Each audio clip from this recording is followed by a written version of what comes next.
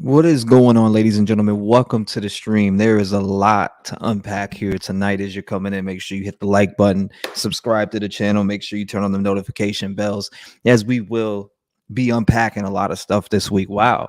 You got the new updates with Madeline Soto. You have the new updates. Well, there's no new updates with Sebastian, but there is something that I do want to point out that was brought to my attention earlier, and we will be talking about that also. Denise, how are you doing tonight or this evening? Nice to see you.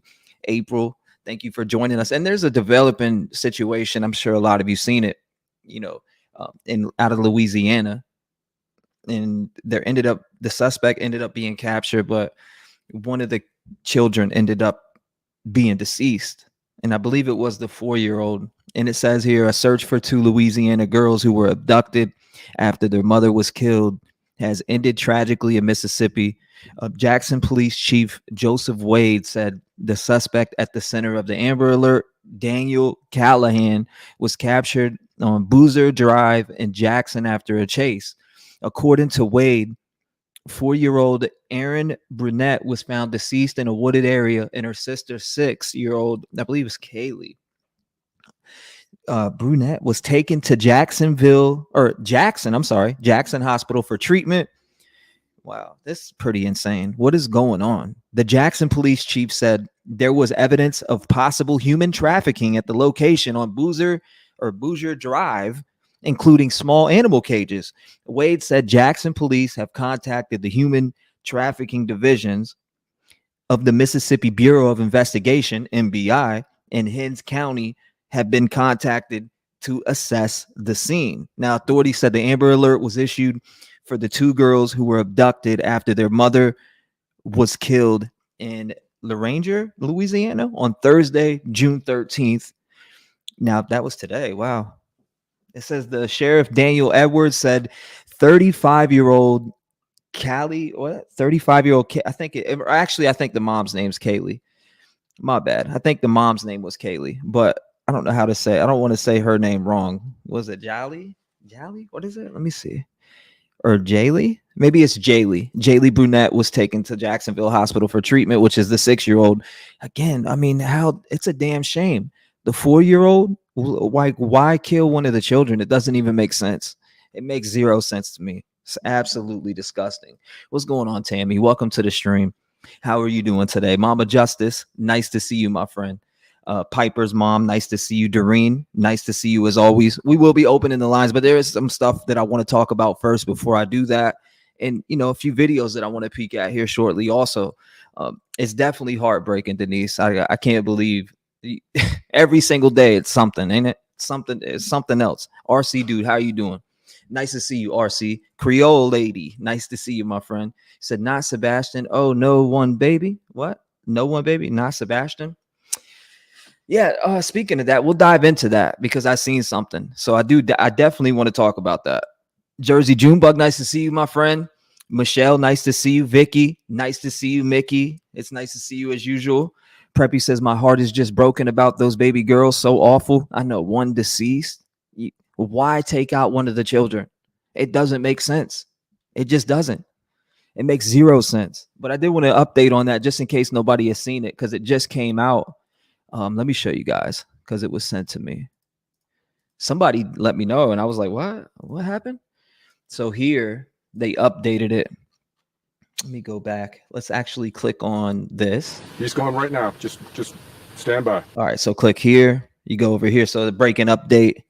I don't know if that's the Tangapoa. I don't even know how to say that. Paris Sheriff's Office reported the recovery of 4-year-old Erin Brunette's body. Her 6-year-old sister, Jaylee Brunette, was found alive and well. The suspect was arrested in Jackson, Mississippi. Again, that's a picture of the girls that one of them is passed away, obviously, and that's super, super sad. The 4-year-old, the 6-year-old is at the hospital being treated, but wow, absolutely tragic here. Wow. Tragic.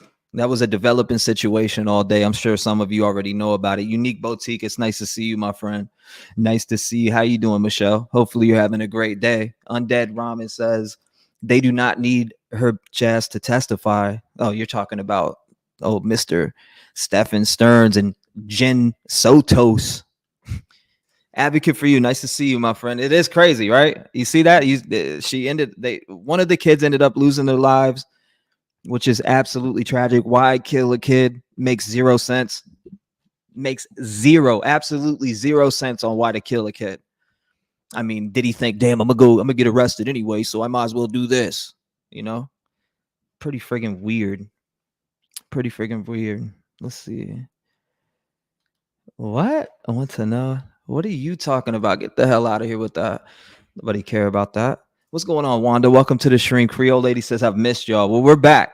We're back. There is a reported. Now, I seen this. This was sent in to me earlier. Now, I don't know what you guys think, but again, someone said, anyone know this kid? Just wondering why he's coming to my door at midnight. Lights went on and he ran away. School must be out that he is out that late. Now, somebody posted this in here. Was it Ken Pringle posted it in a Facebook group? I don't know what do you guys think about this? Do you think it's Sebastian?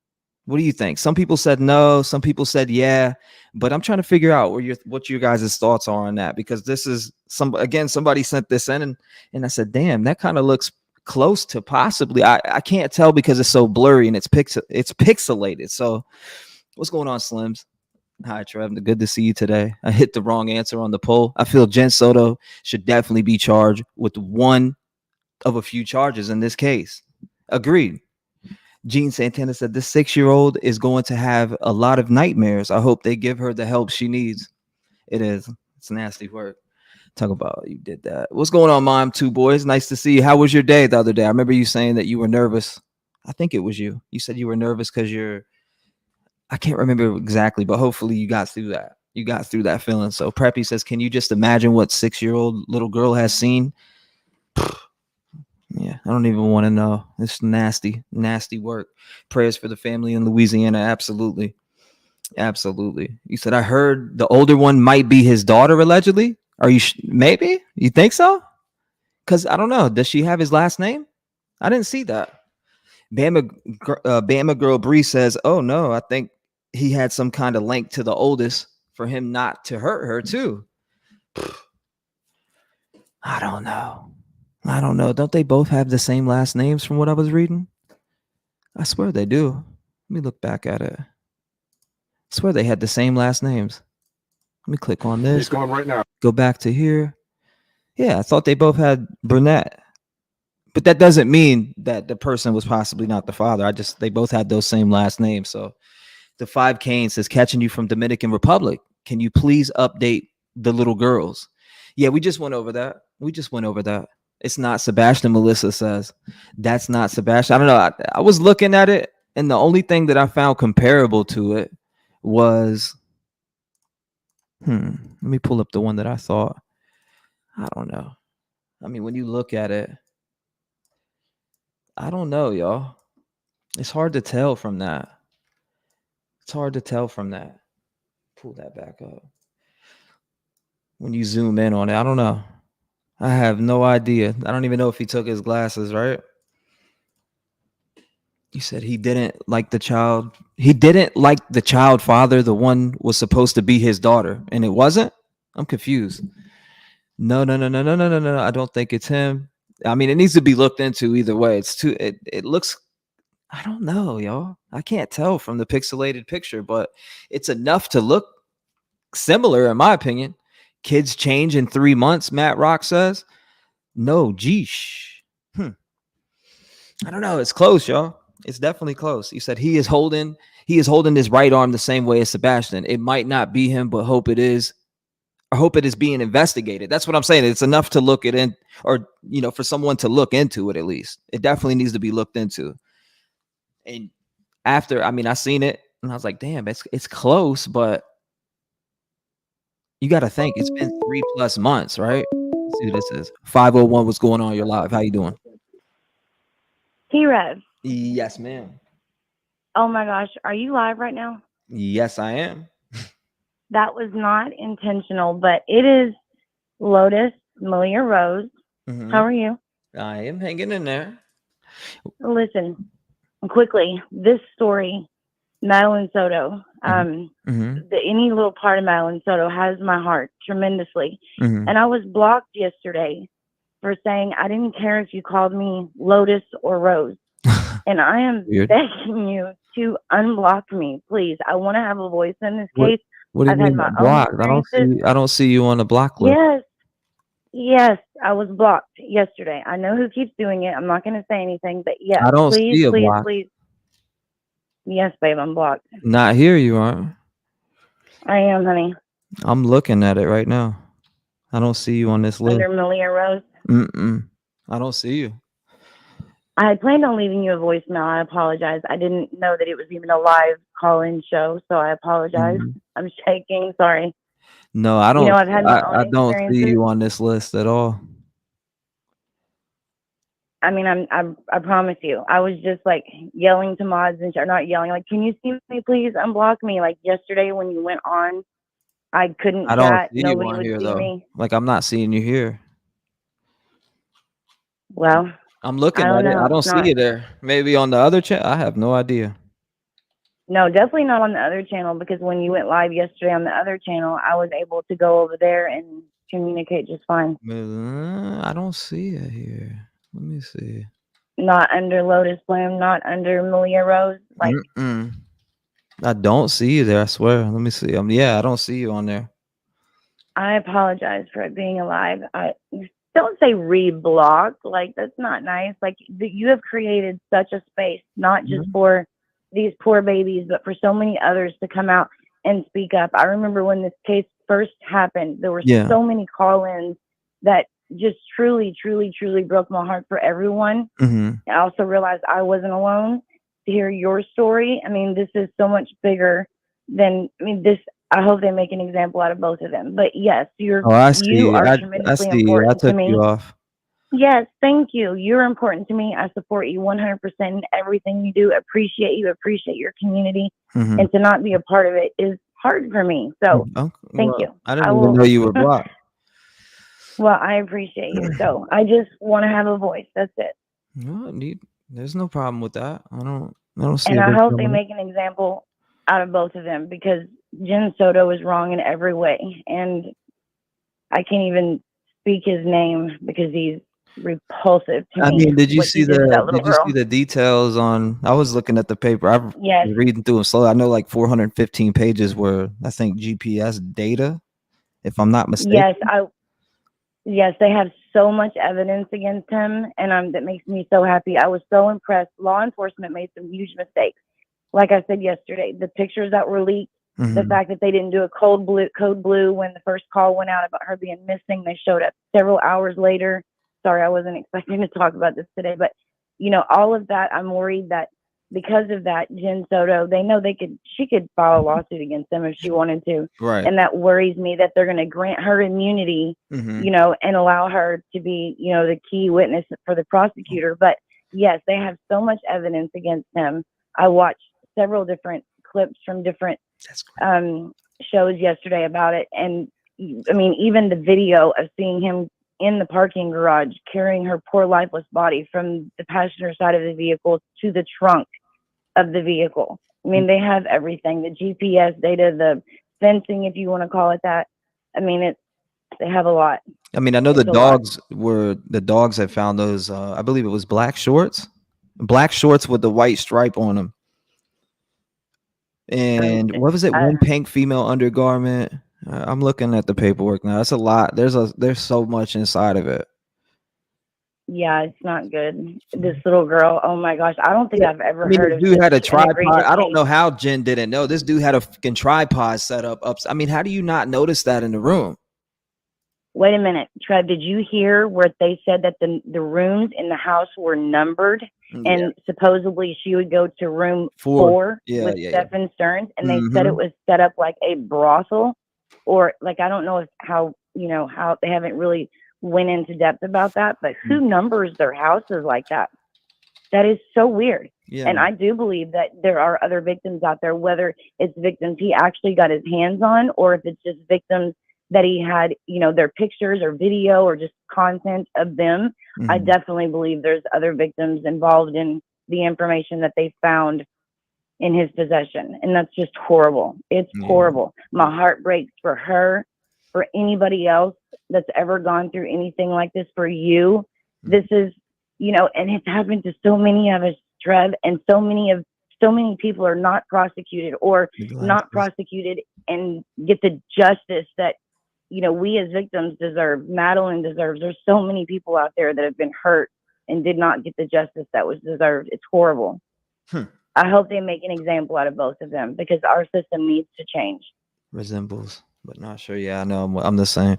But yeah, no doubt with him. I don't know. It's hard to believe that Jenn didn't know. Like, yeah, I will never buy that. The guy had a tripod set up. He literally had a tripod set up in the room, and it's in the documents. I was looking. I mean, there's so much to look at when it comes to those documents and talk about, and the fact that she told him to go up to room 4 so she could get some sleep. I mean, who's telling their 13-year-old daughter to go up with the guy, with the friggin' with your boyfriend at that? Makes me sick. Makes me sick. I mean, I raised boys, but yeah, being a girl, I think, and I'm going to touch on a sensitive topic. I hope nobody takes offense to this, but there is no way a girl goes through changes as she's growing older, as certain things happen in her life, and there's no way you could tell me that there were not visible and physical signs that were happening to Madeline that were not normal at such a young age. There's no way you could tell me she didn't know. There's no way. Yeah, I feel the same way. I mean, T-REV, I wasn't expecting to talk live about this. I'm sorry. It's all right. I literally was going to leave you a message. I didn't know you were on a block list. Yes, there's a couple of people that aren't so fond. All I was saying is you didn't have to make a whole nother name and change it. That's all I was about to say. Well, yeah, I went through some personal stuff. I did go through some personal stuff. The doctor had me on some crazy medicine, and I was not myself at all. It had been happening for about a year, which I'm off of it now. I feel so much better. I had a complete meltdown. And so I just kind of wanted to ease back into chat, kind of being myself, but not as Lotus Bloom, basically, which, a few people knew that, and that was fine. I didn't care. But, I don't care. I mean, it's still me. It's just, Malia Rose, which is actually my dog's name. They were, but, anyways, I want to have a voice in your community. I love you. I love what you do. I respect you. I appreciate you so much. I appreciate your community. Well, there's some people here that I have developed some very special relationships with, and I miss talking to them. And, I don't want to bother anybody. I just want to be a part of what you do. That's all. Well, I mean, you're more than welcome. I don't have a problem with that. And I do appreciate you calling in. Thank you for calling in. Absolutely. Let me see. Somebody said they should. I don't know. I heard that it was sent in to TBI. This picture of said allegedly a lot of people think it was Sebastian. So I'm pretty sure it was sent in. Yeah, I'm sorry. I think where my live is at and where you are and where we are talking are 3 different places. So I'm not, I was literally calling in about the little Madeline bit. And so I apologize. No, I'm not even exactly sure what picture you're talking about right now. Talking about this picture where some people were, or actually a lot of people were sending it to me like possible sighting. I was like, I don't know. Somebody said, oh, really? Minecraft shirt. I don't know. It was sent in to me multiple times by multiple people. So I was just asking people if they think, what do they think? I mean, other people wanted me to cover the other stuff that doesn't even pertain to Sebastian, which I'm good on covering that. I don't want to cover the shit about old TTT. Like people keep talking about that. No. I don't want to be no parts of that. I'm good on that. Period. I mean, that's not what I'm here to cover is other stuff about. I mean, it's about Sebastian. It should be about Sebastian at all times, if anything, right? I don't want to cover the drama surrounding it. I'd rather not. I agree with you. But yeah, and that's why I like your channel, because you don't engage in the bullshit. Well, my language. The thing about people are saying, well, I'm hearing that the picture here, if you look on this right hand side, was taken the prior weekend of before he went missing. This one. So I don't know. I mean, it's close. You can't see. It's very grainy, but it is sent in to TBI as I emailed it just now, just in case. So if it's not then it's not. But if it is, then they can look into it. Regardless, they'll be looking into it because they have it now. I don't know if anybody sent it to them, but I sent it to them, so they have it now. Good. So they're saying this black and white picture is a sighting of him? Mm-hmm. Yeah, there's some people are questioning it. A lot of people don't think it is. I get that. I understand can see the resemblance, but I appreciate you, Lotus. You're not blocked. You're able to come in the chat. Thank you. God bless you. Lock your doors. Stay vigilant, and I'll talk to you soon. Shout out to Lotus, aka Rose, aka I don't know. Somebody said reblock. T-Dub, what's going on? Yes, I want to know what the symbols what the symbols those are on his shirt. Somebody told me Minecraft. I have no idea. I don't have a clue. I have zero clue on that. I have no clue if it's Minecraft, what it is. All I know is it's sent in. That's what I do know. 75777. How you doing tonight? I'm doing well. How about yourself? You know, hanging in there. Just about to unpack a lot of this stuff with Madeline Soto. Good gracious, how gruesome the details are inside of that. I mean, the fact that he took her dead body out of the vehicle and trigger warning to everybody coming in because there's some dirty details inside of this case when it comes to Madeline Soto. It is absolutely disgusting. But what's going on? Talk to us. Well, I'm just thinking after some of that, I mean, I've looked into some of it. I was trying to get the document to be able to read it completely, but what I have read and what I have heard other people read, I'm sorry, but I think Jennifer Soto, I don't think they should give her anything. They shouldn't offer her a thing, because you cannot tell me. I mean, just the fact that she told her daughter to sleep in the room with this man, you know, if she did it once, she had to have done it multiple times. I'm sorry. And it's disgusting. The only thing that bothers me is, why is she not in jail? She's admitted to doing this. Yeah. What is the reason why she has not been arrested? That's the part that I don't understand. And that's why I'm leaning towards, you know, her working with the police. Is she going to testify? Is she going to testify? I don't even think they should give her that. Nope. This young girl did not deserve that. She didn't deserve, her mother should have protected her. You know, it does not sound like that was protection. You know, there's no way that a mother or a father would do that. You know, and some of the details, I mean, it's just horrible. Just horrible. This poor child, you know, and she's had no peace, honestly, if you really think about it. Her young 13-year-old life, you know, was spent dodging a predator, basically. Well, I mean, the fact that she sent them upstairs after the fact that she's 13 years old, I mean, to me, you have to know something's going on. Come on, that's weird. That's weird. Well, come on, she sent them upstairs or to room 4, right? So she could rest and get sleep. How does that make sense? Why would you do that? Why would you send? I mean, it's not like she's a little 3 or 4-year-old that's scared of the dark and stepdad is here and stepdad's going to ease her mind by relaxing. Even at that age, you don't do that. You don't. That's when children get molested. That's when children get, you know, it's disgusting. They're little, even when they're little like that. I'm saying in general, you know how it's been going on for years. What I'm saying is, in general, sometimes you know how kids are scared. It's not. Oh yeah, when they're scared and you know, stepdad came in to lay down. It's none of that. It's a story of she's like 12, 13 years old, and they're being sent to sleep by themselves together, which absolutely is disgusting. Yes, it is. And the saddest part to me too is that the way they describe how she was sitting in that front seat with her mouth gaping open. She was already dead. Security guards seen this stuff. You know, it's just, I mean, it brought me to tears to hear that, because it's just like, this girl just didn't stand a chance. You know, she didn't. She was served to the wolf and continuously. And if they, you know, I know I said the other night that I believe that she's working with the police. I hope they don't give her that opportunity. I hope they don't, because it's shameful. There's no excuse that I can as a person could accept for the things that happened to this child and what she allowed to happen in her home when she was there.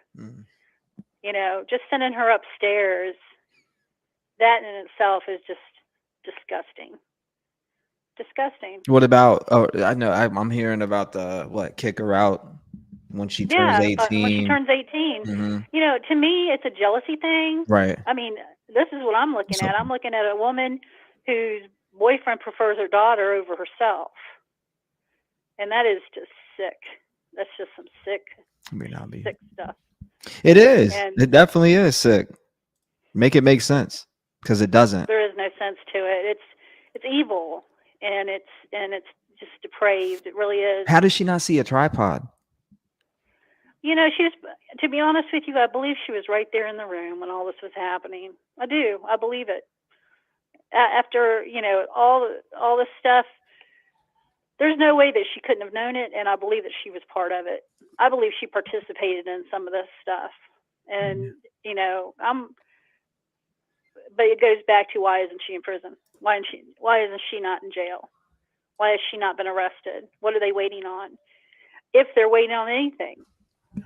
She may have participated and not even been in the photos or in the videos. I don't know. But this child did not deserve that. She did not deserve that. Her short little life, it's just really, really sad. Really sad. Yeah, it definitely is. And hearing the gruesome details as you continue to go through the documents and unfold them, it's absolutely disgusting. And reports say she was found in jeans, but mom says she was last seen in black shorts. Image shows black shorts that were seized after the dog scent hit. And he probably assaulted her one more time. Was she dressed after the death and mom forgot? I don't know. It seems the shorts may be important here. I don't know, but I just feel like, I know today in Discord we kind of touched base on the fact that maybe she was worried that she was pregnant, Maybe, someone had mentioned that she had told a friend that she had missed she was late on her cycle, and if that's true, that is a motive right there. And we'll never know if she was, because of her age. Well, she was strangled. That came out. I'm surprised even came out. The cause of death. But I mean, as far as I think the only way that someone would know if there was a baby, she was pregnant, was if there's someone sitting in court during this trial and it comes out. But being that she's 13, I don't, they would test the DNA against the fetus to see if it was his, but other than that, I mean, I'm just thinking, what would be a motive to kill her? He's had her all this time, I don't know. I mean, I hate to say it like I mean, that, you got to think too, though, she's getting older. Right. As you get older, you start to realize what's right and what's wrong. You know what I mean? So that's another part that you have to factor in here, is that. Well, it could be too that her mother was striking out, at her because she knew she had to have known. She had to have known. Yeah. And, disgusting. She may have been striking out at this child on a regular, and she was just sick of it. I don't know. I don't know. It's disgusting, Donna. I appreciate it. Well, let me ask you, he's going to court in July, right? He's going to trial? July 16th. July, okay. They have it, but I think it's going to be pushed a little bit further out. You got kind of like Idaho. So we'll see how that plays. Donna, I appreciate you calling in, as always. Right, and love you. I don't know. I love you back, my friend. This is, I mean, again, I don't know if you've seen through the papers. I've seen content creators get, sell them on Patreon and weird shit like that, but I was able to snag them. Thank you. I appreciate you calling in. God bless you. Stay vigilant. Lock your doors. And trigger warning to everybody coming in. The details in this case are absolutely horrific. Shout out for calling in, though. We do appreciate it. Who's that? I see a Miss. Who's that? Miss Mary. So in my opinion, I don't think that's. You know what? We sent it in. We'll see from it. If it is, I mean, it looks too similar to me. I can't tell if it is or isn't, but it looks too similar to me to not talk about it at least for a minute and bring it up. 865 live. How you doing today? Hey, T-REV. Is this I'm Miss doing Mary? good. It is. How are you today? You know, hanging in there. We just woke up early this morning, started looking through the documents on Madeline, Soto, started getting sick to my stomach. Like, damn. Oh, yeah. That and the Rex Harriman, what's his name? Are you still there? Did I lose you? Yeah, no, you're here. Okay. That press conference on that, you talking about making yourself sick. That was another one today. It was just really horrible. Go murder. You talking about the one with the two little kids that were missing and the one that passed away? No, I'm talking about the New York serial killer. Oh my gosh, that's another sick one. Oh my gosh, they did a press conference today that I'm telling you what, it is out of absolutely a horror film. And it's like, what is wrong with people's minds in this world? You want to see something that'll tear you up, go watch that thing. I can't believe they even put that out on the news today. But anyway, I wanted to say a couple of things if it's okay. Yeah, go ahead. One thing that hit me today was this document's 886 pages long or 889 pages long? 894, or I believe 94 or 96, one of the two, somewhere around there. Okay. Remember how we were all saying, like, what's taking so long? Why don't they have a press conference? Mm-hmm. Why don't they do something? Well, this is why. And I think probably the same thing is happening with Sebastian's case. I think there's a lot going on that we don't know, just like they held it tight to the vest with this one. Mm-hmm. And that's why it took so long to get this information out. And I think they're doing the same thing with the mother in this thing. I was listening to somebody else today, who you knew as well. That's a very valid person. She was reading through the document. My question was, why was there a number 4 on the door? And I started thinking, well, was it because they were using that house for stuff they shouldn't be using it for, like bringing his friends in and things like that? And they said, no. They said in those apartment buildings down in that area, and people can respond to this and for clarification, that a lot of those places are rented like for people to go to Disney and stuff like that. So a lot of those rooms are numbered.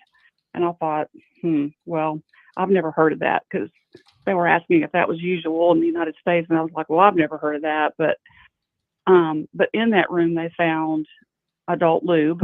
Right. So come on, you can't tell me you didn't know that was in there. That's another thing right? that I seen. Yep, you're right. And what do they call it? Masturbation cream or so? I think that's what it's called.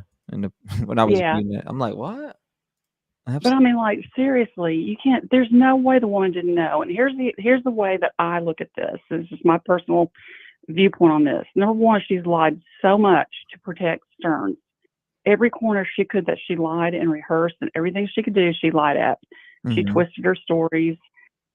At the loss of her child, mm-hmm. and he had her car. That was Jenn's car. The tire story about him getting a flat was a lie, because the tire they found that in the dumpster. So that was a lie. That was a setup. Yeah. Jenn knew that he was out and that he was picking the daughter up. And if you look at Madeline's pictures of her party where she's sitting from the cake, she looks so sad. If you look in her eyes, she does. Kind of like an empath. She just looks sad. And Jenn was saying, well, it was because she was mad because she didn't get gifts and money, and because Jenn didn't get her anything. And I'm like, no, it's because your daughter knows what she's going to end up having to deal with tonight. Right. The other thing is that the system failed this child so much. Number one, Jenn said she was on medications for whatever. Who was the doctor that prescribed that and did the assessment on her? Did they not pull her aside and say, are you safe at home? Are you being abused? I mean, that's a very typical thing that doctors will do if a kid is depressed or signs or symptoms are going on. I'm not blaming the school, but I know that they said that Madeline had reported some things at the school, like she wanted to run away, that she didn't She like sure did. her mom's boyfriend and all that, and nothing. You know, I got it nothing. pulled up now. The teachers, where they were talking here, like some of the teachers were talking. Yeah, and it's like, if these children can't come to the teachers, they can't go to the counselors, they can't depend on their doctors, and certainly can't depend on their mom. You know, they're just bait. Mm-hmm. And it's just, the other thing that I heard too, which I think is a really good point, as a defense attorney, how do you defend this? Yeah, no, I don't know. I don't know how you defend it, but somebody will be on that side defending it. Yeah, and there is no defense. Well, I mean, there's no excuse. I don't care if you were, you were a victim yourself or whatever this was. There is no excuse for this. And what he has done, and to God knows how many other children, or other, I know that they said that he had dated a lady, and the question was, does she have kids? But he freaked her out so bad she got away from him, and she reported her story to the police when she found out he was sleeping with Maddie. And she was just like, there's something bad wrong with that, because he talked about when he woke up, he was sometimes when you wake up in the morning, and he said, I just had to roll over, I didn't want it, whatever. And it was like, ew, gross guy. First of all, yeah, no, you cannot convince me. You cannot convince me that mother did not know. Yeah, I'm sorry. I don't know. I think she did, personally, in my opinion. Come on now, how could you not? You sent them up there yourself. Exactly, all the time. This wasn't a one-time thing. This was all the time. The other thing too is that they said Madeline took herself off of her medications in February on Valentine's Day. Yeah, and she said she felt so much better. Her head was so much clearer. I think they were drugging her to keep her depressed and quiet, and because they said she had a lot of sick days at school. She was out of school a lot, and I think they were drugging her because she said she was so much nicer. She was so well behaved when she was on those meds, but then when she came off of them in February, she became more kind of not defiant, but more argumentative. Well, she was trying to tell her mom no more. And I think that, I don't know if she stood up to Stefan that night.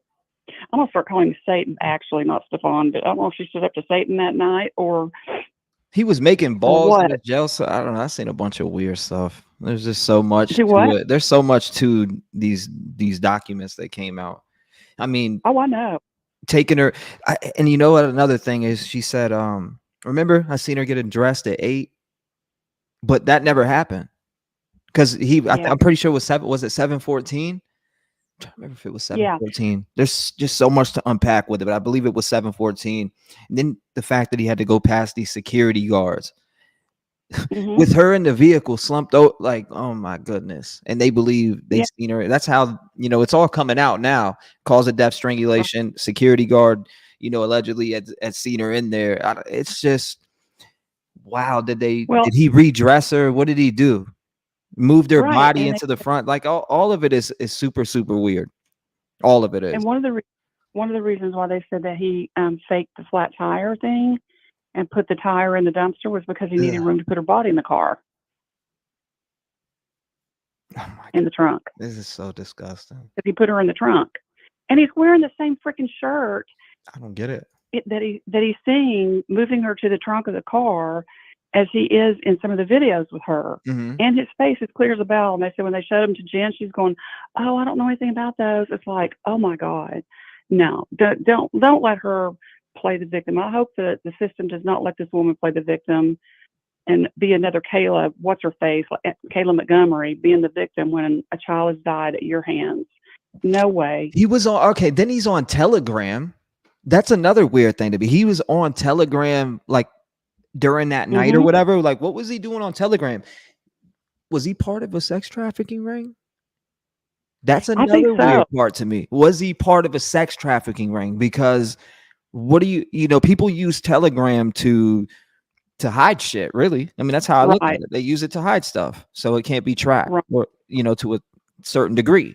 Is that what he was using this for? Was he using Telegram to whatever he was using the tripod for, which we already know what he was using that for? So I have no idea, but that should definitely be looked into in that Telegram that he was in and using, because obviously it was bad news. And you could go live from Telegram, post videos in Telegram. I wonder if he shared any of it there. That tripod was set up in their living room, by the way. It was set up in their living room, right? You said it was up in the living room, right there where Jenn can see it. So she, come on. Maybe she thought it was something different. Yeah. No. Jenn unaliving. You said the only defense he has is to blame Jenn for unaliving. He just tried to cover it up. So Teresa, in a sense, to make it look like she was jealous.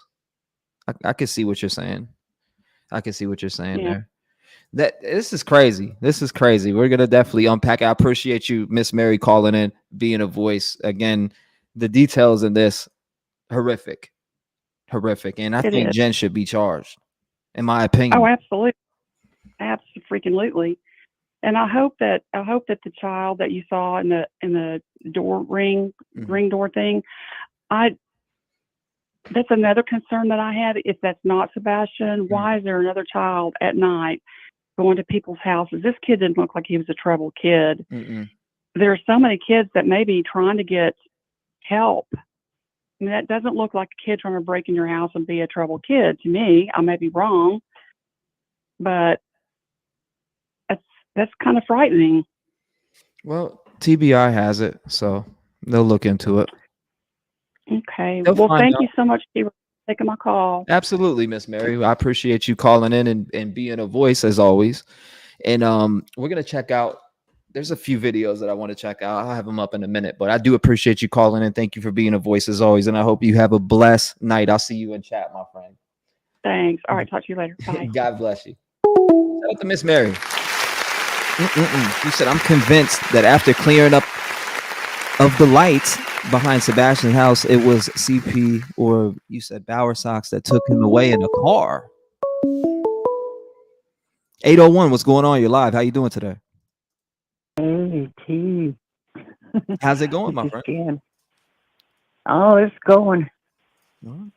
Talk to us. Just trying to cool down here in Utah. Yeah? Oh, yeah. Blistering out here. So don't even want to walk out. I'm telling you, 100 degrees is just too much. Good gracious. Yeah, I'm too old for that kind of stuff. But anyway, people have to know that it's just incomprehensible to me that women would choose men over their own children. Happens all the time. Yeah, unfortunately it does. Sure. And then the man leaves them, and then they have no children. That's they pull crap like this, and they still have no man, and they have no children. Some people, I've even seen speculation that she was possibly, put it together, but she was possibly selling, allegedly. I've seen so many different theories, like, oh my God, I just got to tell you this, Rev, after listening, I've heard it, and looking at these documents, I believe that she was selling her. I'm like, I don't know about that. I haven't seen that, but it's a good theory. I have no idea, but just for the fact that she sent them up into the bedroom together to sleep, at the minimum neglect. Minimum neglect. Come on. It's sickening. I mean, she should be in there. She should be in jail too. I mean, how hard up do you have to be? I agree. To pick up somebody like this? How hard up do you have to be? You couldn't find somebody else better. Yeah. I don't know. That's why I'm single. As far as, I mean, I don't know. If as far as men, if you're sending your boyfriend up to sleep with your 12 or 13-year-old daughter, you can. I mean, I don't know if your mind is processing right, but that just even I don't know. It's all weird to say the least. The fact that she would send him up with her or her with him, regardless of the fact that it neglected the minimum. Well, I don't know what she was on. I'll tell you that. I mean, very negligent of her. Very, very negligent.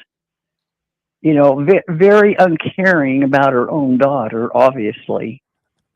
Very uncaring. I mean, she obviously didn't give a crap about her daughter.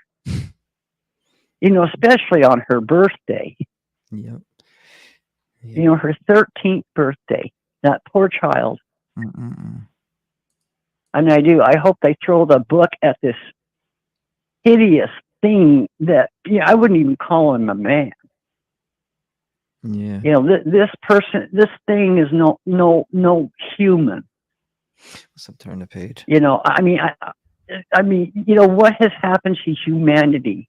Seriously, we're going to miss out on a whole generation of kids because they've been either killed or stolen from somewhere, or I mean, nobody's going to have a track record of a whole generation of kids. She's right. Yeah. I really feel that, because nobody's going to want to have kids anymore, because they're going to be afraid that they're all going to be stolen or, in some sex ring or, something stupid.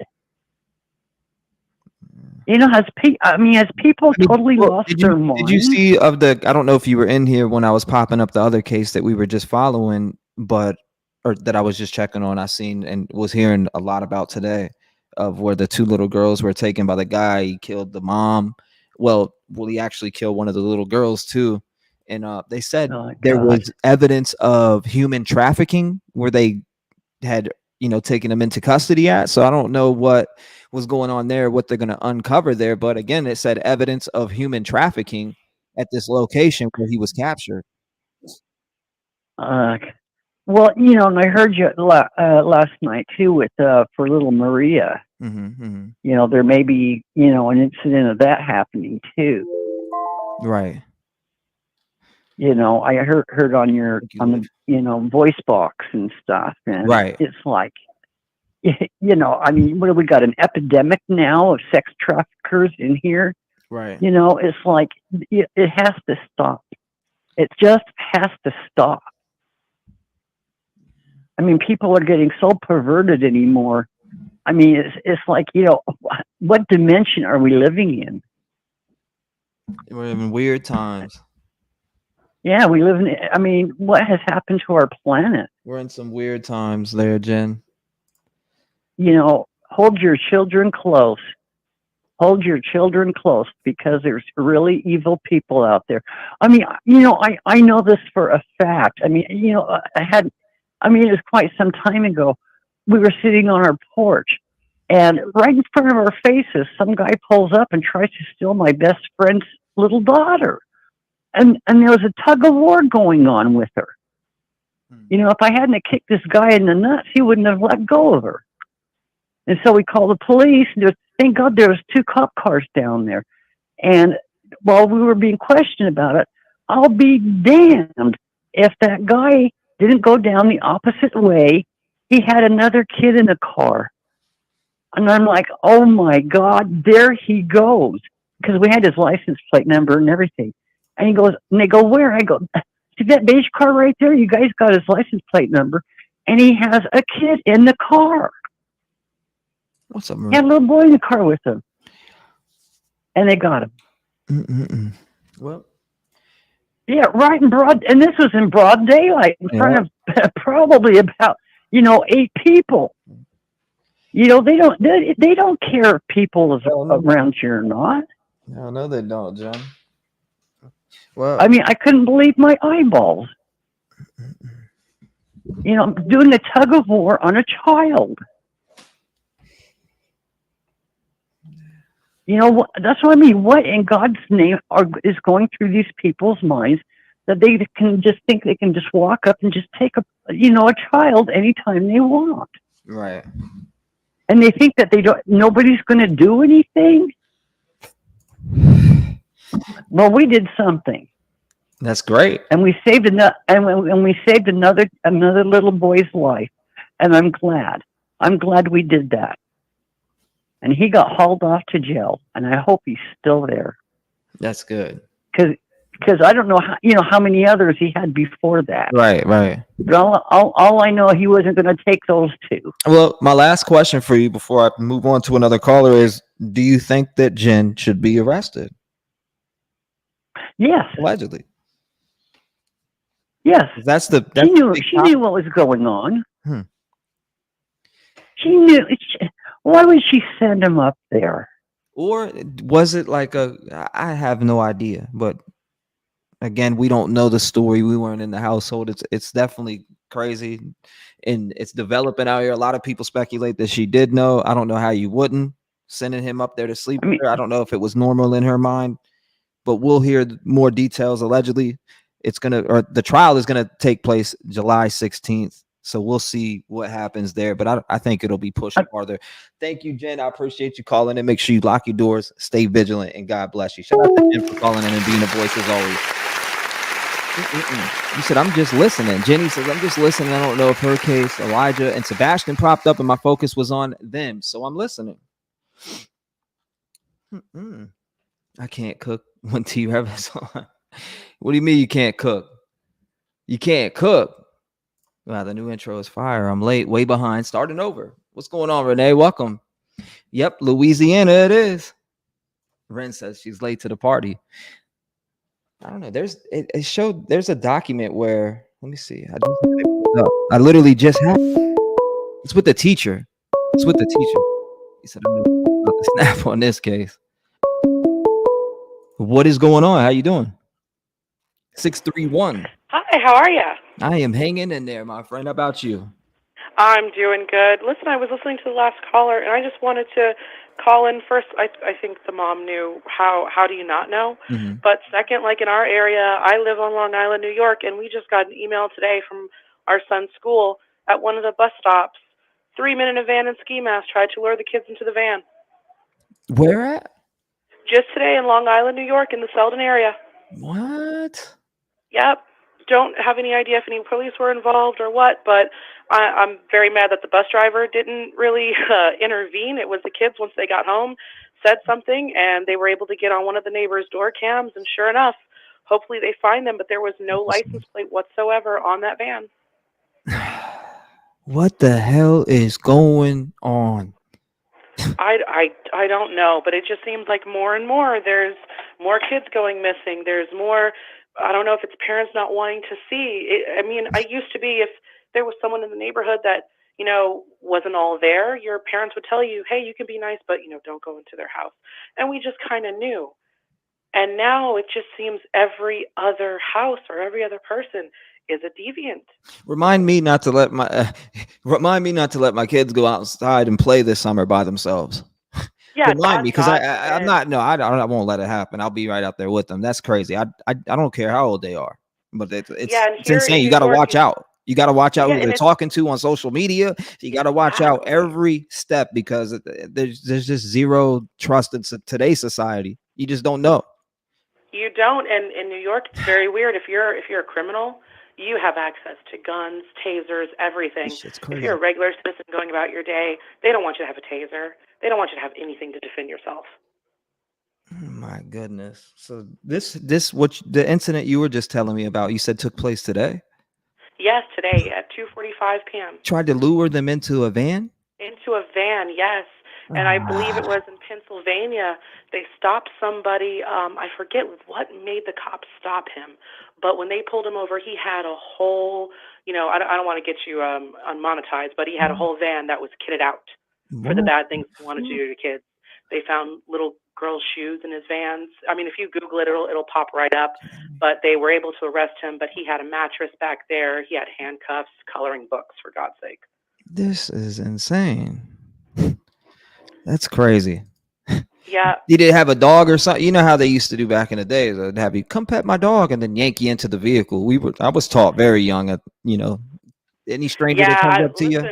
I'm not sure what they had in there, but they were trying to lure them, and I don't know. You hear all these stories about kids in shipping containers. I remember a few years ago in the news, they were looking for a van, and I believe the van was smuggling people, and the driver got spooked and just took off and left the van in the woods somewhere, and they were trying to find them because they were running out of air. That's crazy. Yeah, I don't know. It's all we can do is pray and hope that one day there's going to be more good people than bad people. But yeah, I think with this one, I think she knew. How do you not know? And what's crazy is that on that body cam footage, it looked like they were waiting for the cops at a family-owned business. It was a lot of her family members there. You could just tell by looking at them, they all looked related. So for her to say, even if the excuse was, well, I needed him around to help with the kid. No, it looks like you had a bunch of sisters and mom and grandma and everyone else there. So was this guy so important to you? Yeah, no, that's a good question. And the fact that there was the tripod set up, you got there was lube and all this different stuff. I mean, I'm sick. Just sick.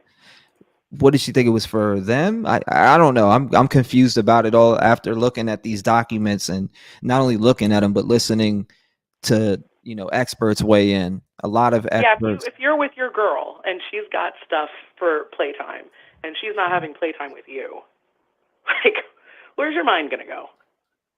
Straight to exactly what right off the rip. I'm thinking, damn, what is it? There must be something going on here. A tripod? Exactly. But listen, I'm gonna let you go. I just had to call in, let you know, what happened here. If there's any listeners also who are in the Selden area, check your emails, check your kids.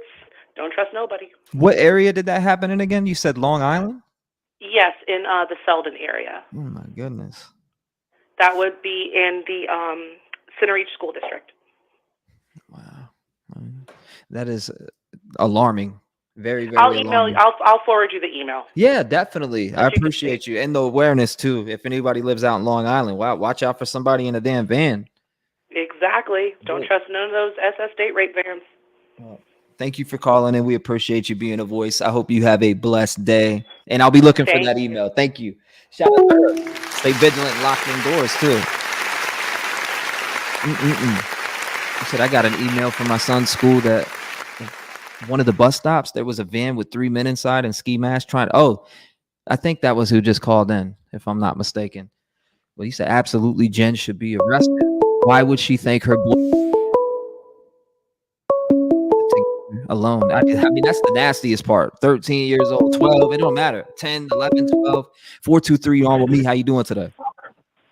Hey, T-REV, Doug from Tennessee. Doug from Tennessee. What's going on, my brother? How you doing today? I've been saying it for over a year now, man. Keep your kids close. Yeah, you have been. You can't let them out for nothing. And the honest to truth, brother, I think a kid needs to be 18-year-old before he even sees what the internet looks like. You might be right about that, to be honest with you, at this point. I mean, with all these, you hear these kids getting lured by fake accounts and people hitting them up, and their kids are vulnerable, so they might tell you where their location is, and you never know who you're telling your location to. That's right. And I believe every parent and everybody should make sure their children are not on the internet whatsoever. Not even for school. They don't even need to be on the internet for school. Take the computers out of school. They don't need to be in there. That's where these kids learn how to get around a lot of stuff. And be able to get on the internet and get into the places they don't need to be. Hell no. Getting lured by them. They could be posing as a woman, or there's so much weird stuff going on, especially on the internet, like you said. And people are crazy, man. People nowadays are crazy. For sure. 100%. I mean, killing your own kid. What they're going to have to do, T-REV, is bring back capital punishment. When you hurt a child or you murder someone cold-blooded, they make an example of you in public. Shit's out of control, man. It's so out of control If they make an example, okay, just like that stepping stone, the way he did Madeline Soto. They know he done it. He's guilty. You got 30 days, and we're going to do away with you in 30 days. Don't give them 3 years. Don't give them. They got 30 days to live, and then you're gone. And then we never have to worry about him ever doing it to nobody else again. The first time you do something to a child, you're gone. You're out of this world. We take you out. And that should go with people that's murdering. And I'm sorry, these kids that do shootings in schools, and you're proven to be doing it, you're out. We take you out. No rehabilitation. And once a kid shoots somebody in schools like that, you're not going to rehabilitate them.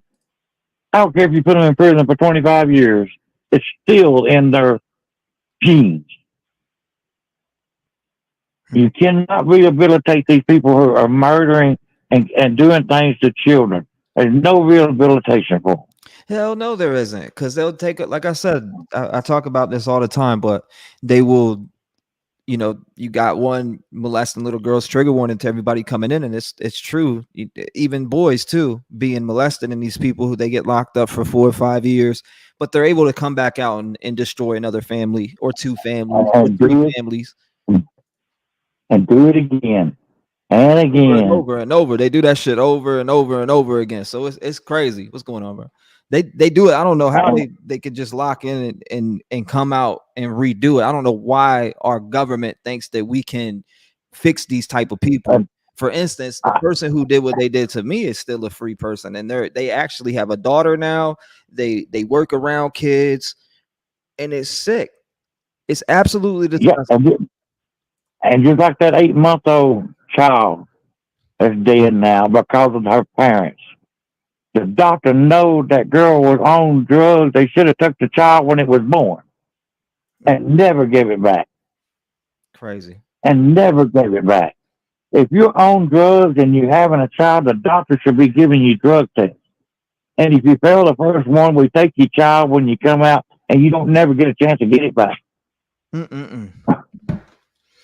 That's crazy. Because then they get on the drugs, and I'm sorry, these people get on meth, they think they're children of the devil, and they kill them. Excuse me, but that's the way it happens.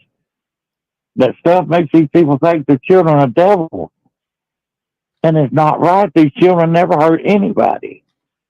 But they're going to have to make examples of these people, and then this stuff would stop. Yeah, like, well, I can't do this. I mean, I can't do this. It's like because I'm going to get the death strike thing, right? It's like a 3 strike. They I don't know if strikes, what the hell they're doing here, but I think right off the rip, you should be 1 life or 2 get put to death for doing this type of weird shit, because you cannot fix these people. You can't. Nope. I don't know why you think you can. You out on child. 1 strike and you're out on child. Maybe 2 strikes on murder. On if you're shooting somebody or something. But I don't think if you kill somebody, you should be done away with. Eye for an eye, and that's just it. In case if self-defense is a different thing, but when it comes to people just thinking that they could take everything out on their own hands and be the judge of who, what they decide is going to happen, then you should be, most definitely. Yeah, but if you're defending yourself, that's a different story. But I get what you're saying. We've been talking about that for months. I mean, even when this first happened to Madeline, and I know that the Madeline case transpired the same day as Sebastian, and we were covering Madeline before. Yes, and I still think Sebastian's hid. You said you think Sebastian's hid? Yep. I think he's hid. It was a money grab, and the money's about to dry up, and people won't be caught. The police, my feeling The police already know what's happened. All right, explain this to me. They're just waiting to get their evidence in a row before they strike, because they only got one shot. Well, tell me this, and then after that, let me know after your that one thoughts on shot, this. they're done. You got okay. Let's break this down real quick before we get another caller and keep going on with the show. I got to bring this up, and even everybody in chat chime in. Do you think there's a new case that just came out about 2 weeks ago? All right, what's her name? Maria Gomez Perez. 2 weeks. Yeah. $30,000 reward. We are now how long? 3+ months into Sebastian's case, and a big fat zero for a reward on anything out on Sebastian. So if they were really holding a reward because they didn't want him to be in danger, but you got Maria Gomez Perez, who was possibly abducted out of her front yard or in her house, make it make sense, because it makes zero sense to me at all why there's no reward to this day. Because the police know what happened. They got videotape what's happened, and they're not telling nobody, and they can lie to you every day, and ain't nothing you can do about it. And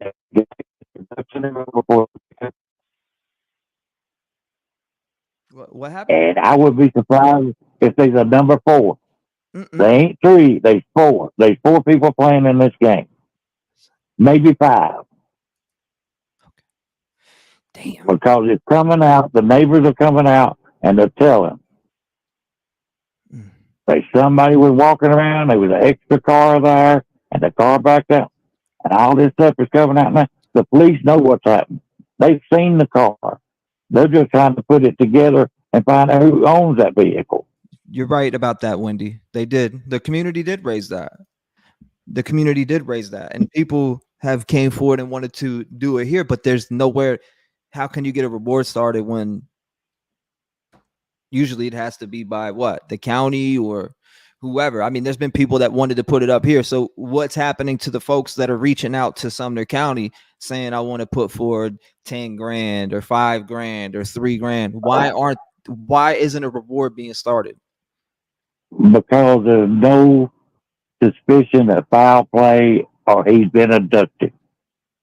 There's no reward because there's no foul play and he's not been abducted.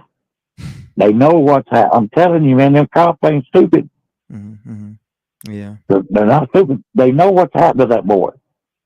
But they cannot arrest somebody until they got proof. And that's what they're working on. Deanna, he was talking about Madeline Soto. Then he went into talking about Sebastian. He said he believes that Sebastian is. Did you say you believe he was being put up somewhere? Yes, I do. That's what he said. Yeah. Crazy. I just believe he's been put up somewhere, and it's going to come out. And when the police find him, a lot of heads going to roll. But I believe there's a 4th or 5th person involved in it, and I don't believe Katie knows, and I don't believe he knows, but one of them 3 know. But I don't believe Katie or Chris know either way what happened to that child. Yeah, and I got a feeling it's on that game, that video game that he had. That's why he's not got the video game back, because they found something on that video game. You think so? Interesting. Yep. Think about it. They never get it back to him. Yeah. Speaking of that, I got to read you guys something from the other night, because the neighbor actually emailed and kind of wanted to touch up on a few things. So, Doug, I appreciate you calling in, being a voice, brother. God bless you. Make sure you lock them doors, and always appreciate you being a voice in this community. So I look forward to hearing from you again. Whenever you get some thoughts in your mind and you just want to be a voice, you're always more than welcome to call here, brother. Make sure you lock them doors and stay vigilant. Shout out to Doug for always being a voice here. Now, I do want to read this email to you because it's talking about a few things. You guys know that I was emailed some things, but I do want to tell you this. The neighbor who went on with JLR, Bobby, she emailed me and she was touching up on a couple things. I'm going to read it to you before I open the lines back up. It says, "Hi, I am the neighbor who did the interview with JLR. I don't want any additional public appearances, as I felt like I've already exposed myself enough. I don't want to bring any more spotlight to myself than I already have. However, I want to set the record straight. I saw your live and I saw several people commenting about me being biased. I'm not biased at all. How could I be biased towards a family I had never met until the encounter with Chris that night? And she says, that was very uncomfortable for myself, son, his girlfriend, and her cousin.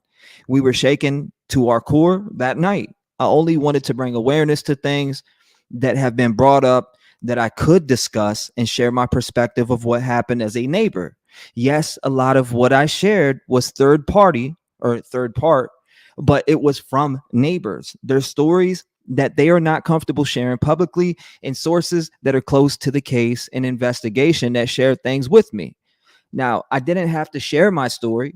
I really was uncomfortable and nervous about it. I did not want any public attention, but when JLR asked me if I would share my side of the story from my point of view, being here, I agreed. Also, I heard that you have some type of email that someone, or proof that someone in the neighborhood was having an affair with KP. I can tell you that person does not live across the street from them. I know the family who was targeted due to that statement. And it's not them. They are not swingers. They were attacked due to that rumor. I don't know who it was, but I can assure it wasn't the family across the street. This has been a lot for our neighborhood. And lastly, I am not a nosy neighbor. As a matter of fact, I pretty much typically keep to myself, and I don't even know all the neighbors or all my neighbors the way I should. Considering we are a small neighborhood, I'm busy with my own family, kids, and work. However, when something happens around here, being the moderator of our group and head of our neighborhood watch program, I feel it's my place to help in some way and spread the word as to what might be going on. Unfortunately, this situation has changed that idea for me. I have only spoken to a few neighbors one-on-one. They are all keeping to themselves and don't want to talk outside of the neighborhood to anyone. I do believe most of the women around here are scared of Chris. He has a way about him. He can be very intimidating. I think most of us feel like it's just better to keep to ourselves during all of this time. On the other hand, several of us are ready for this kid to be found and the truth to come out and all of this mess to end. Thank you, Bobby. So Bobby did send that in and kind of wanted to clear it up, because I guess a lot of you were saying that she was biased. And I do remember that coming through in chat. But he said T-REV tried several times when Seth was on panel to start a reward. Crickets. Yeah, I know. I know you tried. I know you tried several times. Multiple people have. All right, I opened them back up. We're good.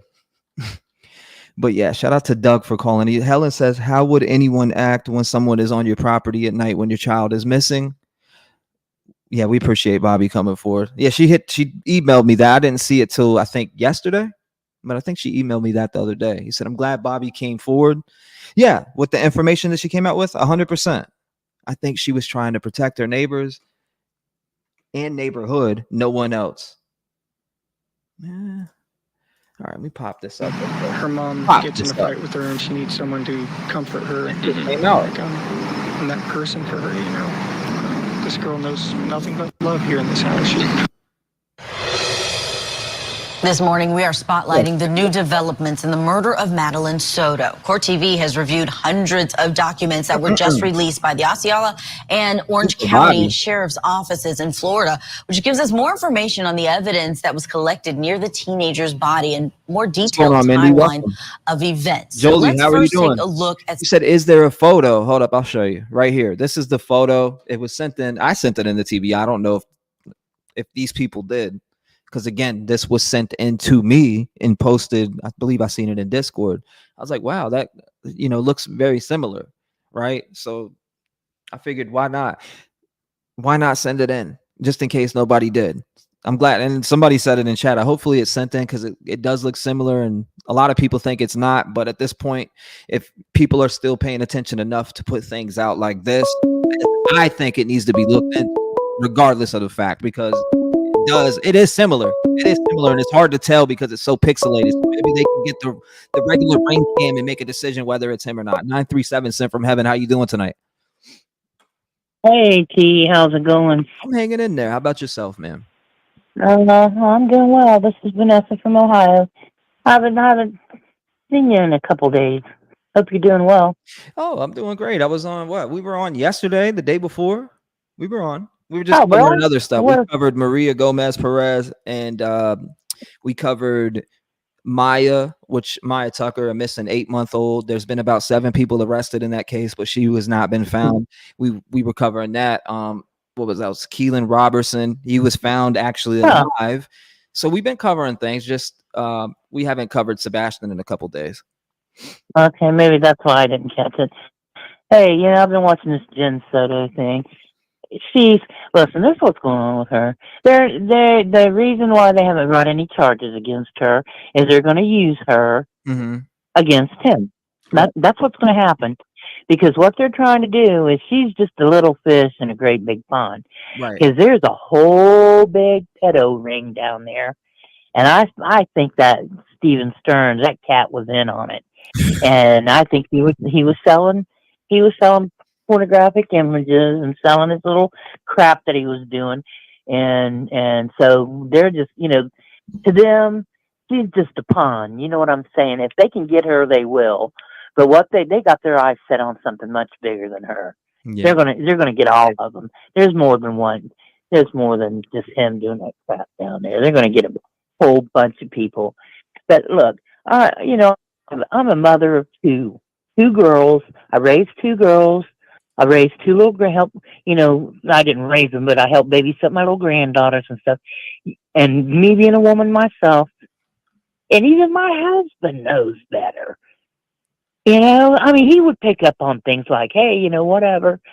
And you can't convince me that she didn't know what was going on.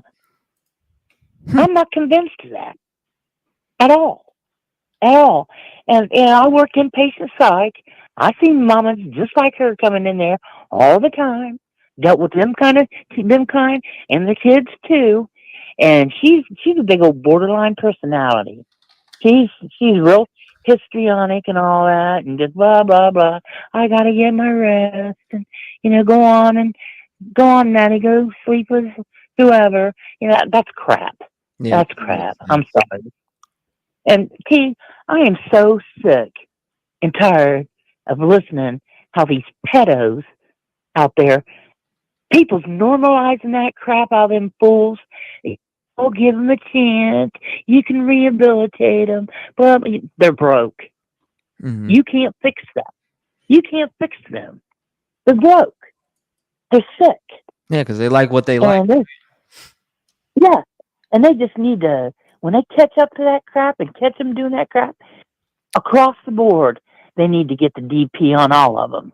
On all of them. There ain't sending them to the psych ward, because we used to get them over there where I worked all the time. And, I come in because, I was thinking about the little girl next door. And, I used to get so freaking mad inside. I really did. I used to really get pissed off at that.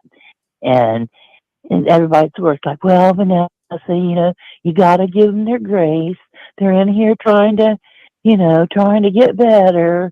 They don't get any better. See, they don't get no better. They're sick. And it's sickening. I'm tired of listening to it. You can't fix them. You can't. And I'm so tired. So tired of listening to all this crap. These kids, every single day, there's some kind of demonic spirit that's canvassing the world. You know what I'm saying? There's some kind of demonic spirit with that.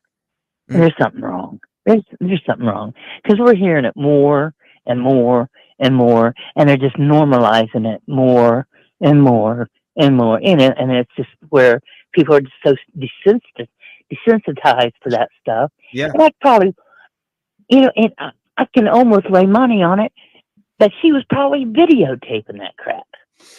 You think she was behind that tripod? I don't know. I think so.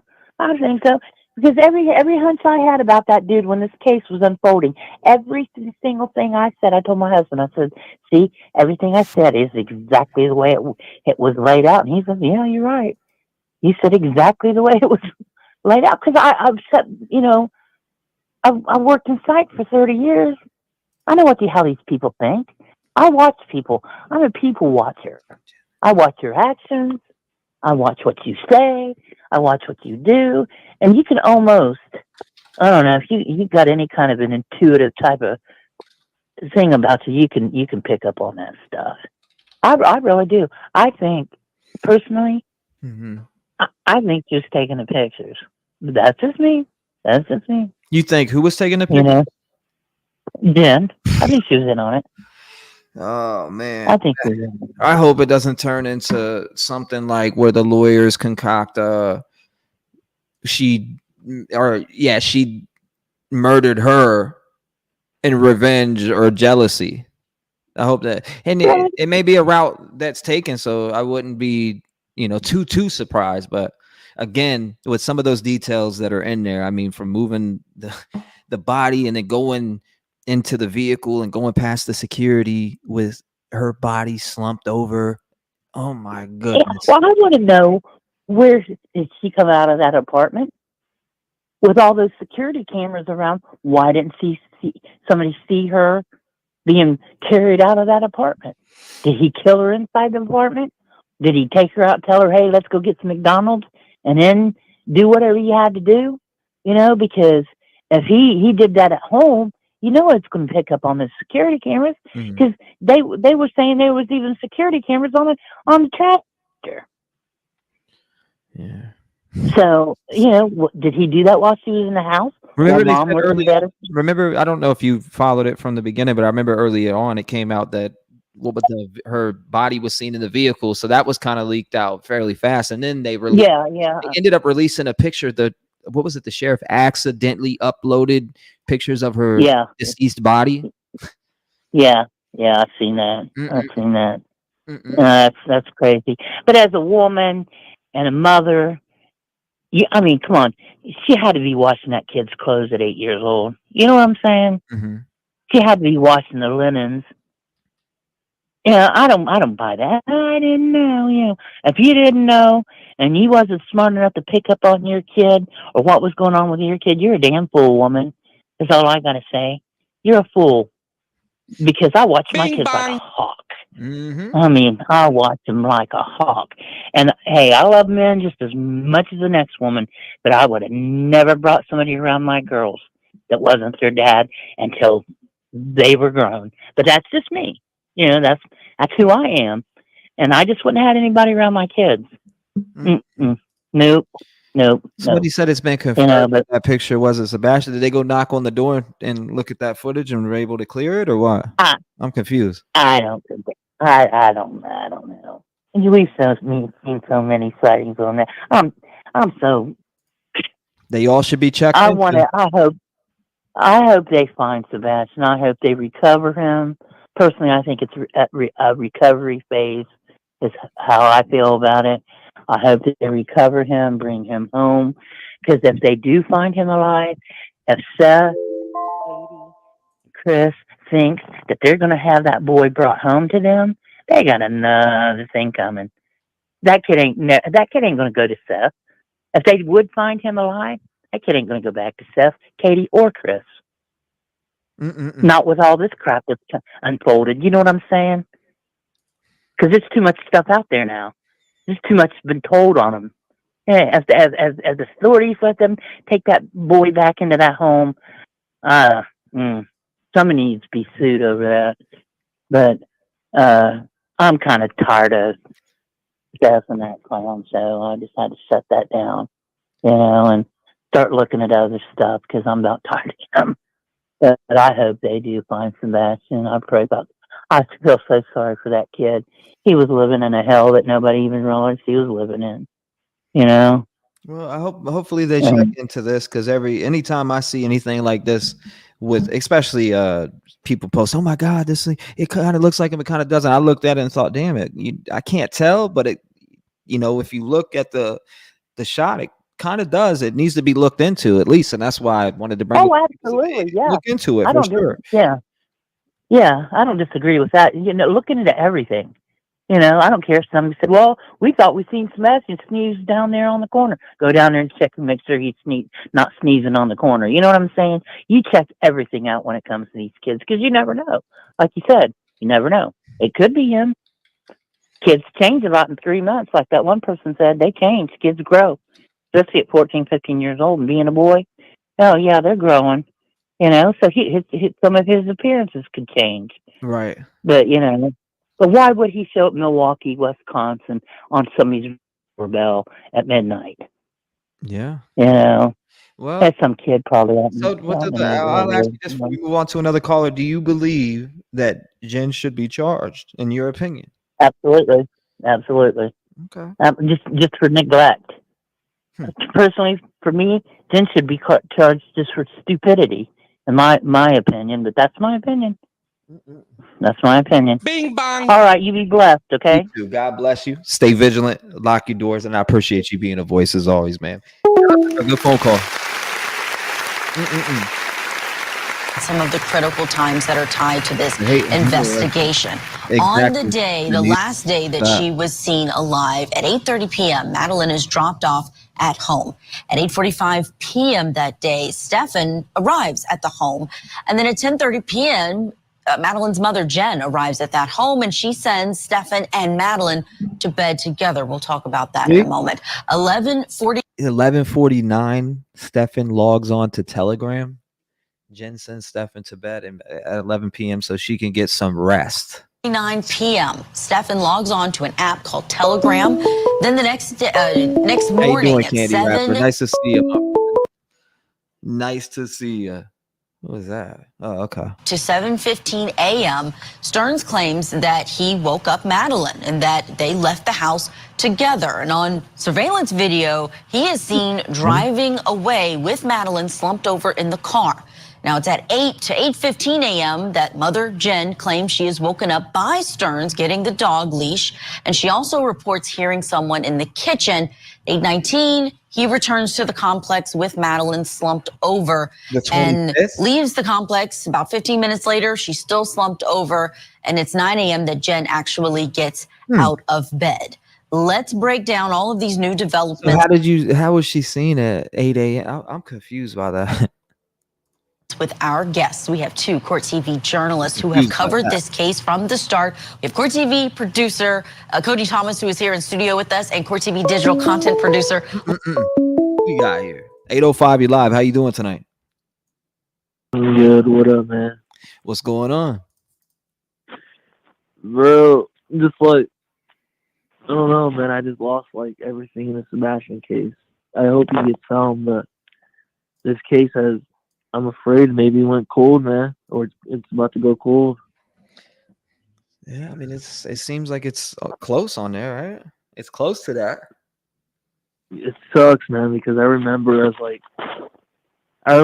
not us, but I remember how much work, and you still put a lot of work into it, but just like how much like time we spent on this case, man, with you, and it sucks, but.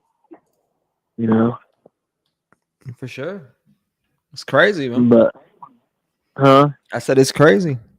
Nothing really. I mean, all there is really to cover on it is drama. That's what's keeping it alive right now. It's crazy. So I have a question for you. What's up? Do you think now that what they have been sending out and all that? Do you think it's all of them together in on it, or do you still? Because I don't think what do you think? What's your opinion on what happened? I have no idea.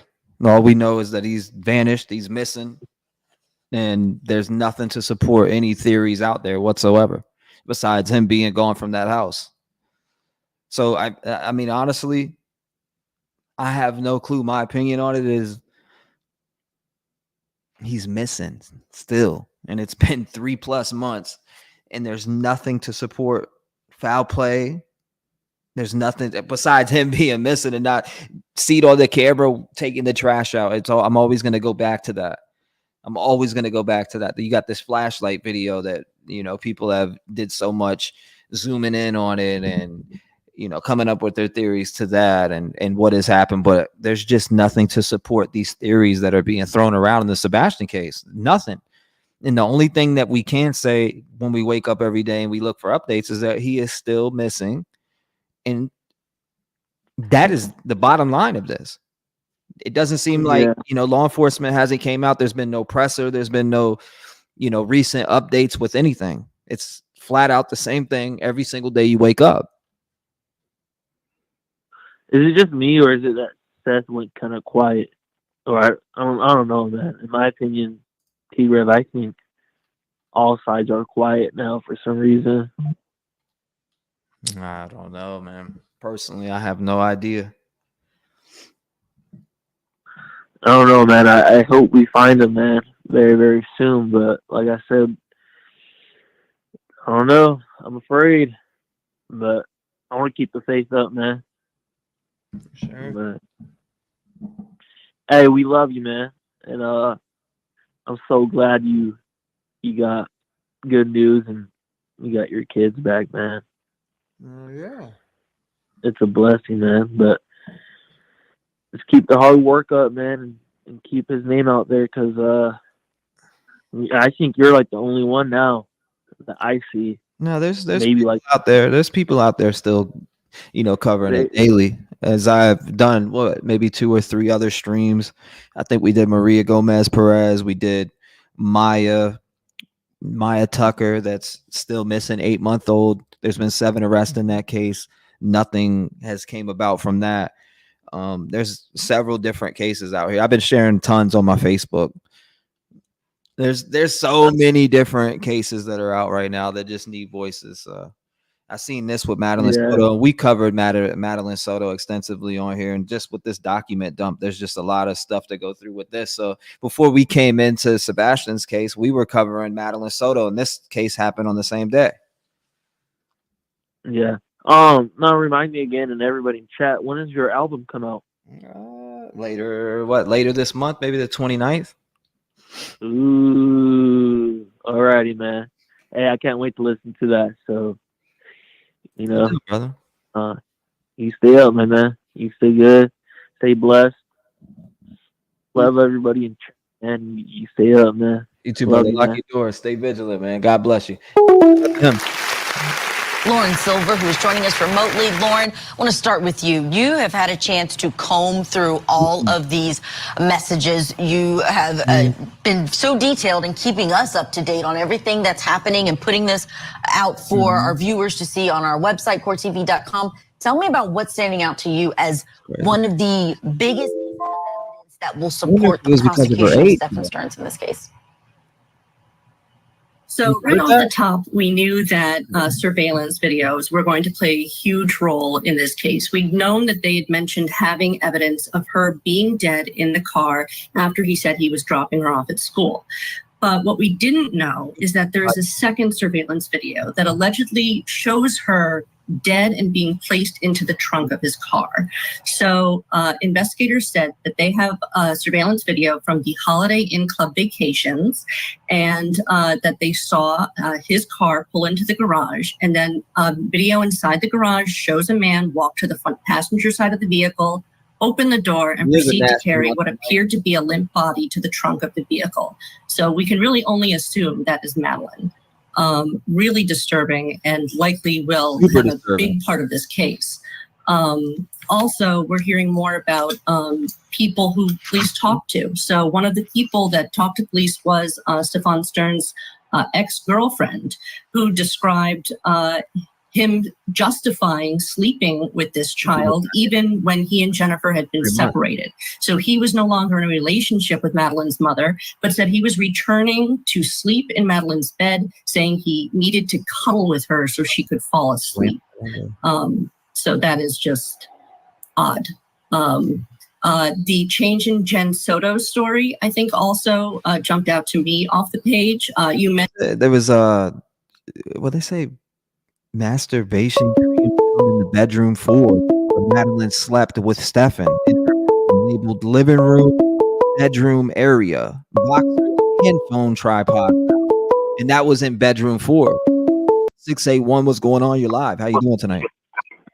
Hey, T-REV, I'm pretty good. How are you? Just sitting here. I was looking at these documents and watching this video with you guys. How you doing tonight? Talk to us. Oh, I'm doing pretty good. Just, I'm telling you, Jenn knew all about it all along, and that's what I believe. I mean, I think she was in on it. So you believe she was in on it? Oh, yeah. I mean, she didn't act a bit sad. Then she turns around and gives her asses to her father, which is, I'm glad she did. I mean, because he deserved them. And, I mean, upholding Stefan all the way around, and it's bullshit. Yeah. I believe she was in on it. I mean, she knew what was going on. I mean, I really believe so. That's why she wouldn't give them up. Sent them up to bedroom 4 herself. Yeah. I mean, what kind of mother does that? I have no clue. I mean, I'm married, and I wouldn't even send my daughter in to sleep with her own dad by herself. Hell no. I mean, it's sick. That it is. I just don't understand. It's crazy. I hope that they both go. I mean, I hope she goes to jail too, and I hope he gets death penalty. I really do. I don't know if they're gonna what they're trying to do here. I don't know if they're waiting or gathering more stuff. But who knows? Or if they're using her as a piece to convict him. But it's like, damn, you feel that just looking through that paperwork alone, and then to keep hearing it and then going back over it, it's like, damn, it looks like they have enough already. I mean, you got the guy on camera with her deceased body in the vehicle in the passenger side seat with witness seeing that. I don't know. It's crazy. I don't know. It just blows my mind. But he is one sick bastard. That's all I gotta say. Anybody do a kid like that? And I think he was. I don't know. That's why she said she wanted to live in the woods. I believe because she was sick of being done that way, and he was making her.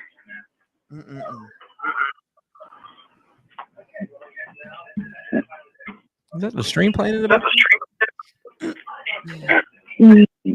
It's my boys watching TV in there. I'm sorry. I'll go in here a little bit further. But, I mean, have you heard when it goes to trial or when it's going to court or whatever? July 16th. Okay. Trial will be July 16th, but who knows if it'll happen then or it'll get pushed forward for at a later date. I hope it don't get pushed forward. I don't know. We'll find out. That's for sure. I hope it don't. She deserves justice. That's for sure. I mean, we covered it. It was literally day one. I remember when the chopper was in the sky looking for her. We were covering it then. Yeah. So. Yep. I remember that. Yeah. I don't know. I don't understand why her house make her do a kid like that. See the interview? No, I didn't see that one, Candy Rapper. But yeah. So do you think, I'll ask you this before we move on to another caller, do you think that, again, Jenn should be charged with anything? Yes, I do. I think she should be charged to the fullest. Okay. I mean, I really do. We will see what happens. I appreciate you calling in. Shout out to you. Thank you for being a voice. Stay vigilant. Lock your doors. I couldn't hear there was much echo in that one. I can hear it myself every time I talk. And you could probably hear it too. Mentioned it in the timeline.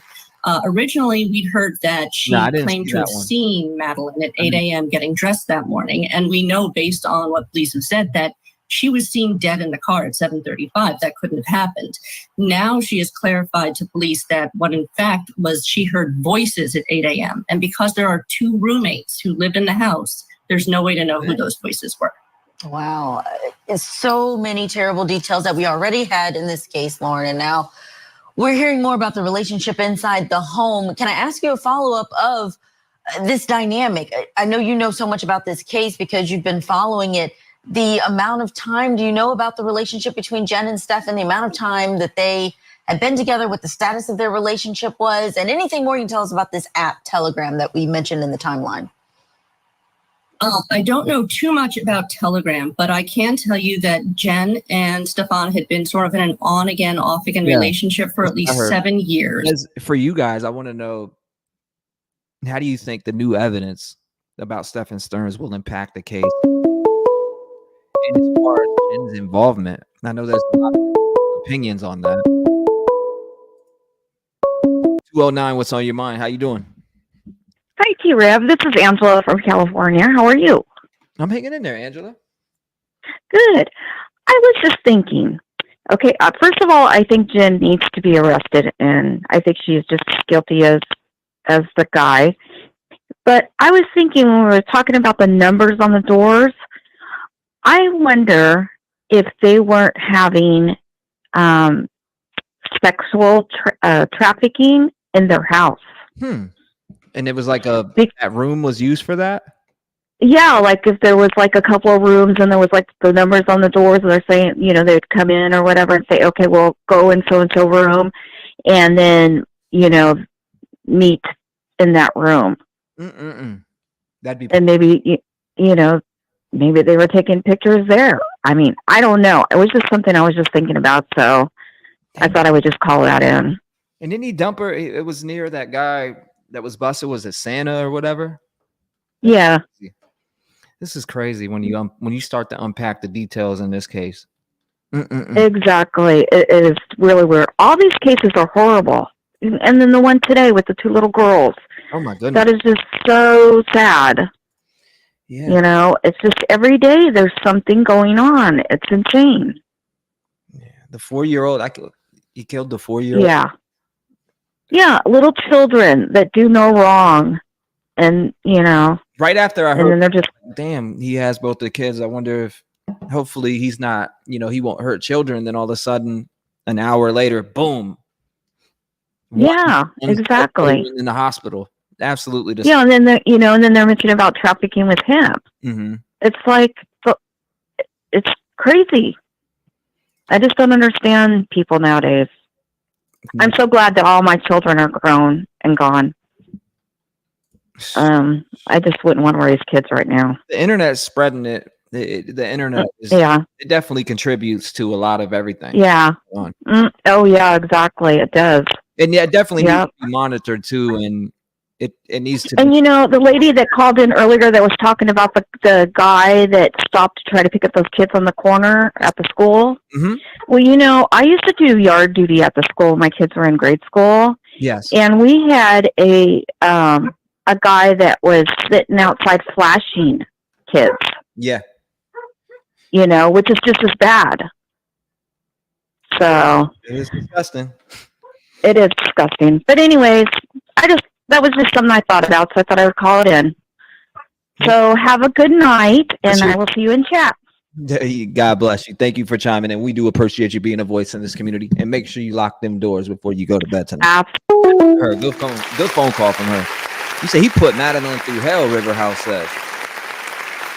He said, I apologize. I don't care to hear all of these details of the case. You're in the courtroom. I understand why people want to read all these details about what happened. Awareness of why to not brought her into a room with an old ass dude. Weird. 865, you're live. How you doing tonight? Well, that was quick. Teresa, you said what? Would she in her room after the? I don't know. 865, you're live. How you doing tonight? I'm okay. How are you? I'm talking to you now. What's going on? Talk to us. Who let's just talk about it, everybody. where to start? First of all, Sebastian, I still don't think that he's with us. I think he's already moved on to a better place. Yeah.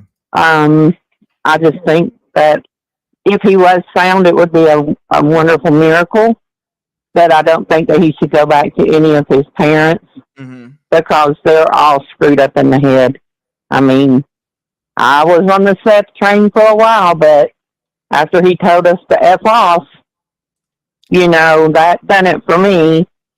And then with Madeline Soto, there is absolutely no doubt her mother should be charged with everything that he's being charged with because she knew about it all these years and let that little child be tortured.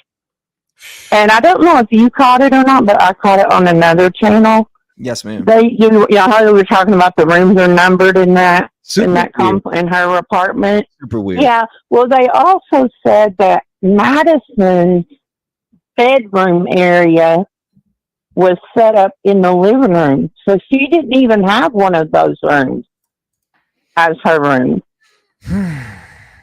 It was set up that she had a little, I guess, makeshift closet and the couch or made a bed or whatever.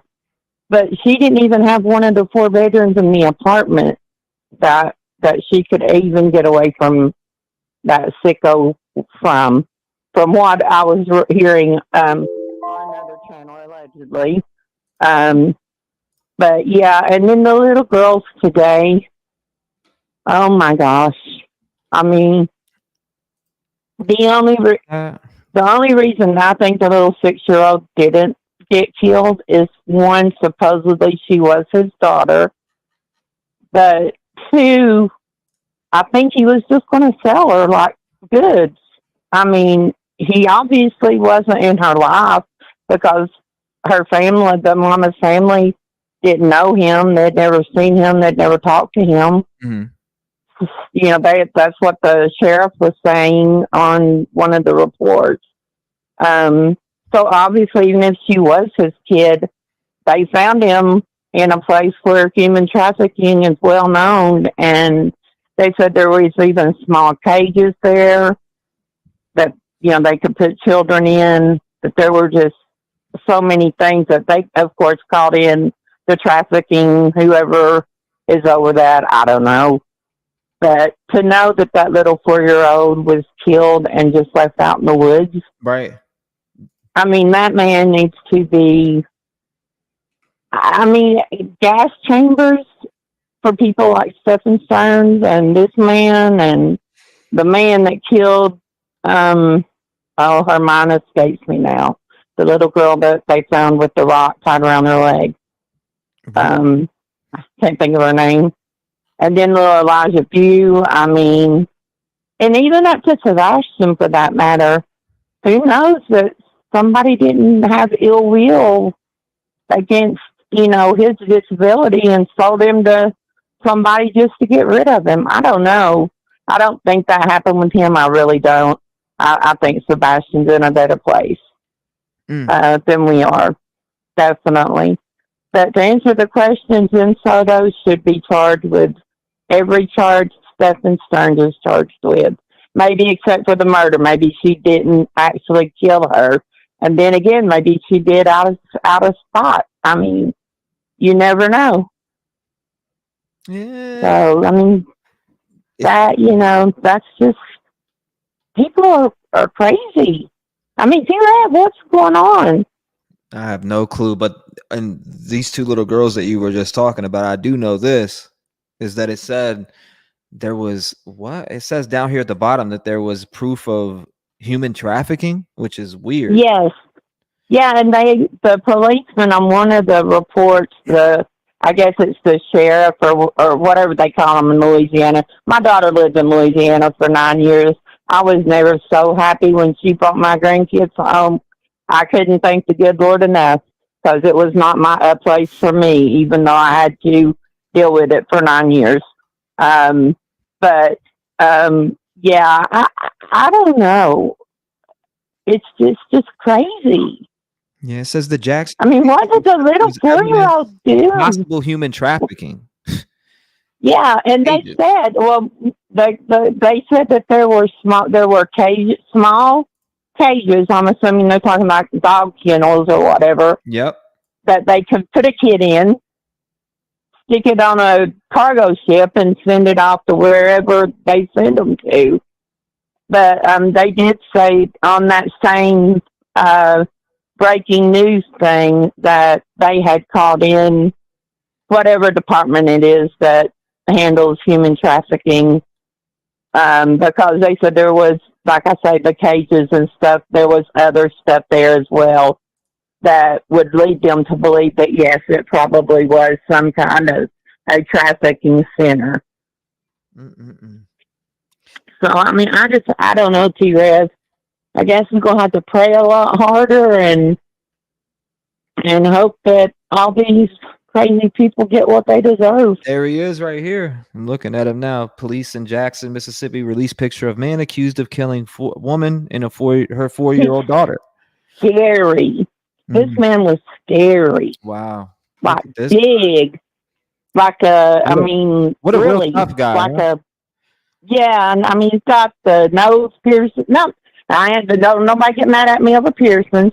But I mean, he has gauges in his ears that are so big you could put my bracelet on.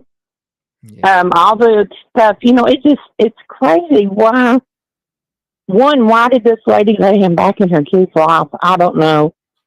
But like I said, because the parents from some of the conference and information they were giving out, they didn't even know who the man was. Yeah. So he couldn't have been around too long. Mm-mm-mm. But it's just scary. But I know you got other callers, and I appreciate talking to you, and you listen to me ramble. Oh, no, you're good. And I'm glad you touched up on all three. In fact, all three cases. And this one today, yeah, because I was hoping that, you know, the children would at least be okay. We knew the mom was deceased. But damn. I was hoping that at least he would. And when they first said that the 4-year-old was the one that they found deceased, I thought, well, you know, maybe she wouldn't quit crying for her mama, and, you know, maybe things like that. And that's why he unalived her. But obviously, he just unalived her to be doing it because he didn't even have her with him. She was in the woods. Yeah, so it is. It's just kind of crazy. No, it's more than kind of crazy. It's way crazy. That's super, super crazy. And the only way, I guess, I mean, we got to keep spreading this awareness out here because for some reason it just keeps happening. It's repeating over and over and over again. And will we ever be able to stop it all? Absolutely not. But damn. No, but you know what? If we don't start making punishment fit the crime, it's never going to stop because, you know, these people don't care to go to jail for 5, 10 years and get back out and do it again. They don't care. Get back out and brag about it. Yeah, I was in prison for 10, 15 years, dog. And you know what I mean? I got my tattoo. Right. I mean, that's what it turns out to be. And it's, the little 4-year-old girl that is deceased, her dad is in jail right now. It was on that same breaking news that they did earlier that the father of the 4-year-old obviously could not have done it because he's incarcerated. Wow. So he's who knows hear about that in jail.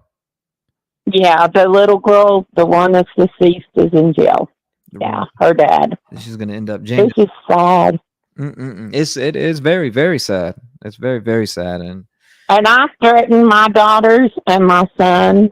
They are grown, 30, 35 and up to 41, but they have my 7 grandbabies, which one is 17, and to me, he will always be a baby because he was the first one. Right.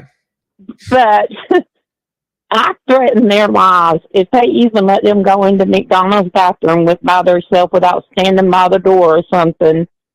Because you don't know. I mean, like the lady that you were talking to earlier saying that somebody was playing tug of war with a little kid. I mean, right there in broad daylight. I don't know, T-REV. I mean, I pray and pray and pray, but but until the punishments start fitting the crimes, it's just going to continue, and it's going to get worse because one weirdo's going to say, "Well, that weirdo got away with it, so let me try." And it's just a non-stop, chain ball reaction. But they don't know. I mean. And by the way, before I let you go, I have to say one thing. Yes, ma'am. I got to meet Doug from Tennessee, and he is the biggest man I have ever seen in my life. That gravelly, grumbly voice he'll know it. He'll hear me talking about him because I told him he's my newest fan, or I'm his biggest fan. He even recorded Doug from Tennessee, so I could use it as my ringtone. It's Doug from Tennessee. He is like T-REV. This man is like 6'8" or 9, and weighs up 380 pounds. Yeah, he looks like the biggest mountain man you could ever find, overalls and all. But he is the best and the most caring person. And funny as crap. I'm just going to tell you, he is so funny. But that was just a little last to end our side talk. But just keep up what you're doing. You're doing great. Well, I appreciate you tuning in. Thank you for, I'm always here to listen to you ramble. Don't worry. You could always pick it up and go off. I'm just kidding with you. Thank you so much for coming up. I always appreciate you guys. And thank you. Like I said, stay vigilant, lock your doors. I'm always going to say it. Hopefully justice for Maddie, justice for Sebastian, and especially justice for this girl here that lost her sister today and her mommy. So Right. Absolutely. Well, you have a good afternoon. You too, man. God bless you. Her good phone call. You said you can bet Stearns will exhaust all appeals. He'll be owed the death penalty. That's another problem. We need to push forward these death penalties at least 30 days. And like Doug said before, I kind of agree with that. 931, what's going on? You're live. Oh, shoot. Hey, T-REV? Yes, ma'am. How are you doing? Oh, hey. I'm good. I'm so sorry. I've not gotten through until now. I'm a little taken aback. Hey, it's Shauna from Tennessee. Shauna, it's nice to talk to you. Hi, what's on your mind tonight? Well, listen, just real quick. First of all, thank you for all you do. Want to say that. Second of all, those of us that are local, that are finally speaking out and having, lack of a better term, the balls to speak about our personal experiences with the Sebastian Rogers case, whether it's Proudfoot or Seth. I really have to agree with Miss Bobby. She didn't have to come forward, and she did. And, people need to have our back. Those of us that are speaking out. As far as I know, from what I've seen, I'm not a YouTuber or a content creator, and neither is Miss Bobby. And I have friends in that neighborhood. I do not live in that neighborhood, but people that are starting to come. You said you're local? Yeah, you look back at your messages on Facebook. I don't know who I am. No. Okay, I know who you. It rung a bell as soon as you said that. Okay. So, those of us that have had local experience, or that live local and have had our own experiences, like I said, I actually saw you at the ride, but I didn't know who you were because I'm not super, on YouTube, because I'm 50 years old and run my own little business and whatever. But people are getting beat up on some of these channels for coming forward and being questioned as to our authenticity. Like, oh, are you just trying to get famous? I mean, I don't know. Listen, I've worked in the industry for years and years, so I'm not trying to get famous, but I just know that the few channels that I have finally had enough and spoke up on, I got so attacked, and so has Bobby, and so have many of the neighbors in that area. People just beat him up, and I feel like, I don't mean you as in you, T-REV, but those of you that are content creators need to protect people coming forward a little bit. You know what I mean? Right. And that's not been being done. It's like I've never realized how many creators, whether it be TikTok, YouTube, whatever, are just all about the clicks and views. Like, if somebody comes forward with some information, like, you know, have their back.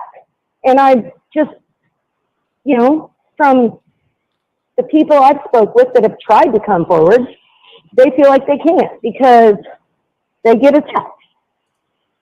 You know, like, not for clicks and views, because we're not content creators, but there's been some of you that stand up for us, and, or not just, like I said, I've come forward twice, and one channel had my back and one didn't, and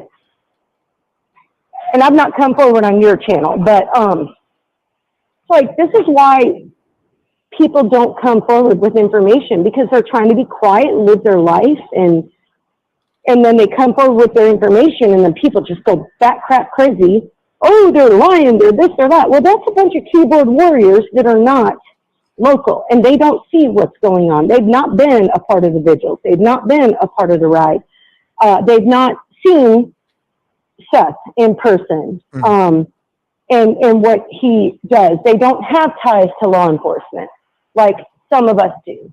And the fact that there are people in frickin' Hendersonville and Sumner County saying they've never heard of Sebastian, it blew my mind, but also it's a sign. Like, I do have law enforcement, you know, ties in the Nashville area, and there's just something very strange about this whole thing, which we've all said, we can all speculate, we can all talk, but when local people who see things with their own eyes and experience interactions with these parents, and they get, like, torn up on social media, why would we come forward? I mean, it's like, it's disgusting to me what is not being done as far as law enforcement. But then you get some of us that are sick of it, like, and have seen it personally. I'm sorry, I get a little nervous. I don't usually call in, so I apologize if I'm being very No, you're good. choppy. But You're good. But I mean, we are like, I don't follow mainstream media at all, because I did not even get an Amber Alert, and I am 25 miles Wow. from where Sebastian lives. I never did, and a lot of us didn't. But Yeah. I just want to ask people to have a little bit of grace and respect. And if you're keyboard warriors out there just having, like, and I hate that term, but I've realized how many there are. Like, if you're in, you know, some other country or some other state, you've never been here, you don't know the law of the land, and you don't know the lay of the land, like, Right. don't judge, and like, don't go after those of you keeping his name alive. And I swear, in my opinion, my speculation, whatever you want to call it, I don't think he's gone. Things are too weird. They're too coincidental. I mean, the whole thing with Tony, I've got my opinions on that. Like, you know, Seth, and you know better than I do. I mean, I have mutual acquaintances. I'll just leave it at that. But I know that he is just very, I don't know what the term is. Not that he likes attention. I don't know. I don't think Seth had anything to do with it. I really don't. But the attention coming from TikTok, Tony, is that his name? I have no Seems idea. Never heard of him. Well, I know, me neither, right? Never Exactly. heard of him. Okay, I so you know don't what you're talking about. Right, exactly. But that's just too coincidental. And he's a crane operator. I mean, I've heard a few little, you know, stories here and there about how, and that's not me panting, by the way, that's my dog. But about how isn't it convenient that, you know, Chris works on cranes and Tony sells cranes, and it's just, I'm sorry, I digress. I'm running my mouth. I shouldn't. I apologize. I'm nervous. But my whole thing is, please, people, have grace for the people that are here with boots on the ground, whether they have searched, whether they've not searched, whether they're in the neighborhood, whether they're acquainted with the subjects. Just have grace and don't attack.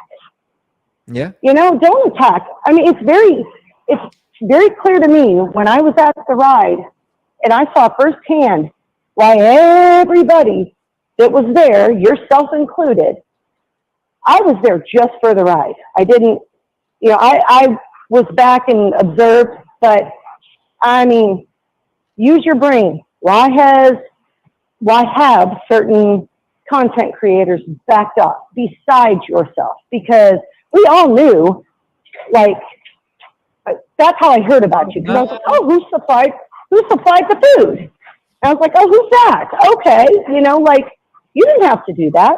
Pascal didn't have to show up. I hope you don't mind me bringing his name up. But I just think Seth is easily manipulated for whatever reason. Like I said, I still don't think he had anything to do with it, but don't attack. Because the locals, the people here, we're going to figure this out. We're going to be the ones to break the case. It's not going to be Ellie, in my opinion, and I say that from a few different sides. Like I said, I apologize. I did not expect you to answer, so I'm a little taken aback and a little nervous. But good. Anyway, I really appreciate you taking my call, and don't even get me started on the whole other issues with Madeline and I mean, it's those babies. Yeah, no, it's crazy. All the shit that's going on out here these days is crazy. We've been covering Ryan Tucker, who is the 8-month-old baby who. Right. There's 7 people arrested, but there's no 8-month-old baby. She's just flat out missing. So it's so ridiculous. There's so many different cases that are crazy. I'm 50 years old and I was failed by the system. Okay, I did better for myself, and I know you and I have just kind of communicated a little bit, but I did not realize how bad kids are still falling through the cracks, like everywhere, not just Tennessee. But when is it going to change? It's when you keep social media. Those of you that are like not mainstream media covering these cases, not afraid to say things and allowing people to speak out. Like, it's ridiculous to me, and it's really. I hear you. I mean, honestly, I wouldn't even focus on the drama. I'd focus on where Sebastian is. Absolutely, which is why. All that is noise. Yeah. Oh God, I get so sick of. I mean, we got people who want to talk, who would rather talk about this T guy that you're talking about. I don't know who you're talking about again. But you have people who would rather talk about. I respect that. And talk about where Sebastian is, which that's more important to me personally. Well, and All exactly. I so agree with you. Noise to the wind that I'm hearing knock on the window right now. But I do appreciate. Which is why. Which is okay. I'll say this. I'm sorry. No, you're good. That's why I say. You said what? Okay, you too, T-REV. But that's why I say that this person, him being involved, the noise, very strange, very strange. But anyway, God bless you. God bless the T-REV family or gang, I think you call it. Rev gang. It's the Rev. Thank you all for being kind. Thank Rev gang. Okay. We appreciate you being your voice. Honestly. Yes. You stay vigilant. Lock your doors. God bless you. Yeah, I mean, I don't know who that guy she speaks of, but again, where's Sebastian? Where is Sebastian? That's the real question. 215, you're live. How you doing tonight? Trev, it's Bona. What's going on, Bona? Long time no How hear. are you? I know. Well, that's because I have kind of good news. My chapter 4 was approved. So now my research is officially done. I write my empirical article and then I graduate. So I made a great. step. Congratulations. Thank you. But I had been listening still while I type. But I'm so glad I got to call in. I want to talk about the Madeline Soto case real quick. Absolutely. Okay, Absolutely. so let me just tell you this. So anybody out there, I do think, and this is going to be so unpopular. Let me just remind people that I'm a psychology professor, but as a psychologist, I think the mom was. I don't know that the mom truly I don't have enough evidence yet. Like the cops haven't shown me enough evidence yet that the mom was involved. However, Right. I think shame on the mom for allowing, she said that she trusted him after being around for so long to sleep with the daughter. Shame on her. Biologically, am I correct? Males wake up with an erection, right? So, why would you allow your biological child to sleep with your boyfriend? Am I correct though? Right? In the morning, you're like, you know what I mean? What if that's just so inappropriate in so many levels? Yeah. And then knowing what he was doing to her, I don't know. That's the only part that was, and it seemed like she kind of was a little bit shocked at first. When they showed her the picture, she said she didn't recognize anything, but then she saw apparently he has a marking or something, and then she did say yes, she recognizes it. And they said she got visibly upset. So I don't know. I need to see more evidence because believe it or not, I don't want women out there that are in a similar situation that have a boyfriend maybe that's over that they're very trusting of. I don't want people to feel shame and feel like they can't. I don't know. I feel like I don't want to shame her yet. I don't feel like we have enough physical proof yet. She could be. There's so many mothers out there right now that are trusting somebody that just don't have the mental capacity to realize that what they're doing is wrong. So I think it's important that you're shedding a light on it and that people like me that are professional are calling in and telling people that that is not okay. Biologically, cognitively, developmentally, there is nothing okay about any of that. So I do agree that there is neglect there. Sending them up to room 4 to sleep together, wherever it is from the spot. That's not weird to you? 13? That's so disgusting, right? Because she needed a good night's sleep. Are you serious? Yeah, it's weird. That's so disgusting. I don't know. I think that's terrible. And then how dumb is this guy that he's driving around with her in the car, dead, thinking that people were going to think oh yeah, we got her on camera. She's alive. She was sleeping. He makes me sick. He's the semen demon. Remember from the very beginning? I forget who the other guy was, but remember we tagged 2 people, semen demon. The guy called in and said that Stephen Stearns was collecting semen in bottles. That's what he said. Oh my God, in the vials. And I just heard on another show, and I don't know, this is just whatever, but one of those same people called in, a friend, and they did verify the guy, and he said that they don't know if this is true, but that he used to tell people, as a story, that in high school that he used to have semen vials, and he would try to drop it into girls' drinks because he thought it would get them pregnant or something. Again, this is just an alleged story that someone said, but either way, everything we hear about this guy just proves to me that he's the semen demon. I don't know. I can't with him. This poor girl. So any mothers out there that might be in this type of situation, even if the guy's been around for 15 years and you completely trust him, it's inappropriate to sleep. Think about it. Would you like your son sleeping in bed with your husband's new wife or whatever? I mean, I don't know. It should go both ways. A lot of times people don't see it both ways, but it does go both ways. It's inappropriate no matter which way it goes. So I don't know. I just wanted to call in on this one because this is not okay. And she was way too trusting. So I do agree that she's been neglectful. But then I think about it and I wonder, isn't losing your child, if she truly didn't know, then I feel like losing her child is punishment enough.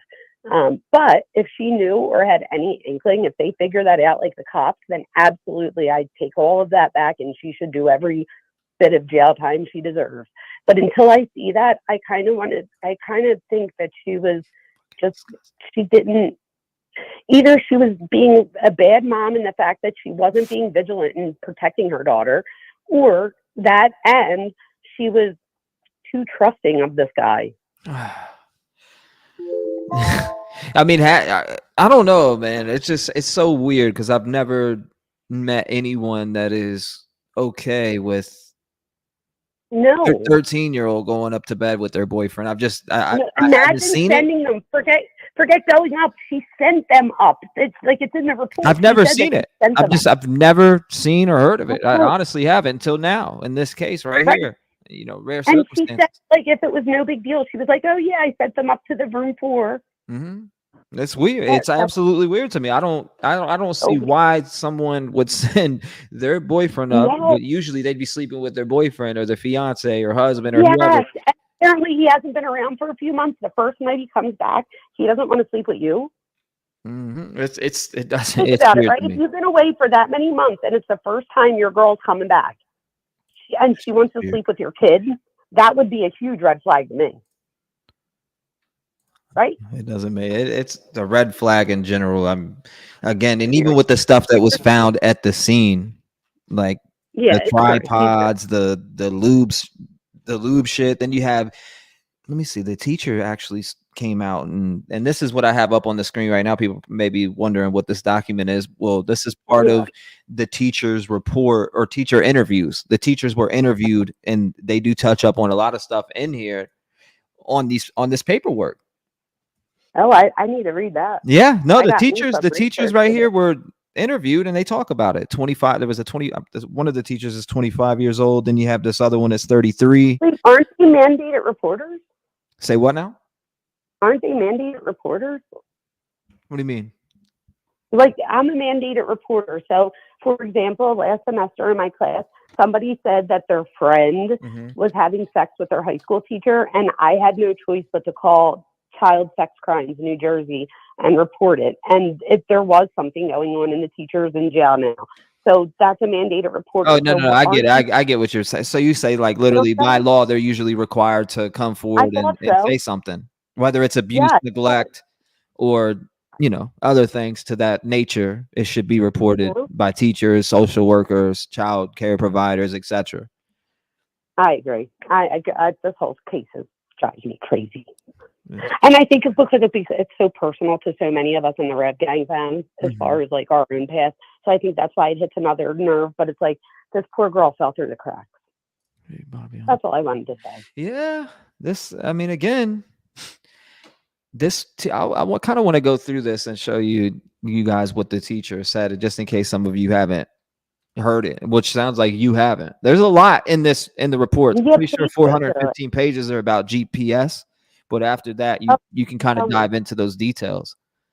All right. Well, when I hang up, I'll be listening, and maybe I'll call back in if I think of anything, because I had a million things. Remember that? Oh, I know the one thing I wanted to say. Go ahead. And I've said this before, the pedophiles. A pedophile's sexual orientation is children.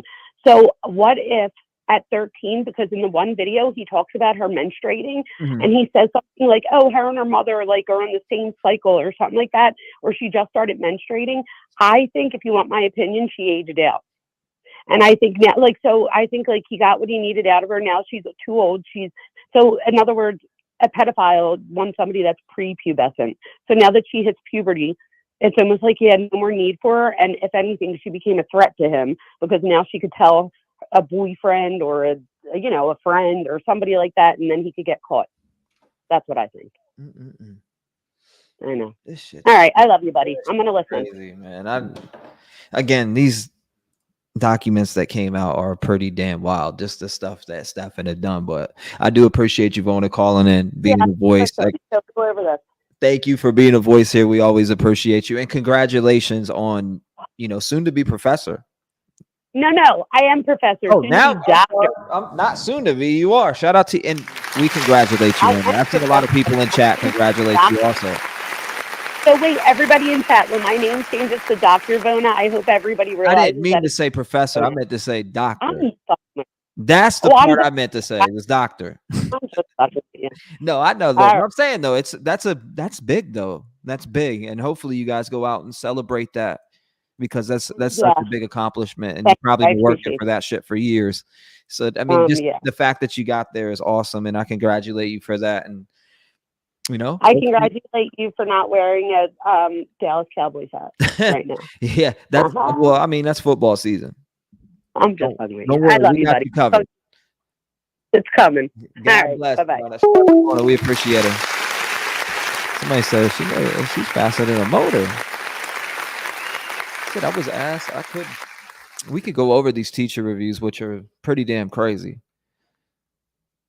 I'm trying to think of whether I want to read this or can hold up before we do dive into them. The videos detailed. We have police have said they have over 1,500 pictures. 1,500 files that they found on his phone.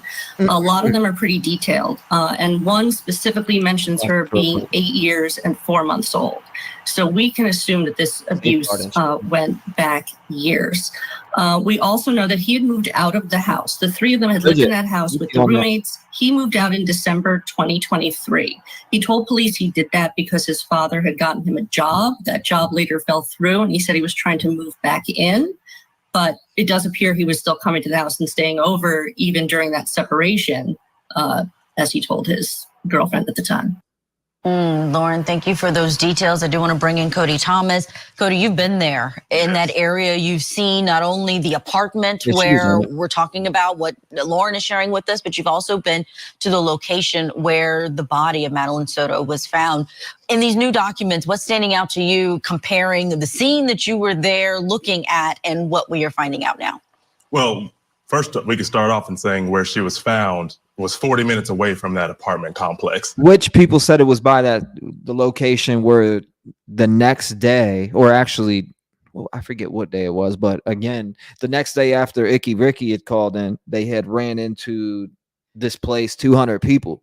So they had 200 people arrested the next day after the Icky Ricky phone call, busted for, what was it? I think it was child pornography. Disgusting.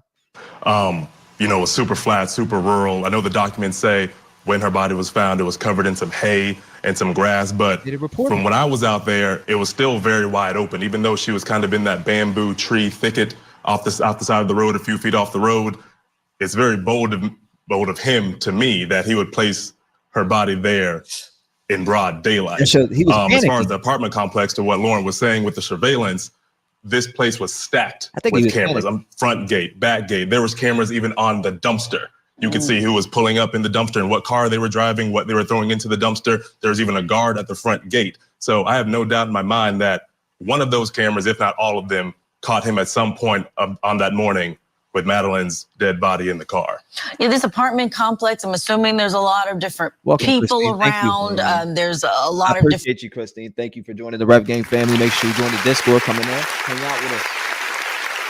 Some great conversations in there. And I appreciate you, Matt, for supporting. He says, my wife, Helen Love, and I love your show. Appreciate you, Matt. I do appreciate that support.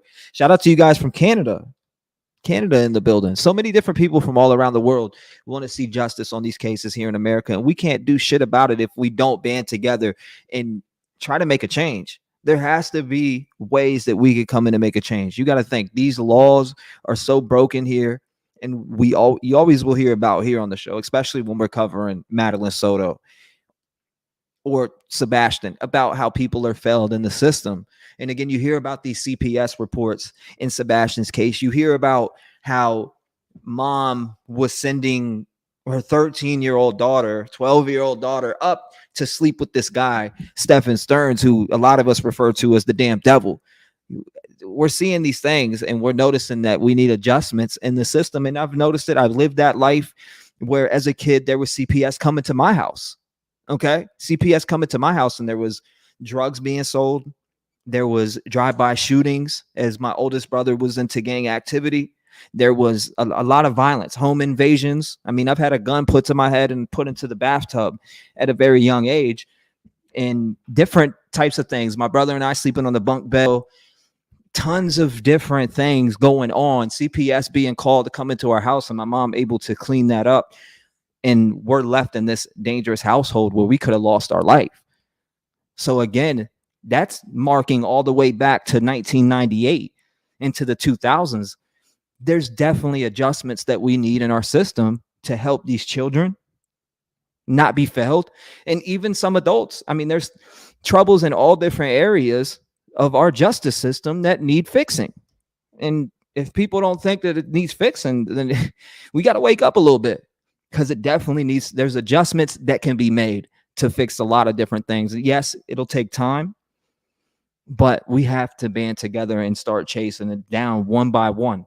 each problem, and starting with the pedophiles, because it's an ongoing problem that we have here in America with these pedophiles. They can, molest a child, get 2 to 5 years, some even 8, get back out and redo it. And we happen to think that we can rehabilitate these sickos.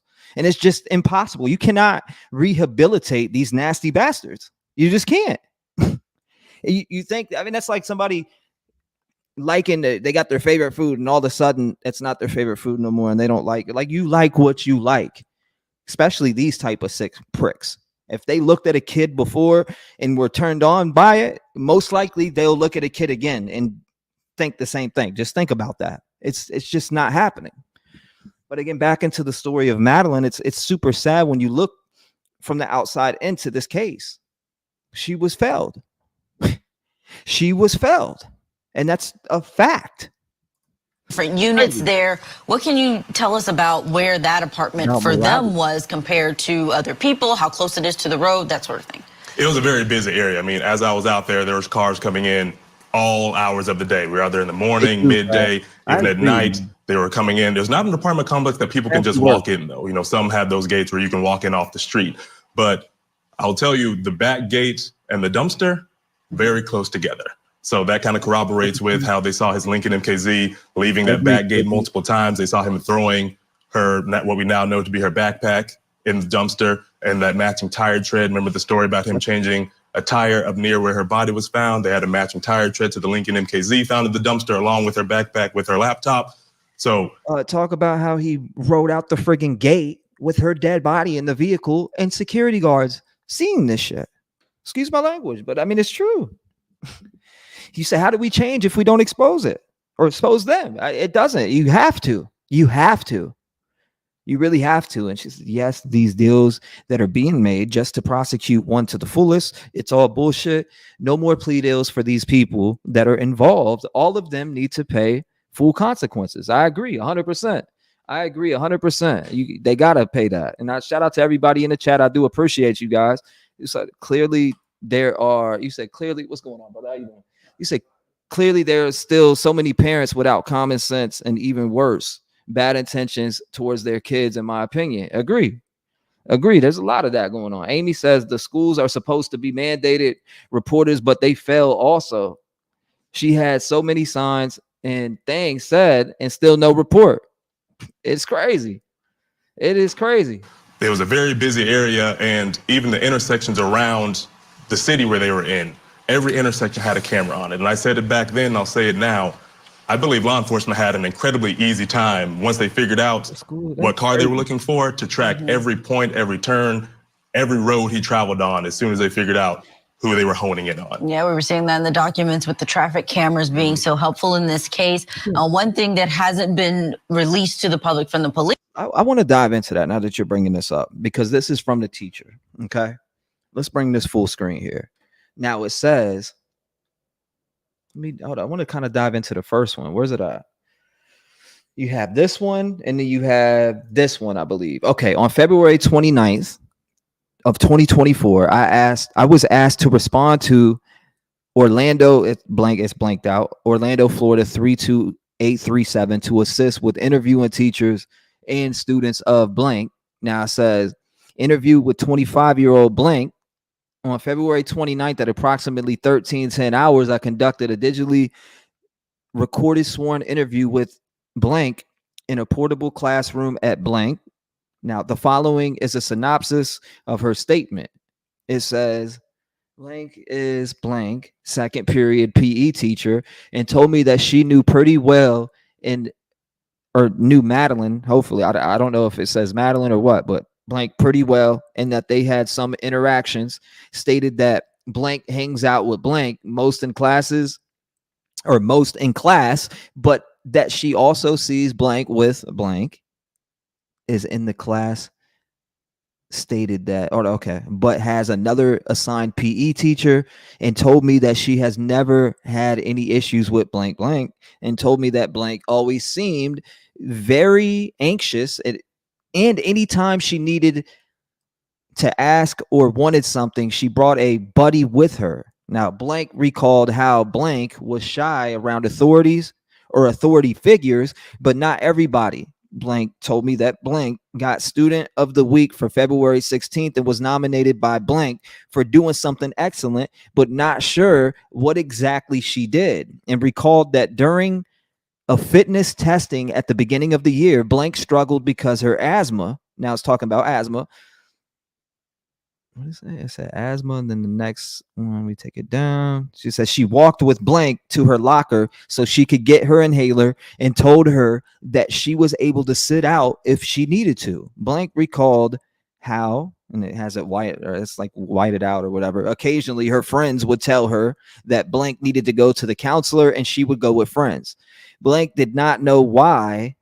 I don't know if it's saying Madeline or what, but had not seen any recent changes in behavior. When she heard the description of blank's clothing, she recognized it as something she always wears.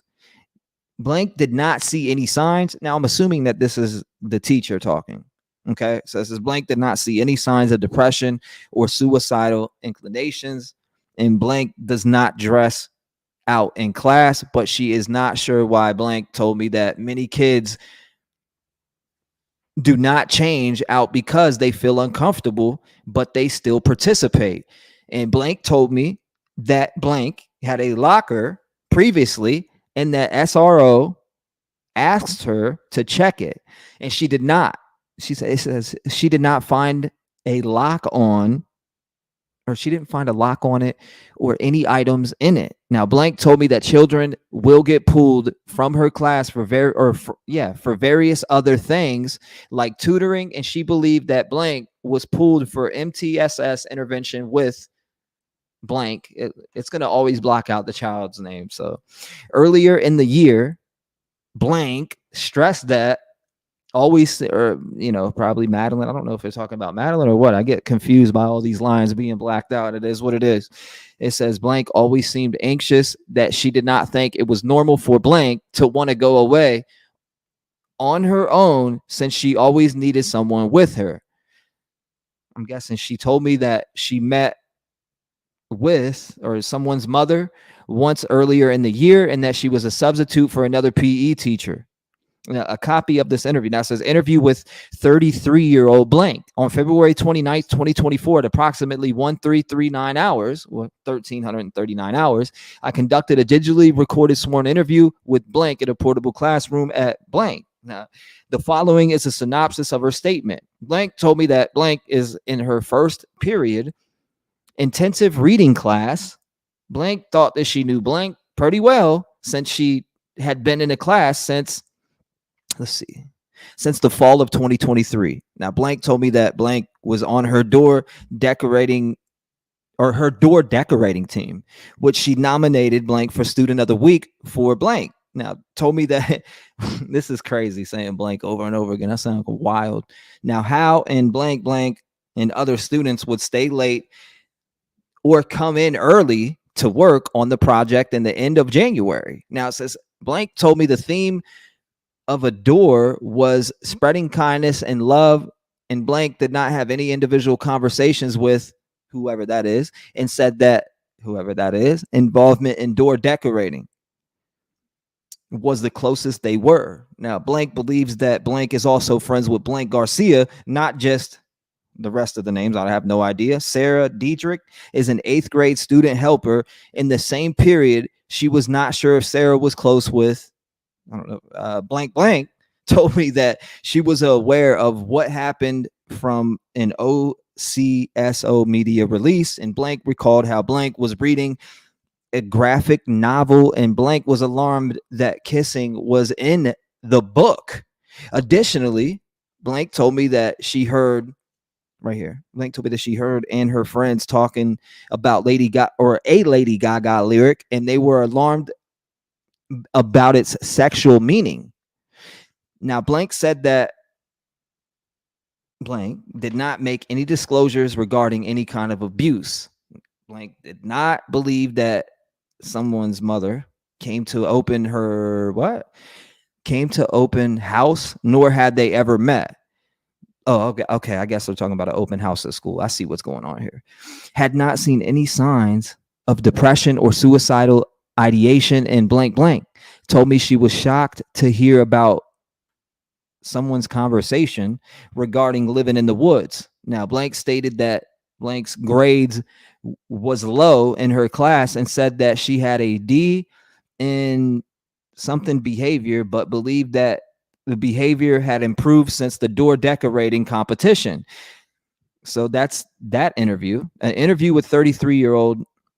He blocks the name out. It says on February 29th at approximately 14:19 hours, I conducted a digitally recorded sworn interview with in a portable classroom at the following. Okay, so it says at the school, but it's blocking it out. The following is a synopsis of his statement.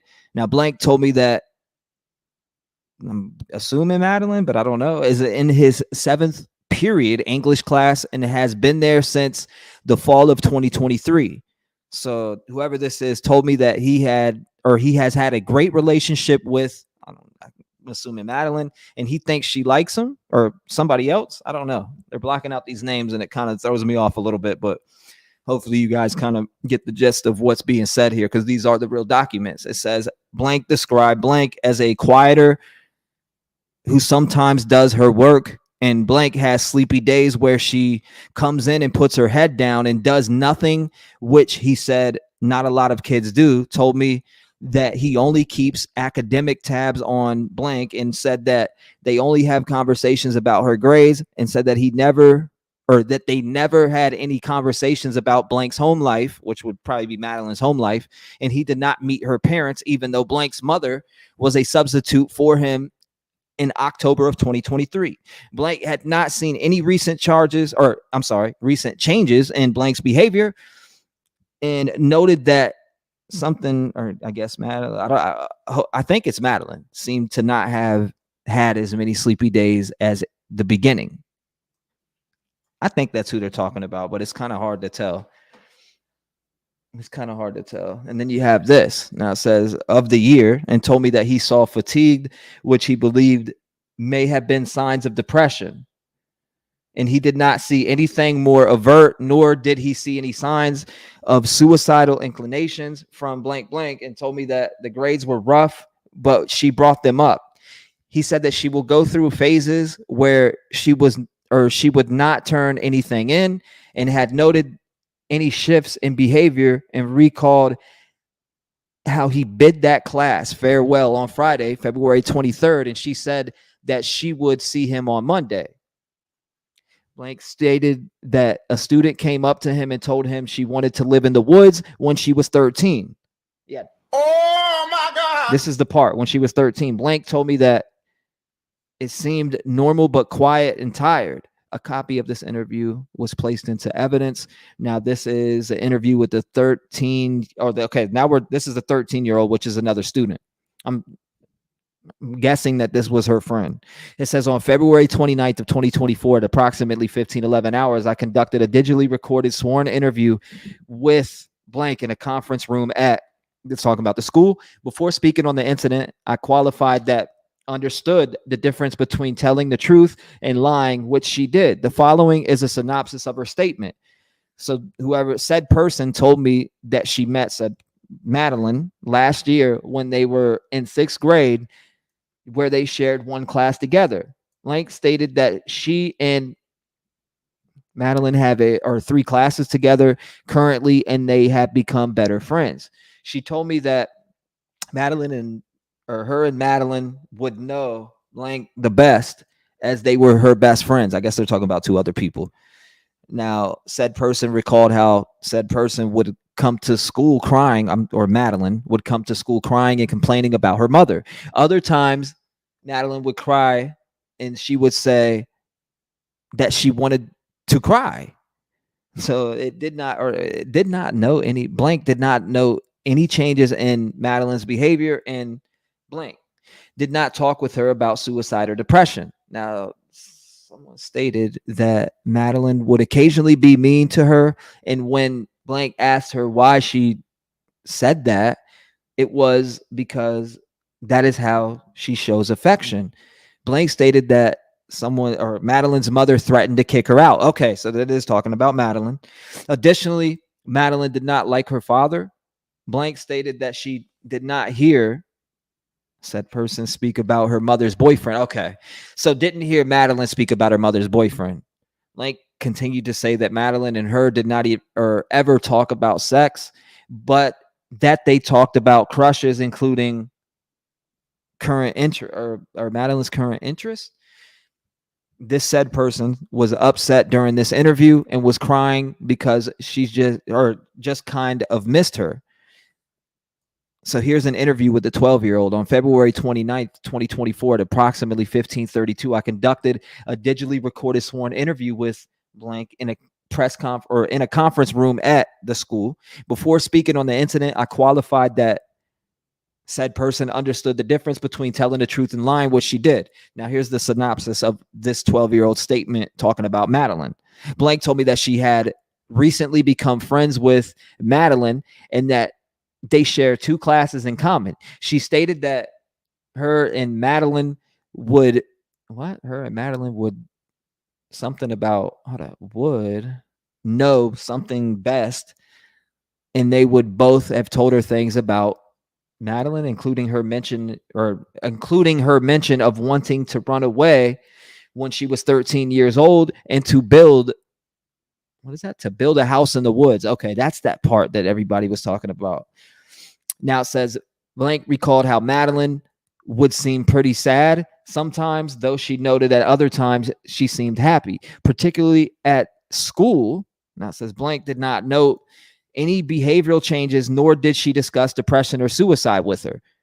Now here's another interview with a 13-year-old. On February 29th of 2024 at approximately 15 hours, I conducted a digitally sworn interview with blank outside of a residence located at, now it has the address in there. Obviously, they're going to block that out too. Before speaking on the incident, I qualified that understood the difference, between telling the truth and a lie.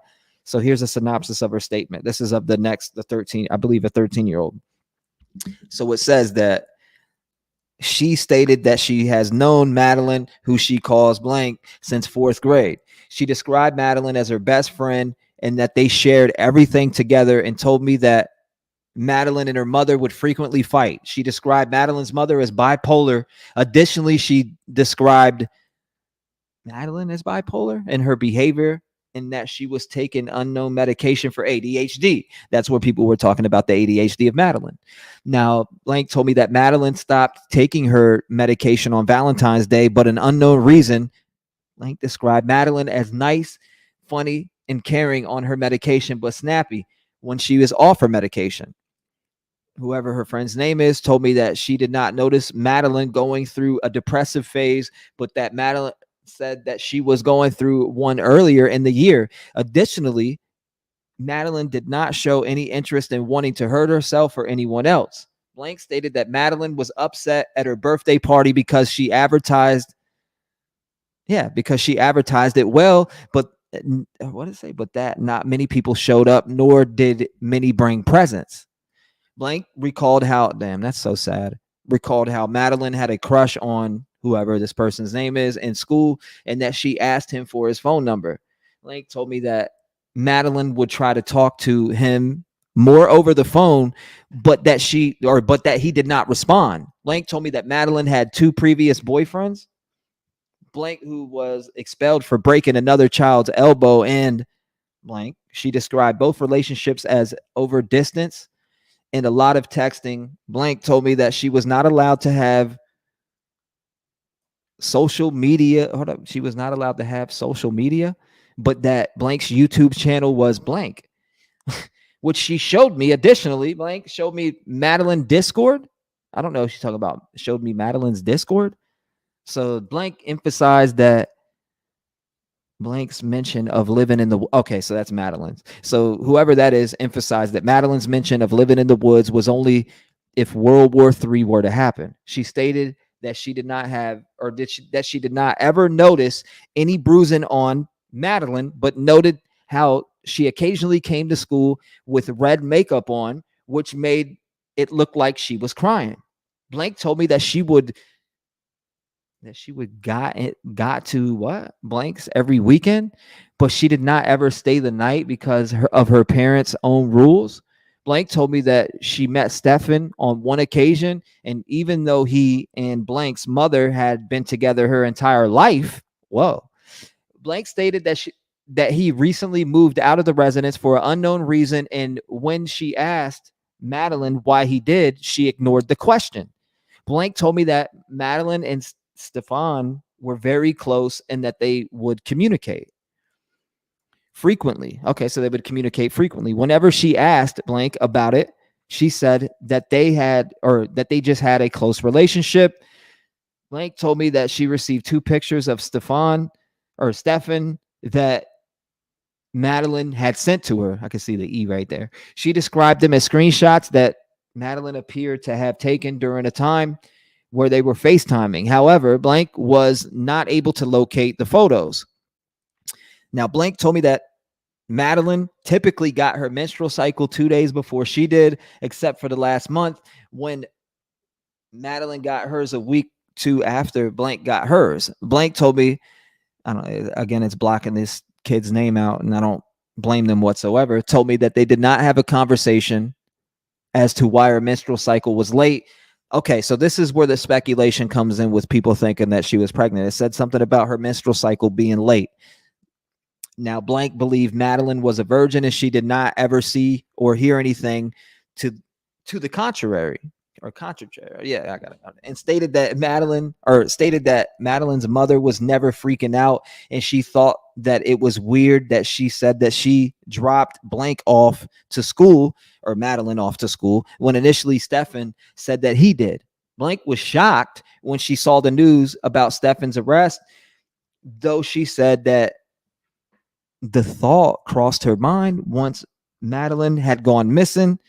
It says Blank noted that, or how she would always receive messages in the morning from, was it Madeline, but she did not on Monday, February 26th of 2023, which alarmed her. I mean, wasn't it 2024 though? I think they meant to put 2024. I think they got that wrong, which alarmed her. She said even when Blank would oversleep, she would still receive messages and thought something had happened once she did not receive anything from Madeline. Okay. Now that was that. Damn, I sound like I'm over here. Blank, blank, blank, blank, blank, blank, blank. My bad, y'all. But I know you get it. Crazy. I just wanted to go over that because it was the teachers talking. You had the teacher statements in there, and then you had a few of her friends' interviews in there. And I'm pretty sure that was probably them just writing it down, but pretty interesting as to why. I don't know. This case is weird. It's weird. But damn, reading that last part kind of got maybe sick to my stomach, saying her menstrual cycle was late. Damn. Why was it late? Was there something in there? Is that why the people now I'm kind of getting these emails that I'm understanding these emails that I'm getting thinking, oh man, I really do think Madeline was pregnant. And even people speculated that before. Until they come out and say it, I don't want to put that out there because I haven't seen that in any paperwork. But damn, yeah, most definitely she was terrorized. Come on now. She was terrorized out the yang. Police is the cause of death of Madeline Soto, but Court TV did speak to an investigative reporter there on the ground there in Orlando, and they had this to say about what they've learned from their sources. Thank you, Christine, for the 2 months, and welcome, Daisy Love. I appreciate We believe that they have determined that Madeline Soto was strangled, and that it was the cause of death. We also believe that they have quite a bit of video evidence after the fact on that route from the house to where Madeline's body was found. Lauren Silver, you reported on the fact that we aren't hearing that yet, but also about what Cody. Multiple people mentioned that. I'm serious. Multiple people would talk about how they thought possibly she was, but damn, she was being straight up groomed for years. Like you were just saying, Phoenix, groomed for years. There was pictures all the way back to where she was like 5 years old or 7 years old on this dude's shoulder. So most definitely she was groomed for years. Cody is mentioning about the dumpster and the surveillance video and what was located. In terms of what police are releasing about how her body was found, what do we know? We know she was found wearing that green hooded sweatshirt that was mentioned by everyone when she was missing. She was wearing blue jeans, not the black shorts that Stefan and Jennifer had said she was wearing, though, and white Crocs. At least one white Croc. We know another white Croc was found in the dumpster in the white trash bag that investigators say Stefan threw out. She was covered by some grass and hay in a fetal position, and they haven't said anything about what kind of injury she may have suffered. They noted some discoloration around her torso, her neck, her arms, but nothing beyond that. And they did note decomposition and some flies, but no real clues. Oh, so difficult. This was a 13-year-old who had just celebrated her birthday that night. Cody, final thoughts. You mentioned that there were a lot of cameras around, and it doesn't seem like he was avoiding those cameras. Some people have said this doesn't seem like it was planned out in terms of in advance. Does that match what you saw at the scene and the different places that you visited? That's exactly right, Julia. Those are my thoughts as I was reading the documents as I was down there. It seems as if he did all of this kind of in a panic, like, in a rush. Mm-hmm. And my only pressing question is, when did you have time to allegedly strangle Madeline if she was already dead early in that morning? But that's a good point, Senator. That's actually a very good point. I think you might be on the button with that too. Imagine he probably shut that down. You can't be talking to these people. You can't be talking. And I'm sure they'll uncover a lot of that. This guy literally factory reset his phone and it didn't work. And they were able to go back and, gather all these items that they're going to use for evidence, obviously. Excuse me. You said dead man walking for sure. 1,700 images. It seems like the weight of what he had done was coming down upon him, and he just felt like, I have to get rid of this body so I can come up with my escape plan. Then what happens? You get a flat tire. Maybe it was just a giant coincidence, but it doesn't take away from the fact that we now have more insight on what was really happening on Old Hickory Tree Road that morning. We are going to keep following this case. My thanks to our colleagues at Court TV, Lauren Silver and Cody Thomas. Thank you for sharing all of those details. We have more to come here on opening statements, more reaction to these shocking new developments in the murder of Madeline Soto. As this investigation continues, we're going to take a look at the life that she shared with her mother and the alleged killer.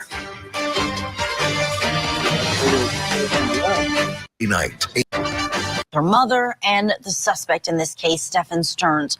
Stearns spoke with police the day after Madeline went missing, and he had this to say about how her disappearance affected him and the child's mother. She brings a lot of joy. She's a very good girl. It definitely doesn't feel the same around here if she's not here. Excuse me. The fuck did you just say?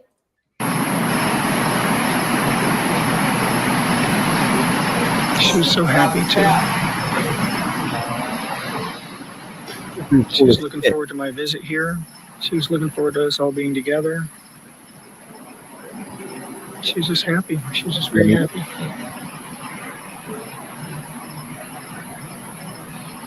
I loved her like she was my own. You loved her like she was your own. So you would do that to your own? Stop the cap. I loved her like she was my own. Get the fuck out of here. Reaction to these recent developments in the home life of Madeline Soto. Let's bring back in our experts. We have in studio state attorney in Palm Beach County, Florida, Dave Ehrenberg, and domestic violence expert and former law enforcement, Claudia King, is with us. Claudia, I want to start with you. This case has so many issues when it comes to domestic violence in terms of what we are learning, the details, all of the sex abuse images that police say they found on the phone of Stefan Stearns. What is standing out to you about the home life of this child that should have potentially raised red flags earlier? Definitely should have raised red flags earlier.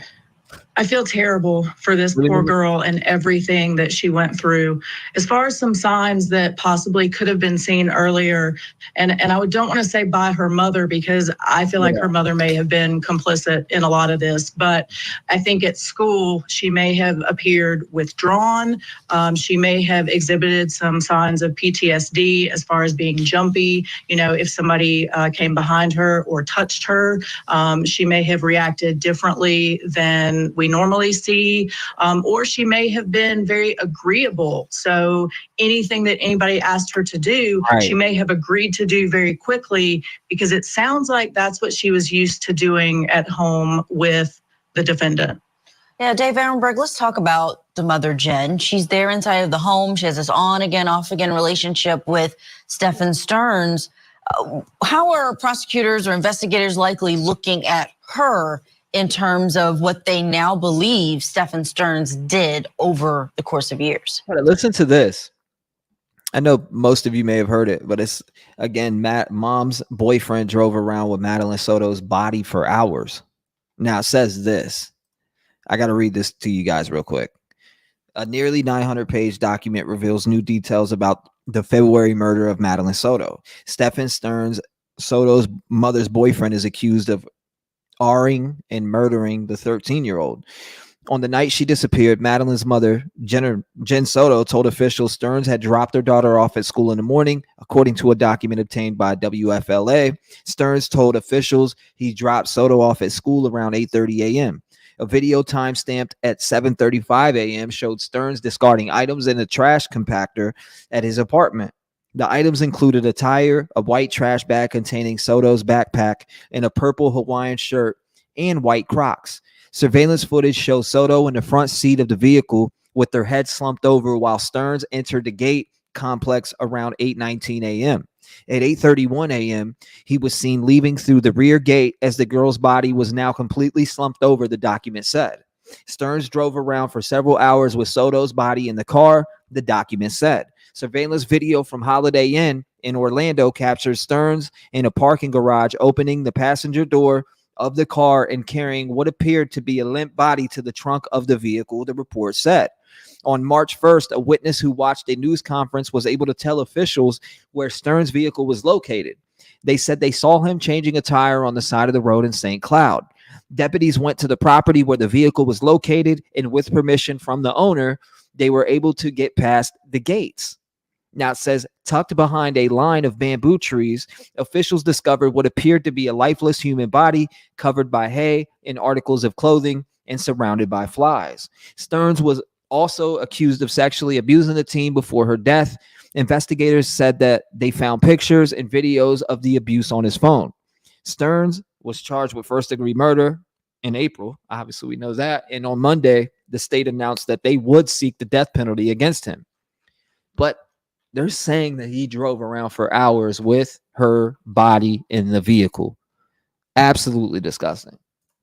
Under Florida law, child neglect that leads to a death or serious bodily injury is a second-degree felony, punishable by up to 15 years in prison. And you have to believe that prosecutors are looking at charging her potentially by the fact that she allowed Stearns to sleep with her daughter in a separate room in the same bed. And that has to raise red flags. But I think prosecutors are doing more. They want to go further to make sure they've got the goods before they charge her, because you don't want to get it wrong. And also, perhaps maybe they can get her to flip against Stearns, although I don't think they need her testimony to convict Stearns. But she's not out of the woods yet. People are really going after throughout the country because of her behavior. But there is still a chance, based on that video that I saw where he is standing behind her. This is at that tax insurance office where they're talking about Maddie, that she was sort of under his control, under his thumb, and she was unaware of what was going on. So prosecutors are still investigating, I believe. And so she could still be charged. But if they had enough evidence to charge her, they would have done so already, I believe. Claudia, I want to talk about the co-sleeping. This is something that has come out in these new developments. I'm not going to call it co-sleeping, but basically this allegation or this comment by Jenn that Stephen and Madeline would share a bed, 12, 13-year-old girl, and that his justification was he needed to cuddle with her to fall asleep. I'm sure this is just blowing your mind the way it's blowing ours, but is there anything that they can do to try and say that this was somehow normal? I really can't think of anything, to be honest with you. And I even thought it was very odd when Jenn said that they often all three slept in the same bed. That's very bizarre to me as well. I don't know if they can find some expert or psychologist somewhere that would, try to say that this had some benefit to Madeline. I don't foresee that happening, but when money's involved, you never know what people will say. Mm-hmm. And the defense is going to try their best to come up with a reasonable one to defend their client. Let's take a listen back to an interview that Stephen Stearns did with police where he's talking about his bond with Madeline. We have a very strong bond. But, I'm the person she goes to when her mom gets in a fight with her and she needs someone to comfort her. And like I'm that person for her. This girl knows nothing but love here in this house. Nasty word. Statements like that, they're going to be used against him, are they not? Inside of a courtroom at a trial for either the abuse or murder. Nasty yes, word. and under Florida law, you can get the death penalty for the sexual abuse, aside from the murder, even when the victim does not die. That makes Florida an outlier, and I'm not sure that law is constitutional, but that's the new law in Florida. Plus, you only need an 8-4 vote by the jury in the penalty phase to give someone the death penalty. So he committed, allegedly, this heinous crime at the... Some breaking news coming in here. It looks like there has been some inmates fugitive. It looks like someone escaped. Let me see. Manhunt underway in Houston after inmate escapes from the courthouse. Pretty interesting. Authorities are searching for an inmate who escaped Thursday during a Houston courthouse appearance after holding a staffer at knife point, police and officials said. 35. Nigel Thomas Sanders, 35. If you are in Houston, be careful because there is an escaped inmate on the run right now. Wrong time. And so, yeah, they're going to use this stuff against him. The jury, if it does go to a trial and he doesn't just plead to the court guilty at the beginning, if it goes to a jury, they're going to hate this guy for stuff like this. That recording is so bad, it makes him look like a sociopath. It is so bad. Claudia, real quick before we have to go, I know you have to have a reaction to the way he's saying, I'm the one she would come to. I totally agree with you. It's disgusting the way he says that. And, there's going to be more. Absolutely. It's disgusting. Was it this one? Cars coming either direction. Her mom wasn't there at her relative's house at her 13th birthday party. That was on a Sunday. Very evil. Her mom wasn't there. You know who else wasn't there? The man who's been accused of her murder, Stephen Stearns. He's also been accused of sexually abusing her. And we know this now because we were able to put together a better timeline of where Madeline was and what was happening after that birthday party and before she was reported missing the following day. So let's get to it. And it's from really 3 different sources. The first source is the story from Stephen Stearns himself. Again, take it with a grain of salt, but this is what he's saying. He told investigators on February 25th, 2024, at approximately 20:45 hours, Stephen arrived at Jenn and Madeline's residence. Okay, so this is on Sunday. When he arrived, Jenn was still at work, and he directed Madeline to get ready for bed. So he's home with Madeline. Mom's not there. Once Jenn arrived, she informed Stephen and Madeline she would like to sleep in and directed them, meaning Stephen and Madeline, to sleep upstairs. You never know. In the guest room. The following morning, Stephen and Madeline woke up at approximately 7 to 7:15 to get an early start so they could purchase food from McDonald's before school. Madeline and he left the residence between 7:30 and 7:45. Okay, so that's Stephen's story. Now we also have what Jenn advised and told investigators. Jenn advised that her sister had dropped Madeline off at her house at approximately 30 hours, that's 8:30, and she believes Stephen had arrived shortly after that time. Stephen informed Jenn that Madeline had taken her nighttime medication and was getting ready for bed, which consisted of taking a shower. Jenn arrived at the house from work at approximately 22:30 hours and sent Madeline and Stephen to bed at approximately 2300 hours, 11 o'clock at night. Madeline, Mom, is sending Madeline and Stefan to bed together. I asked Jenn what time he had woken up on February 26th, to which he stated she believed sometime between 8 and 8:15 because Stefan had gone into the room to put the leash on the dog around 8:15. I asked Jenn if she visually observed Madeline on the morning of February 26, 2024, to which she stated no. This contradicts what we've heard before. No. I asked if she had heard her, and she stated she heard people in the kitchen, but was not sure if it was specifically Jenn, if it was her. Jenn then stated the last time she had physically seen Madeline was on February 25th at 11 o'clock when she had sent her to bed. The next day, Jenn stated she had gotten out of bed at approximately 9 o'clock and left the residence at around 9:30. Now, we have the information from the detective based upon videos and information that they gathered. In the surveillance footage, I observed a male wearing a red shirt leaving the complex in a 2010 silver Lincoln MKZ, that's the car that Stearns has been driving through the rear gate at 7:50 with a female wearing a green sweater in the front seat. This person appeared to be sitting upright with her head slumped over to her left side. Interesting take right there. At 8:19, I observed a male wearing a red shirt enter the complex. At 8:31, the male wearing a red shirt left the complex in the silver Lincoln through the rear gate with a female in the front passenger completely slumped over to the left. So let's break this down. Let me bring in my special guest, true crime live streamer.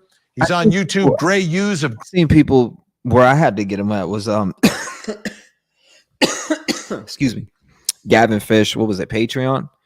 That's where I ended up getting him at. I think it was like $3 they were selling them or something like that. But it was $3 on the Patreon on Gavin Fish. That's where I got him from. The documents. Gray Hughes Investigates, and today he just released a brand new episode diving into all of these new documents. Make sure you check it out again on YouTube. Gray Hughes Investigates. Gray, great to see you tonight. I have a timeline here based upon some of this information that I just outlined. I want to go through it with you. 8:30 p.m., Madeline is dropped off at home. Awesome. 8:45, Stefan arrives at the home. 10:30, Jenn arrives at the home. In this little time period right here, this was what was very unclear to me. You know what? That's a great question. I don't know, but the fact that she said that she's seen her getting dressed, I mean, that everything here debunks that by a long shot. But as far as seeing her in the car, thinking, I don't know. Honestly, I honestly don't know, and that's the weird part. Amanda said, I've known my daughter's stepdad since I was 5, but never would I ever let them be in the same dang bed. Agreed. Roxanne says, even if Jenn never knew, she should do time for neglect. That's what a lot of us think, honestly. Before we got these documents, what are your thoughts about the beginnings of this timeline? Yeah, I mean, I think originally we all thought that maybe Stefan went to the birthday party. But now it sounds like he just shows up there at 10:45 at the house. And then I guess Jennifer shows up, and he's already directed Madeline to get ready for bed. And then, as you were saying earlier, Madeline and Stefan were sent upstairs to go to sleep in room number. Looks like she's already dead, actually, in the vehicle with their bodies slumped over. So it was way before that, likely. You know, it's also, and what we've also learned, right, is that in some of these alleged sex abuse, Madeline appears to be asleep, right? She's given her nighttime medicine. Yeah. There's a history of her being abused while she's asleep. And now 49 minutes after being sent to bed by her mom with Stefan, now all of a sudden he's logging on to this. Does Telegram have live applications as well? Do we know?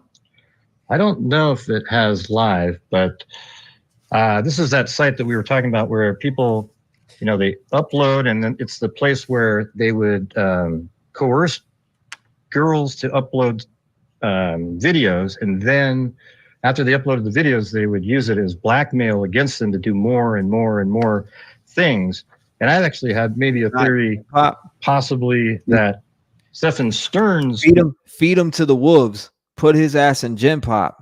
Telegram, which that's scary. Oh, great.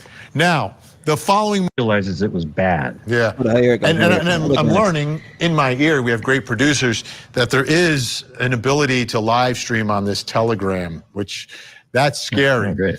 Now, the following morning, let's go through the following morning. 7 to 7:15, Stearns claims he and Madeline wake up. 7:30 to 7:45, he claims they leave the house. 7:50 is when he's spotted driving away with Madeline slumped in the car. Again, by these cameras that are near the exits of the complex. 8 to 8:15, Jenn claims she's woken up by Stearns with this dog leash and hears people in the kitchen. Well, at 8:19, he re-enters the complex with Madeline slumped over. So what? That could be slightly accurate. Where'd you hear that at? You said, I heard she is still talking to him by jail phone. Really? That'd be insane. If that's true. Again, I'm only hearing it and seeing it from you, and that's the first time I heard it. Where did you hear that at? That's interesting if true. You said it is off that she sent him to bed, or that she sent them to bed together. I would never, but speaking as a ex-step parent, I have slept in the same bed watching movies, or if they were scared, just saying. I mean, and I think a lot of us have heard of that, right? But I mean, come on now. You're sending your boyfriend and a 13-year-old, even in 12, 11, it's still weird. All of that's weird. Sending them off to bed together to sleep while you need a good night's sleep just sounds absolutely nutty.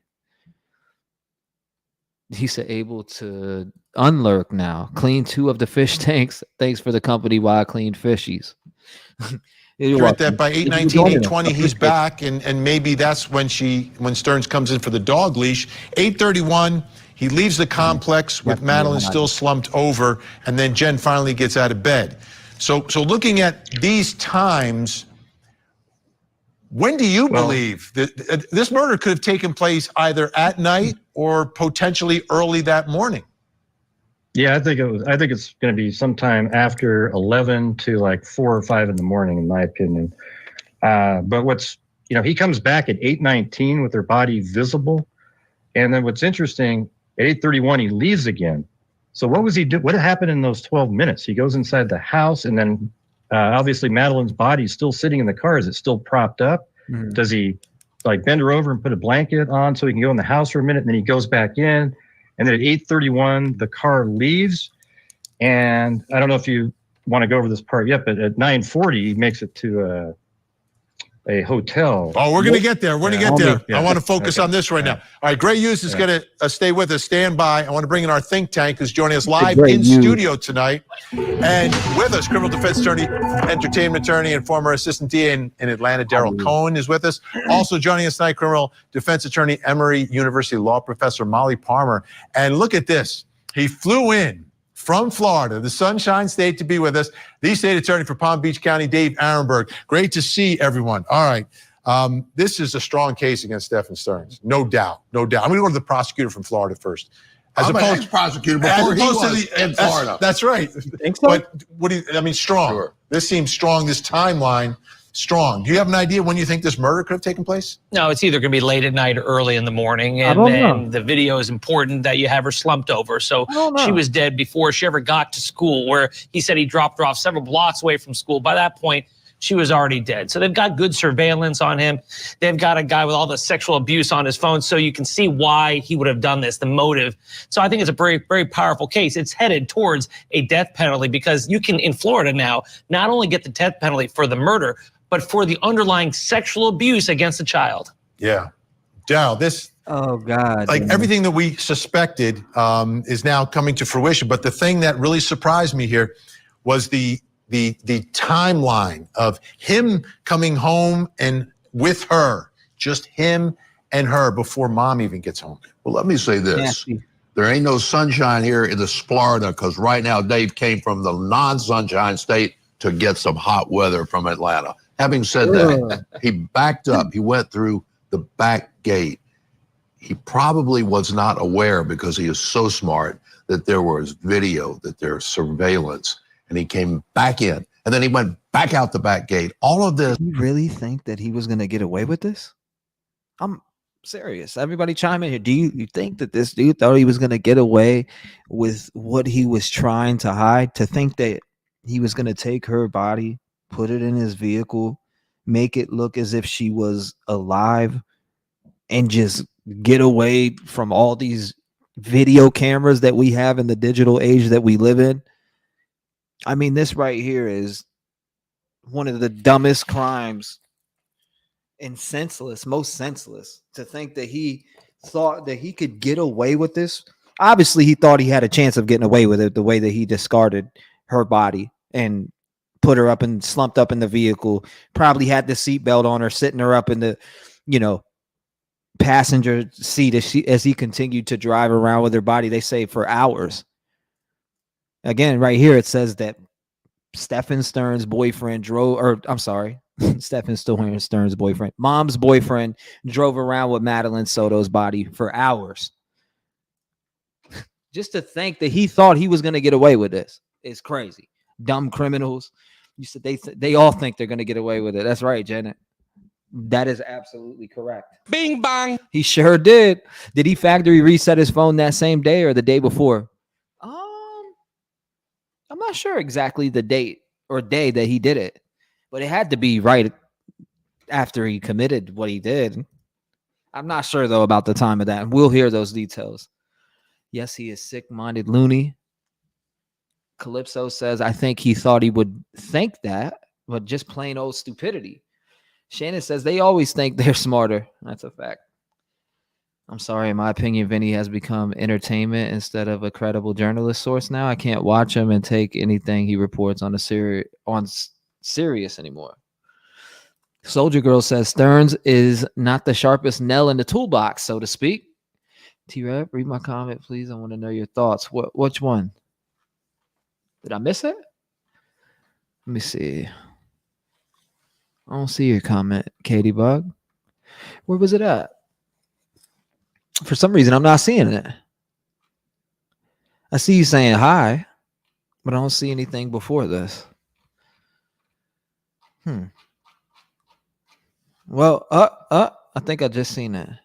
Oh, you said, what if she let him come back just to do this? Like if they both knew she was late on her cycle, was this all a sick plan together? Ugh. Imagine that being a plan. Will she let what if she let him come back just to do this? And if they both knew she was late on her cycle, so basically to take her out? I don't know, but you would think, Katie Bug, I mean, honestly, you would think if that was the case, right, there would be some type of evidence there, whether it be a conversation by text message or Facebook. In a sense, you would think they would have conversated somewhat about, that scenario. Now, I'm not saying that it couldn't be true, but you would feel like if it was, she'd be in jail right now. She'd be in jail just like him. You said, was that pic of Sebastian that came up no, this is okay. So if anybody is just coming in, where it says possible sighting, this was just put up on the 11th. Okay. So 6/11 around midnight, this photo circulated or from a ring cam or whatever here in South Milwaukee. And I brought it up earlier just to see what, people's thoughts were about it, because that's what was floating around. So I was like, hold up, they need to check into this. So as soon as I seen it earlier, somebody was like, you should report it to TBI or it should be reported to TBI. I sent it in. So just in case, hopefully, you never know. That needs to be checked into for sure. You think it looks like Sebastian? Because everybody in here is saying that they don't think it is. And it may not be, but at the same time, it does look similar to me. This looks similar to me. Look at that. Hopefully it's being looked into because it looks similar. It looks very similar, actually, especially this picture right here. Let me bring this in a little bit. Let's bring this in right here. I mean, come on now. That's pretty damn similar. That's pretty damn similar. What do you say? You said what allegedly transpired is the three of them in the same bed, causing Jenn to not be able to get a decent night of sleep with piece of shit and her precious daughter in bed with her. I have no. She sent them into bed together. Bewitched. She sent them up there. The ears don't match. Let me see. It's really hard to tell. Look how grainy it is. Look how grainy that photo is. I don't know about the ears, like, because this one's closer. The ears are closer, so it may seem bigger. But yeah, Bewitched, she sent them up there to sleep. So I'm like, what? Like, you sent them in there to bed together. That is right there is one of the biggest problems. But them all three sleeping in bed? She did talk about it, or there was talked about a little bit in the documents. Damn, this is close. Let's bring up a zoom shot here. I don't know. I don't know. We'll have to see. We'll have to see how that plays out. This says one thing to me. Not a good guy. Says, I agree with Dave. I agree with everybody. He was probably the murderer either after 11 at night or in the morning. But either way, she was obviously propped up. And what happened when he went inside, well, don't know, but it doesn't matter. She was already dead. Molly, I'm looking at this timeline. It doesn't work with his timeline. The video. I think there's a lot that we have in terms of evidence against Stephen Stearns, but beyond that, we also hear him speaking to law enforcement, as soon as they arrive in the home, and everything he says is entirely inconsistent with the evidence that we now have. And so when you have a case like this, if you're a defense lawyer, you don't plead somebody out to the death penalty. This will be a trial. I think procedurally it will be interesting because we're likely going to see the sex abuse charges go first and then used as an aggravating factor for the death penalty trial of the murder. But yes, overwhelming evidence and his own words. His own words are going to sink him. Everyone's staying with us. When we come back, the other part of this story everyone's talking about is Madeline's mom, Jenn Soto. Absolutely. And based upon what we're learning now, should she be worried or is she a victim? I don't know. Wade Wilson. Daughter to bed with your boyfriend. Is that enough? And it's sometimes it's not even her boyfriend anymore. They're like broken up, but he comes over just to sleep with her. Child neglect that creates great bodily harm, in this case, death, could be prosecuted as a felony. So you can file charges, but I think that the prosecutors want more. Otherwise, they would already have done so here. I mean, look, the world hates this mother. She's awful in her actions, but whether it's criminal, I think the prosecutors obviously want her to flip against the boyfriend. But I think that if they had enough evidence to charge her today, they would have done so. So perhaps they're just investigating more. They're just not there yet.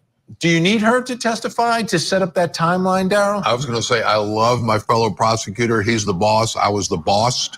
Yeah, but how do you get to Wisconsin? You don't need him. And I think they're waiting to see whether or not some more evidence develops, because mom obviously can be charged. And in my opinion, she can be convicted. How can you be there, not hear, not see, not be aware? And oh, by the way, because she gets along so well with my boyfriend, former boyfriend, I think they should sleep together because it's just good practice. This is horrendous. That mom needs to be prosecuted. And even if the state attorney, the prosecutor cannot get a conviction, there's something called prosecutor's time. You never know. Sometimes you don't have to get mad, you can get even. You know, I think it's really interesting when we think about the level of what's negligent, right? I mean, a 13-year-old, I don't know any mother who's going to allow her 13-year-old daughter to sleep in a room with a boyfriend or non-boyfriend or whatever. But separate from the negligence, I am really fascinated by this reference to the past tense, right?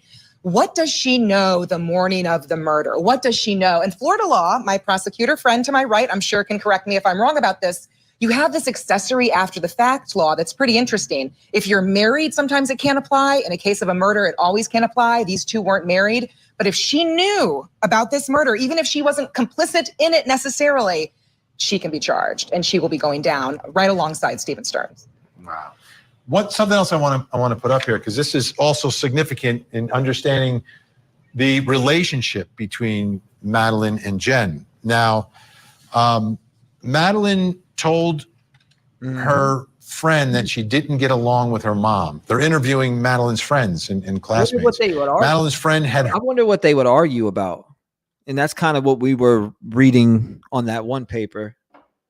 A lot of names, obviously, the names were blanked out in there, but she did talk about how her and her mom gets in arguments. I wonder why they would get in arguments. What was the cause of those arguments?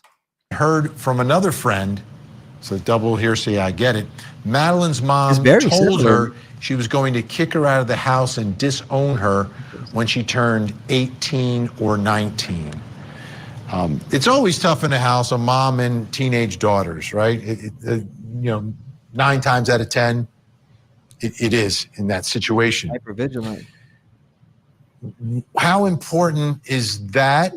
Is this psychologically, where do you think mom is on all of this? Do you think it's possible that she's using her daughter to keep a man in her life? And if so, that's illegal, right? Because then you're almost like you're... What's up, Kat? Welcome. Trafficking your daughter to keep a man in your life. It's a tough case to prove, though. There are a lot of layers here, Benny. There are a lot of layers. So it's tough to know what she's thinking. There's that video of her standing in front of Stefan at the insurance tax office where she's talking about her missing daughter. And he's behind her to the side. It looks like a hostage video. And he's there. Yeah, he's almost standing guard.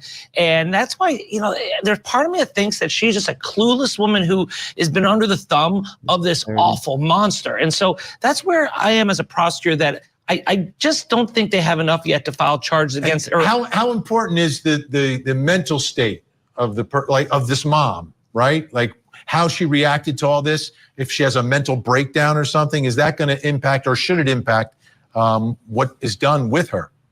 First of all, she hasn't yet had that mental. No, Bella, that was a possible sighting. It was posted in Discord earlier by somebody. This picture right here.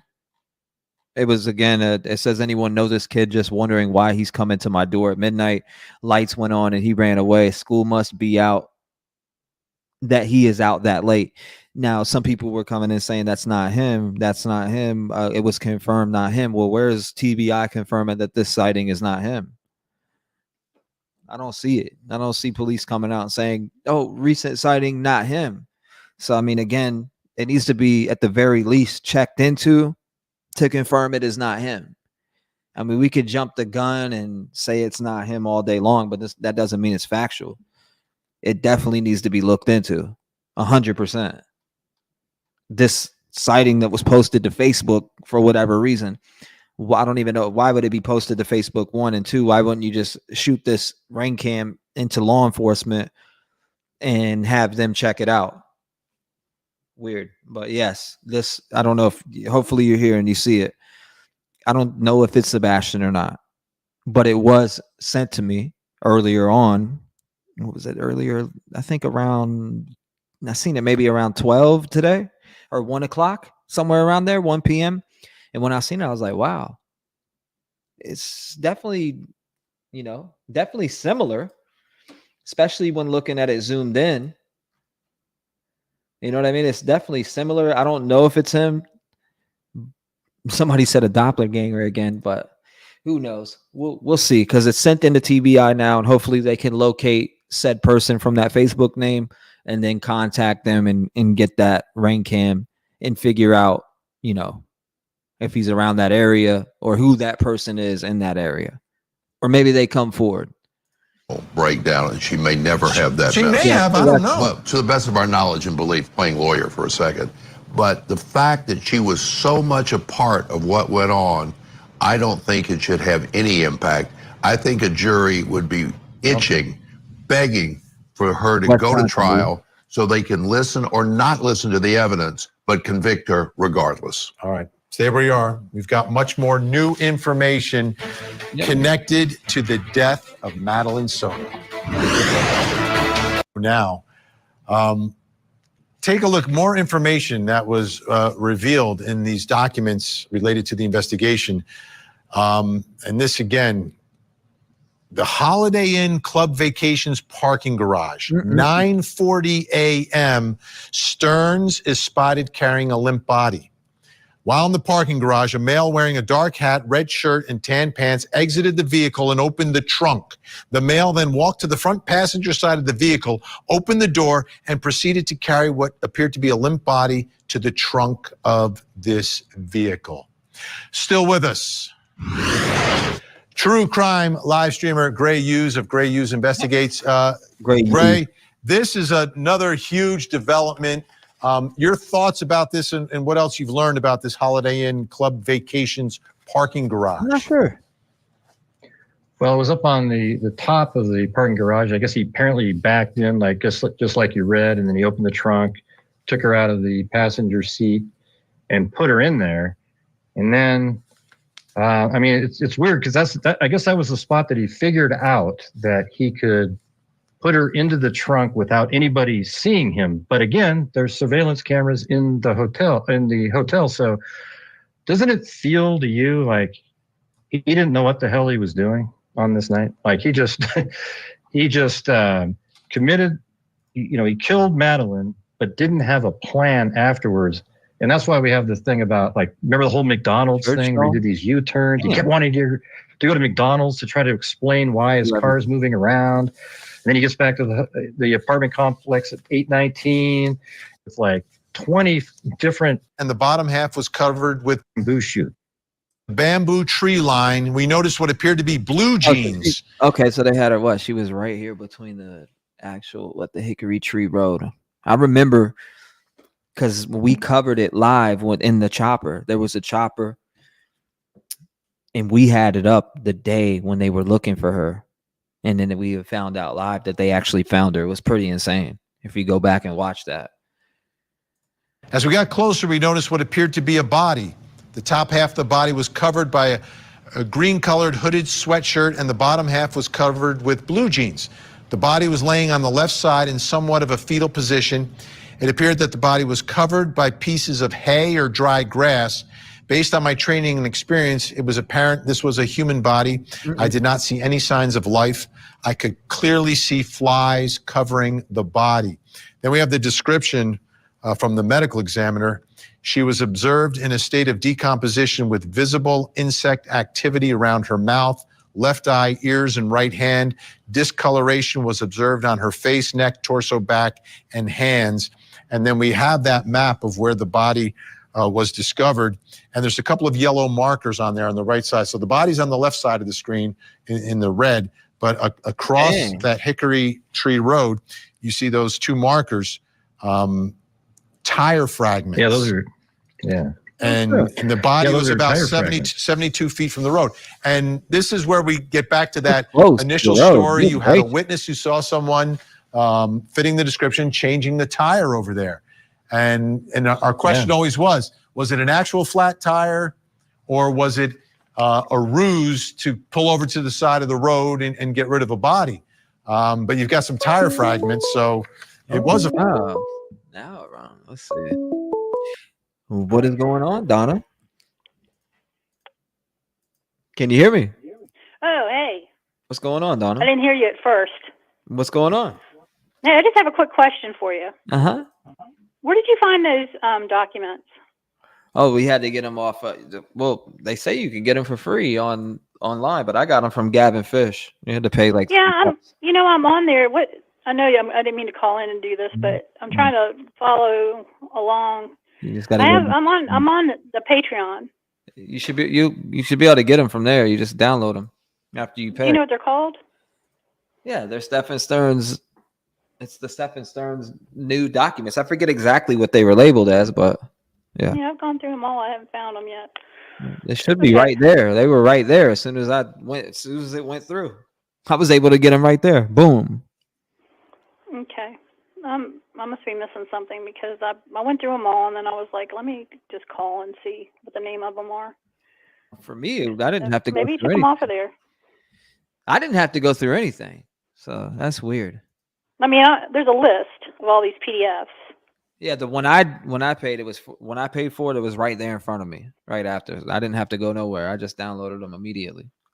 Okay. All right. I just wanted to ask you.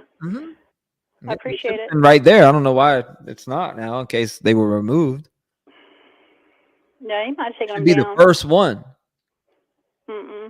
That's all the way back in February, and then at the very bottom, it's only like a 1-page. Weird. Yeah, it should be right there. I don't know why it's not.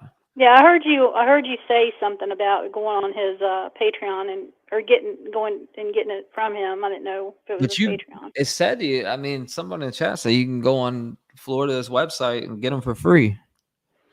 I was like, I'll have to check it out. I want to get a copy of them. All right. okay, Donna. Yeah, they're definitely get ready to read a book when you do get them. Yeah. Well, those are the ones that give you the most information, and you can really, get into the case a lot more than just pieces. So, I mean, if we read them here, we'd be here for the next couple of days. I hear you. I hear you. But thank you. You're welcome, Donna.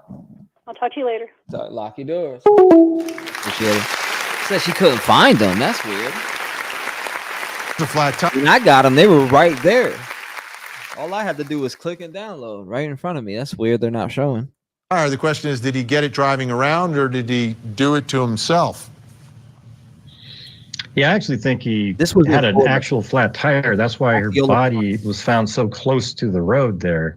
He wasn't able to, he had a flat tire. He had to pull over as quickly as possible, kind of in a secluded place. He's on a straightaway so he can see in both directions. And when he noticed there was no cars coming in either direction, he would have had to taken her body and ran towards that fence. I guess it was open at the time. And then he ran around, put her in the bushes, and then he waited and just kind of walked out to make sure there was no cars coming, and then made his way back to his car, and then likely changed his tire after that, because you would want to get rid of, if you're a criminal, you'd want to probably get rid of the body first before you started working on your tire. What do you think about that? Yeah, well, I agree with you 10,000%, because if you're working on the side of the road on your tire, you could have a good Samaritan come by to help you. Or if law enforcement happens to be in the area, especially in the friendly Central Florida area, they will likely stop to make sure you're okay and ask you if you need help. And you don't want to have that body in the back of your car at that moment. Yeah, exactly. So as you've gone through all these documents, anything else that really struck you and made you surprise you or kind of put some pieces together a little differently than maybe you thought prior to getting these hundreds and hundreds of documents? Yeah, it was crazy going through all of those. I mean, there's so many documents. Report. I think what I'm glad to see in it is that sort of puts like as if she was drugged, right? Is that what you're saying? As if she was drugged? That's weird. What do you mean? What do you mean, Angela? T-REV more evidence is in the 101 or 1001 Stafford Court, Hendersonville, 3 videos. Listen. Oh my God, things are coming to light. What do you mean? What's going on? What you mean? Pieces of the puzzle together a little bit better than we had, because now we know that at 7:36 in the morning, when he's seen at the dumpster, it was actually he threw a plastic bag in the dumpster. Inside the plastic bag was a backpack and 1 Croc shoe, and inside the backpack, inside the bag was the laptop. So all those lies that Stephen Stearns, she was with her laptop and backpack, and he knew that wasn't true. But when he went back later, after he was at the crime scene, it is interesting. He drove back to the apartment complex and around, I think it's 4:40 or so in the afternoon. I can't remember the exact time, but he is seen throwing the tire treads into the garbage can. Now, for sure that those tire pieces that they found at the crime scene are going to match those tire treads perfectly. Stephen Stearns is absolutely toast in this case. I mean, he has no chance of any viable defense whatsoever. So let's get back to your point, Gray, here about the actions and how it doesn't make a ton of sense, and he's seemingly driving back and forth. I'm sensing some panic, which might lead us to he was not planning this out. Like, this may have been in the midst of another attempted sexual assault where there is a reaction and something happens, and that's when he takes the actions that end the life of Madeline Soto, and now he's got, whether it's minutes or hours, to try to figure out, how do I cover this up? How do I get rid of her? How do I have a cover story? And it seems from all these interviews and everything else, his plan was to do that drive, mimic like he's driving with her. She's propped up so any cameras will see her, and then drive towards the school, and then have that story that, hey, I dropped her off not at school, but close to the school, and then she started to walk, which leaves it open to someone abducted her because she was dropped off at school a little early. There weren't a lot of people in the area. There weren't other kids. And that was going to be the story. What's the scoop on this missing Washington, Tyler? What is it? Syria? Let's see what's going on here. Missing Tyler Sergey Young may be in Mexico with her father. Huh. International manhunt for 2 adults believe. Oh, that's the case in Moscow. I'm sorry, in Moscow, Idaho. Pretty interesting. So they may be in Mexico. Interesting. It may still be his defense story, but it looks like it's completely shattered by the great investigation that was done by Kissimmee and Orange County in this. Oh, it's been absolutely amazing. If you go through in that 900-page document and you go down to where they do the, I think, cell tower information, where it's just screenshot after screenshot of it changing, you can actually just hit the arrow key down. And it's like an animated movie. You can actually see where the vehicle is moving on the roads, different cell tower. Those are from video cameras, but then also the cell tower information. You can see where each of the cell phones were from different people. And it was interesting because in there it mentioned Stephen Stern's dad's cell phone information. I was wondering if he was using his dad's cell phone that night. I wasn't really sure about that, but it just seems so, discombobulated. He's just running around. He doesn't, he takes off.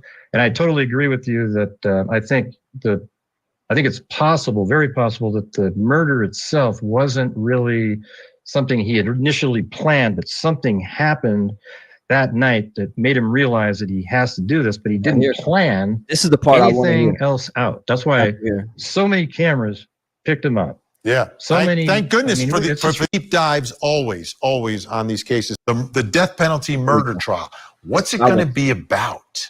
I mean, I think at the end of the day, like I said, you don't plead your client out to the death penalty, and you kind of go through the motions. And I think any death penalty attorney— Will they go with his story, though, that he dropped her off? I think that the best bet is going to be to, I think Gray Hughes's insight was pretty on point. Was this planned out, or was this something that happened and now he's just in a panic and trying to cover his tracks? Unfortunately, again, when you run your mouth like he did and you make a statement like that, it kind of— it's going to work against him no matter what the facts are and however the evidence comes out, and the evidence is already incredibly strong. But I think you just sit beside your client and you make sure the government does its job, because death is on the table. That's it. You sit there and you let them present their case and meet their burden. And that's what these trials look like. And it happens all the time in the death penalty space.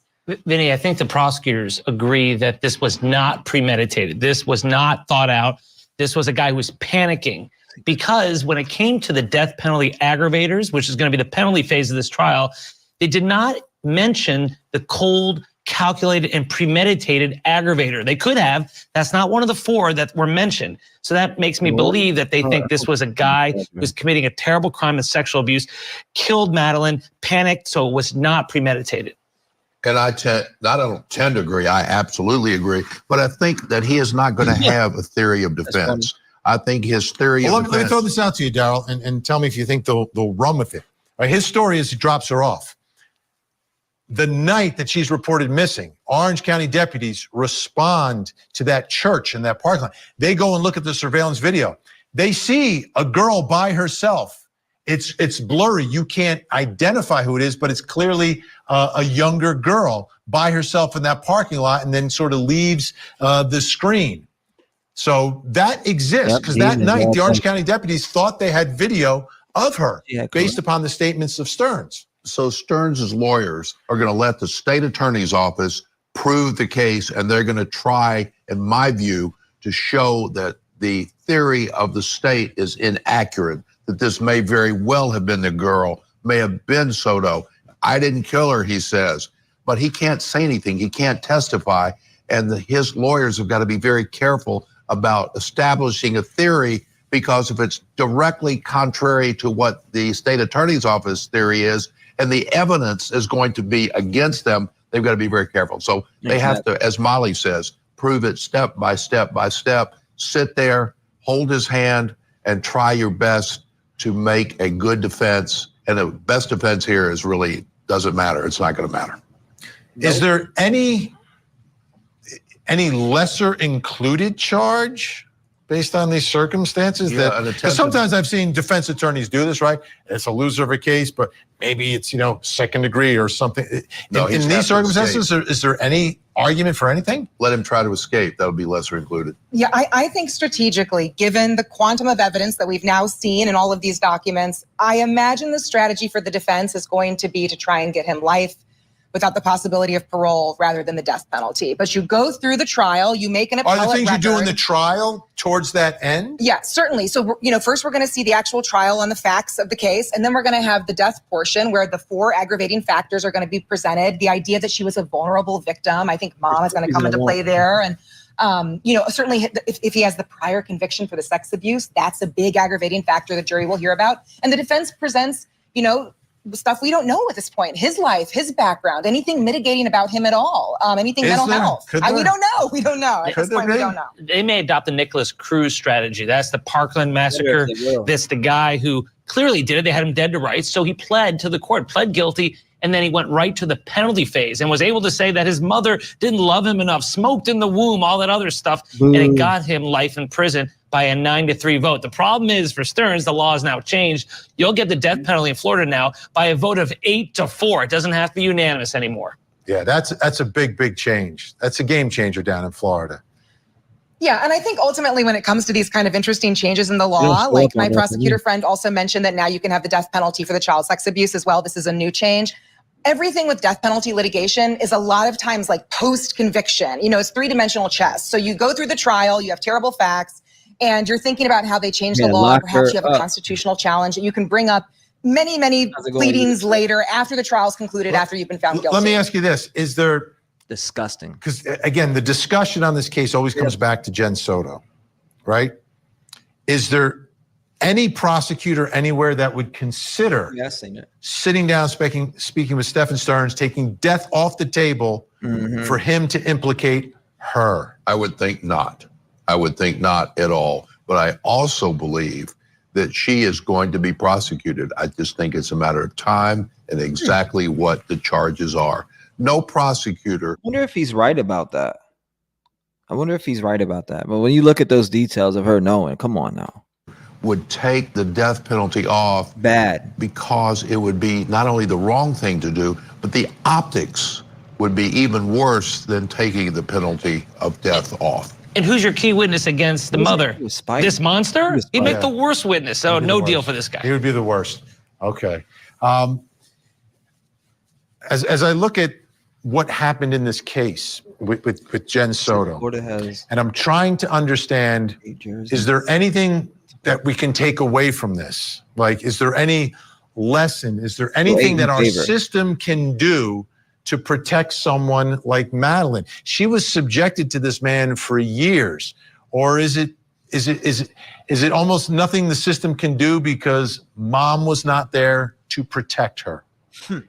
There are times when tragedies happen over which we should have had control, should have had knowledge, but we can't. Mom was there. Mom said nothing. Mom should have. She didn't. Maybe, just maybe, if mom is prosecuted, whether she is convicted or not, it's another story. But if she's prosecuted, it might help the public. I'm saying, that's what I'm saying. If enough people put their eyes on this as to what happened, oh my gosh, I better go take care of my child. I don't like what he's doing. I'm not sure. Maybe, just maybe, that will save the life of one child. Are you surprised that no doctor was told? That's nasty. No teacher, no mandatory reporter who, if they heard anything or saw anything, certainly would have stepped forward and made a report here. Yeah, I mean, I think that, and I'll say, you gentlemen probably haven't experienced this, but being a 13-year-old girl is very difficult. Being a prepubescent young girl, it's a very, it's a stressful time in your life, no matter how good your home life is. And I think at the end of the day, we have to encourage young women to talk and to share things and to be open and to discuss their lives. Let me put this out there. This is from an interview of Madeline's 13-year-old friend. Madeline's friend told me that Madeline typically got her menstrual cycle 2 days before she did, the friend did, except for... Okay, so this is one of the ones that we read. This is exactly one of the ones we read. Was it this one? English 23. Yeah, it said, I remember we read this document. I pulled it up earlier. Last month when Madeline got hers, a week or two after Madeline's friend got hers. Madeline's friend told me they did not have conversations as to why her menstrual cycle was late. Madeline's friend believed she was a virgin and she did not ever see or hear anything to the contrary. Because a lot of people are still wondering, could the motive have been that this little girl may have gotten pregnant? Right. And I think you have to have difficult conversations sometimes with young women that potentially are in dangerous situations. It's very hard to have the bravery and the courage, no matter how heinous your home life is, to bring that conversation to light. And so I think that those around young women, middle school age women, have to have these difficult conversations in hopes that you can encourage people who are in positions like Madeline's to have. I know you're on the show. How you doing tonight? Hey, T-REV. So I was looking at that shirt on the boy that was in the photo, and I Googled it, and it can be a Minecraft shirt. That's what. Yeah. So I just thought I'd throw that out there. Yeah, I brought that up earlier actually when I talked about it. I was like, okay, well, Minecraft, but I missed it. Yeah. So I just wanted to see if anybody noticed that. Yeah, actually that was pointed out fairly quickly when I showed it. Yeah, it was. But again, some people don't think it is. I just was thinking of things. I'm like, I don't know if that's Minecraft or what. It's hard to tell. Yeah, it is. Okay, that's all. But just wanted to see if anybody knows that. But I guess I missed that part. No. You're good. Okay. Okay. God bless you. Lock your doors. Minecraft. People do think that's Minecraft. Somebody mentioned that earlier. You said the friend also said she did get her period that month. 2 weeks later, period cycles take a while to be regular at that age, right? I mean, she's going through all different types of stuff in puberty at that point. He said, as sad as it is to be at this point, I think kids should be taught about grooming prevention, and it should also be normalized to speak up. Agreed. Especially if something has happened weird like this. Come on now. Maybe that was one of the reasons why he got rid of her and wanted to, or I don't know if he wanted to, or he was doing some type of weird activity and accidentally killed her, but whatever it was, my theory would be, did he realize that, damn, she's older now and she's going to end up telling, or what made him do this? It's, regardless of the fact, it's disgusting. His brain should be studied. He should be put to death and his brain should be studied. That's what I think. Voice. Molly is so right, because teachers, everybody who surrounds a child has got to keep their eyes wide open, not wide shut. And the more they see, the more they look, the more they see, and the more they see, they've got to say something, even if they believe it's going to go on deaf ears. Absolutely. We've got to protect our kids better than we're doing. Absolutely. Give me the final word. Yeah, perhaps it should be a crime in Florida to allow your creepy boyfriend to sleep in a bed with your daughter. And maybe the only way to get that on the books is to prosecute it in this case. That'll send the right message. Big thank you to our think tank tonight. What a job. What a job. It's Daryl Cohen, Molly Palmer. It was definitely not it. I mean, but I'm thinking, like, was he trying some weird shit you know how people do these weird and have these weird fetishes of choking people. And was it one of those type of things, or did he, it's just nasty to even think about. It's hard to fathom that. I seen that. I seen it earlier. In fact, Connie, I shared it. The 17, I shared it earlier in Discord, the Caden Harley, 17. I think he's like 6'1" or 6'2". I was looking at that earlier. In fact, I know exactly what you're talking about. I'm going to pull it right up because I was looking at it earlier. He's missing from church. What was it? Church? Here it is right here, actually. What? Let me see. I'm going to pull this one up.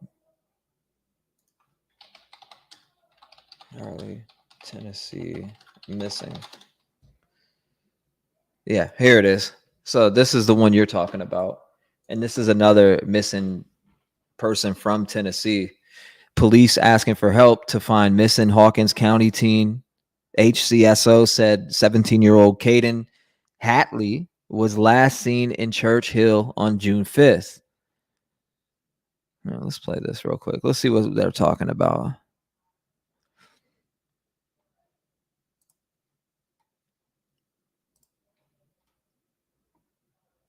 Why is it not playing? What's going on here?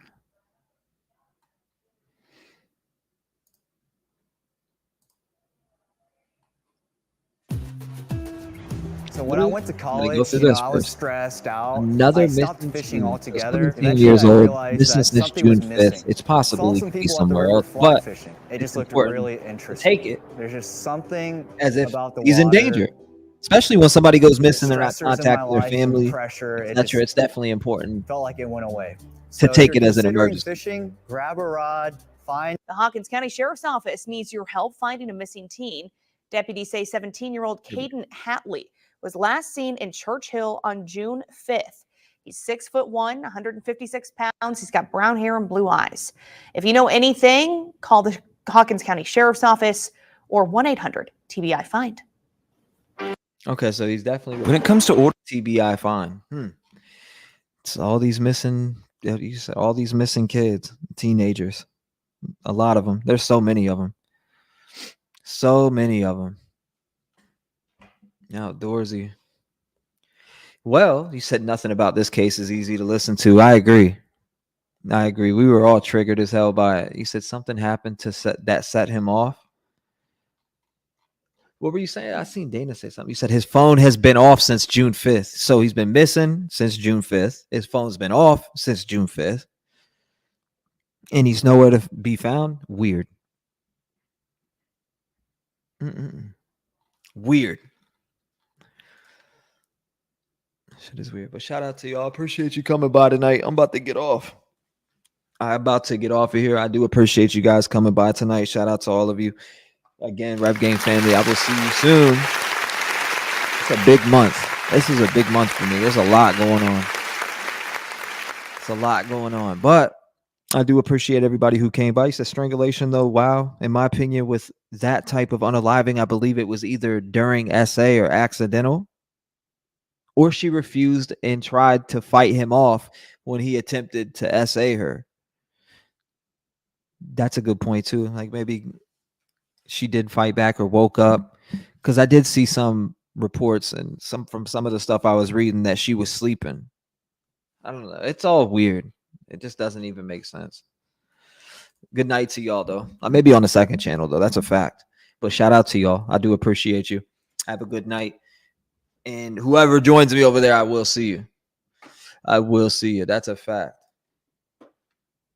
You said, say a prayer. I got you. I'll let this prayer speak. Oh, yeah, by the way, album should be up very soon for you guys to grab, or it's going to be, I'm going to have it aimed to drop about the 30th or the 29th. I'm not sure, but yes.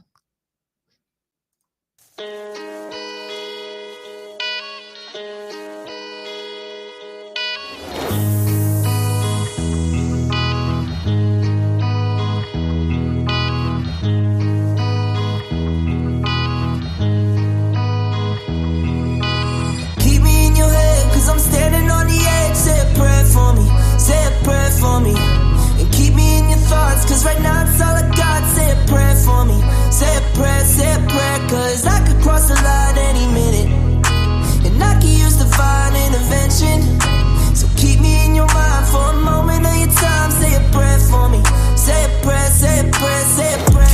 life for the better, and now I'm feeling great. These demons always try to come around and take my place, so kneel beside my shadow space and say a prayer for me, cause sometimes I catch myself losing faith. Then I remember what my mission is. I'm here to make a difference. I don't give a fuck about your opinion. All they do is kill little kids, and you expect us to sit back and keep watching and listening? You better change this grim script and resist. We must rise together and not just exist. So lift your voice, break the chains, pray for strength to miss these pains. We must all come together when we pray. Keep me in your head, cause I'm standing on the edge. Say a prayer for me, say a prayer for me. And keep me in your thoughts, cause right now it's all I got. Say a prayer for me, say a prayer, cause I could cross the line any minute, and I could use divine intervention.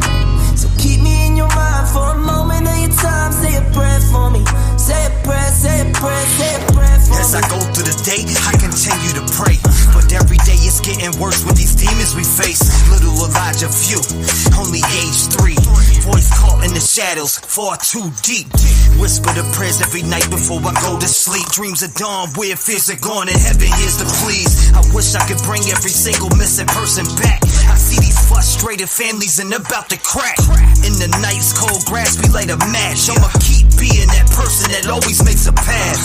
The Rev gang's here to stay. I made a way, and we will keep being a voice no matter what they say. Keep me in your head, cause I'm standing on the edge. Say a prayer for me, say a prayer for me. And keep me in your thoughts, cause right now it's all I got. Say a prayer for me, say a prayer, cause I could cross the line any minute, and I could use divine intervention. So keep me in your mind for a moment of your time. Say a prayer for me, say a prayer, say a prayer, say a prayer for me. Say your prayer for me. This is that one right here. I love this joint.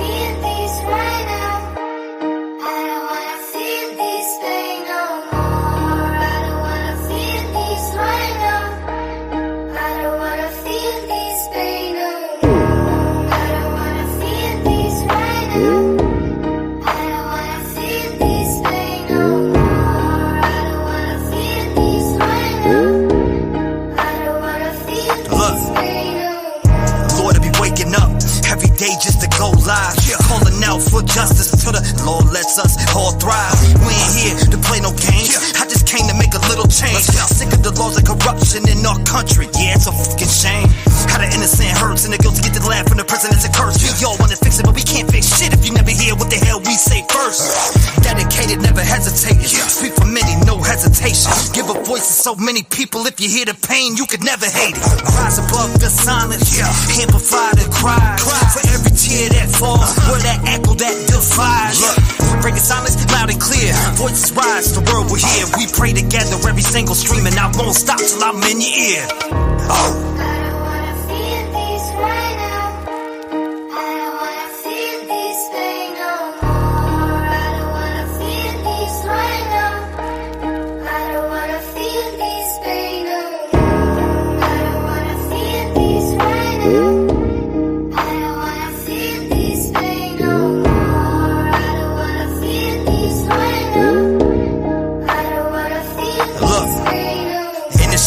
Voices fade, but I make them heard every single day. I pray for change to the point that I think about coming with Rev Gang as a parade. Chasing echoes, silent screams. We light the way with hope's high beams. Guiding the lost back from the extremes. Voices rise, tearing at the seams. United in the fight, no one's left behind. Let me give you some advice. Be a voice for yourself, don't ever give up. You can always make a change, it ain't late to make it right. Step up, stand tall, together we ignite. Break the chains of silence, shining ever bright. I'm an angel with my wings, focus on this fight. That's why I speak loud with this chest on my mic. Tired of the feeling, it's like all the villains. Steady stay winning, how do we make a difference? They shut down opinions, got a bunch of little minions that will never make decisions on anything they're pitching. But we break the mold, no blind submission. Rise and revolt with clear vision. Voice of truth, our strong mission, we will compose. Let's go.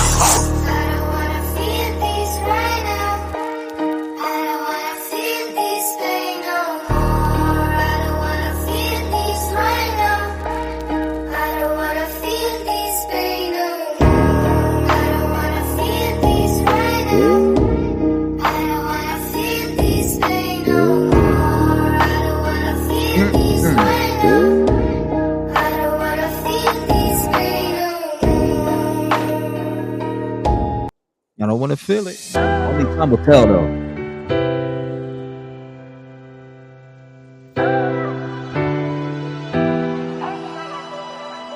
All the sacrifices and the sleepless nights, will they serve me well? Only time will tell. I just keep on praying that I'll find my way if I go through hell. Only time will tell. Only time will tell.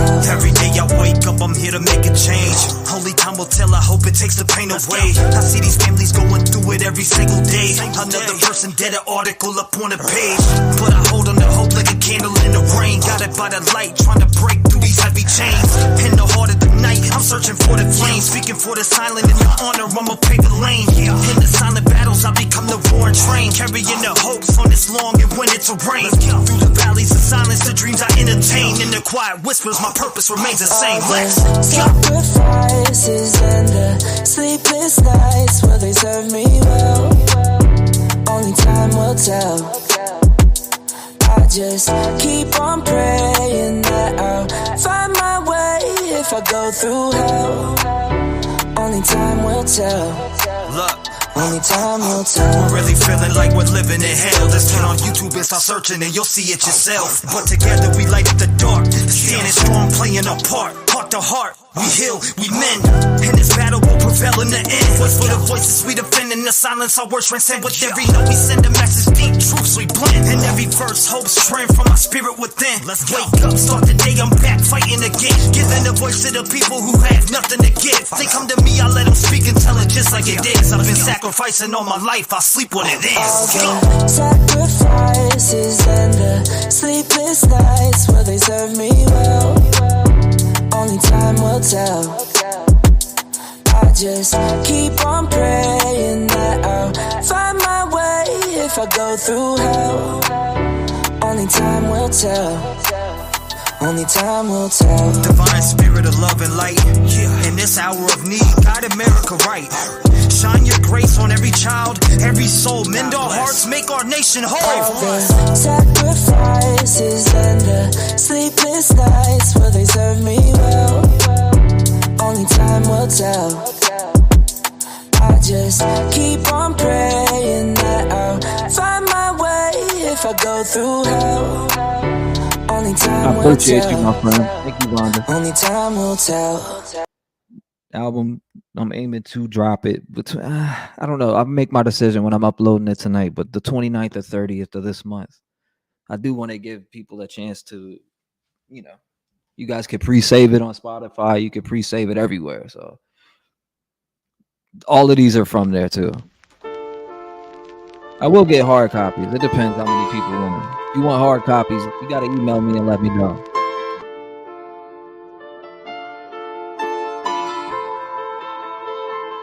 Yeah, dear Jesus, how should I move? I got these demons all on me, they tryna take over again. All of this money, I know it can't pay for this life of sin.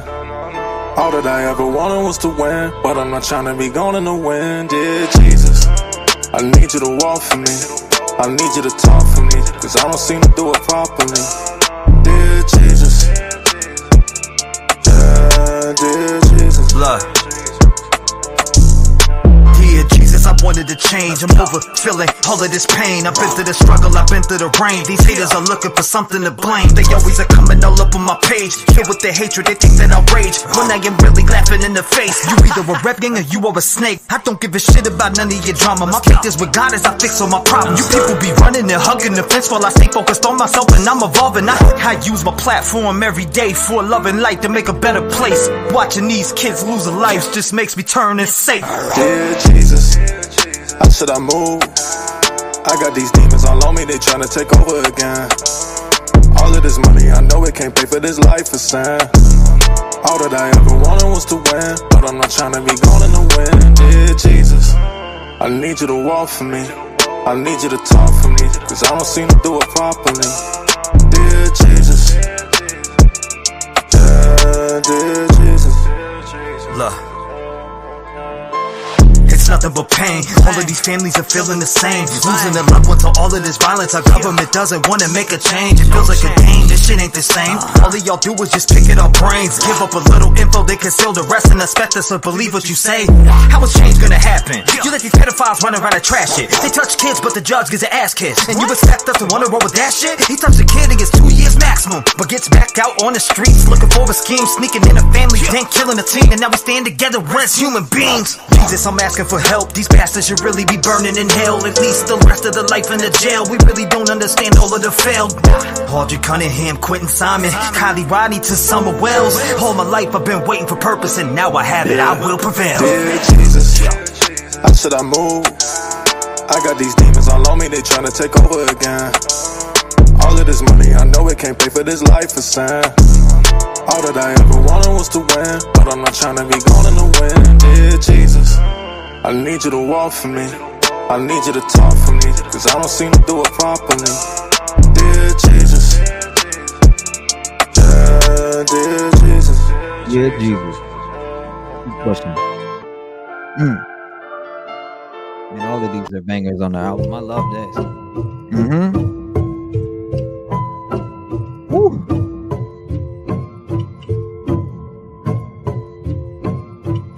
If I'm gonna get it done, I'ma do it myself. I don't trust no one, I don't need your help. Where were you when I reached out for you? I needed you and you left me by myself. So if I'm gonna get it done, I'ma do it myself. I don't really give a fuck if you with me now. Where were you when I reached out for you? I needed you and you left me by myself.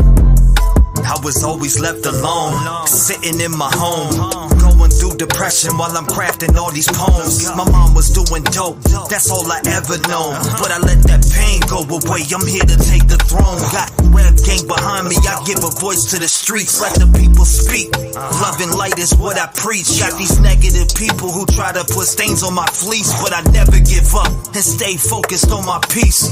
Reaching to be the better me, to succeed. I cover stories every day that could drop a horse to his knees. I've came to realize we really need change, and if I gotta do it myself, I'll bring a parade. If I'm gonna get it done, I'ma do it myself. I don't trust no one, I don't need your help. Where were you when I reached out for you? I needed you and you left me by myself. So if I'm gonna get it done, I'ma do it myself. I don't really give a fuck if you with me now. Where were you when I reached out for you? I needed you and you left me by myself.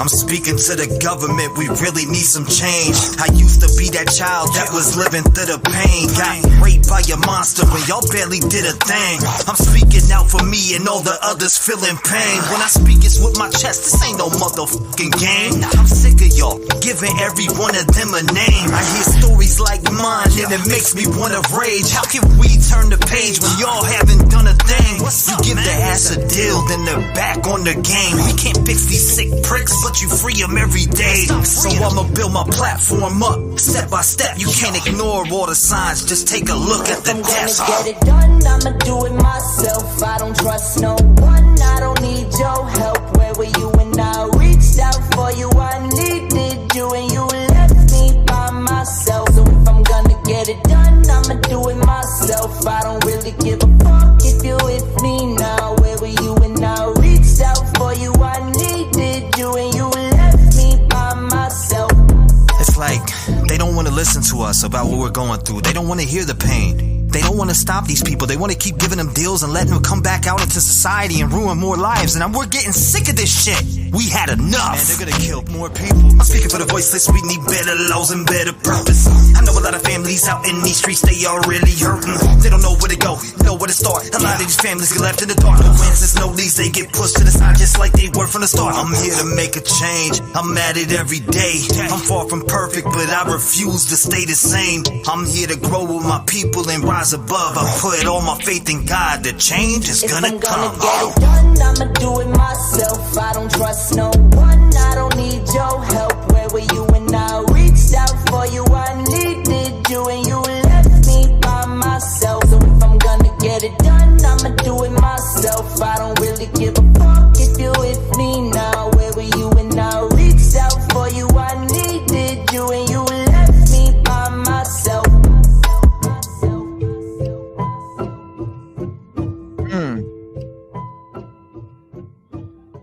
Dreaming on.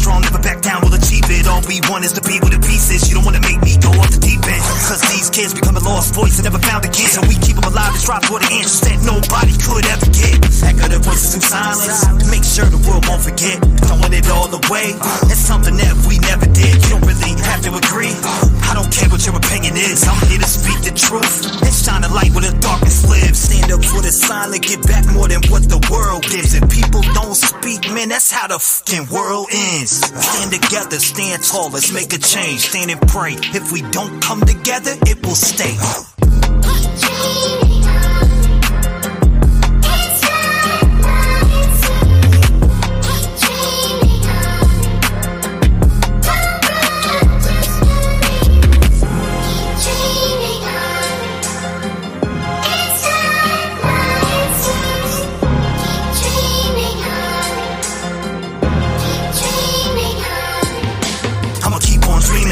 Every day of the week, open them lines and take them calls and let them voices speak. I like to speak up for myself all over these beats and wear my heart on my sleeve and let it beat to the beat, boy. And I won't stop being myself, cause a hater can't stand the fact that I'm willing to help. The part of the problem, just place them on the shelf. When they finally see the light, then they'll join us by themselves. It's like we're living in a jungle. A lot of people don't care. You can see it, they ain't humble. Asking for money, half of them bummy, and don't care about the cases. Why you acting all funny?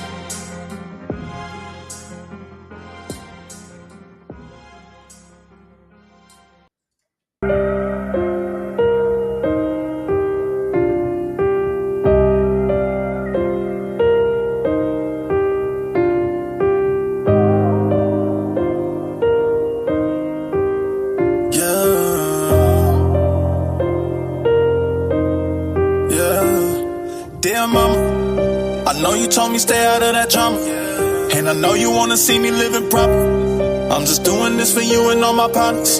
In they pocket watching, they ain't got no honor. They an actor, should've got an Oscar. I know we got some problems to get out of, and I know that we done been through some trauma. So I just write this letter to you saying, dear mama, dear mama, dear mama, dear mama. Had to write this letter to you saying, dear mama, dear mama, dear mama, dear mama.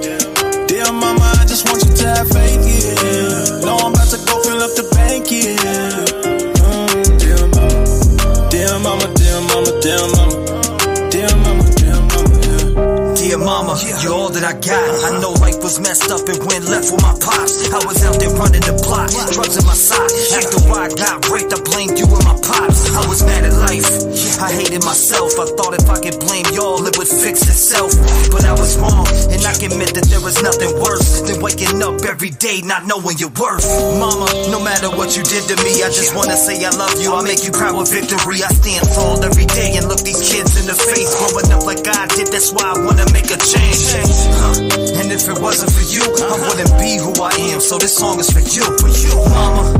You gotta know that you're special. I miss you so much. If you need me, I'll come to your rescue. Mama, I remember just the other day, you would tuck me in the bed and tell me everything's okay. You would tell me nothing's ever gonna happen, but these people kept coming around, it was like the devil watching us collapsing. I just had to forget it, but just know you're forgiven. We get stuck in the system. Mom, get out that prison, cause you're better than that. I'll carry us on our back to pull us out of that trap. Dear mama, I love you. I know you told me stay out of that drama, and I know you wanna see me living proper. I'm just doing this for you and all my partners. In they pocket watching, they ain't got no honor. They an actor, should've got an Oscar. I know we got some problems to get out of, and I know that we done been through some trauma. So I just write this letter to you saying, dear mama, dear mama, dear mama, dear mama. Had to write this letter to you saying, dear mama, dear mama, dear mama, dear mama. Dear mama, I just want you to have faith, yeah. No, I'm about to go fill up the bank, yeah.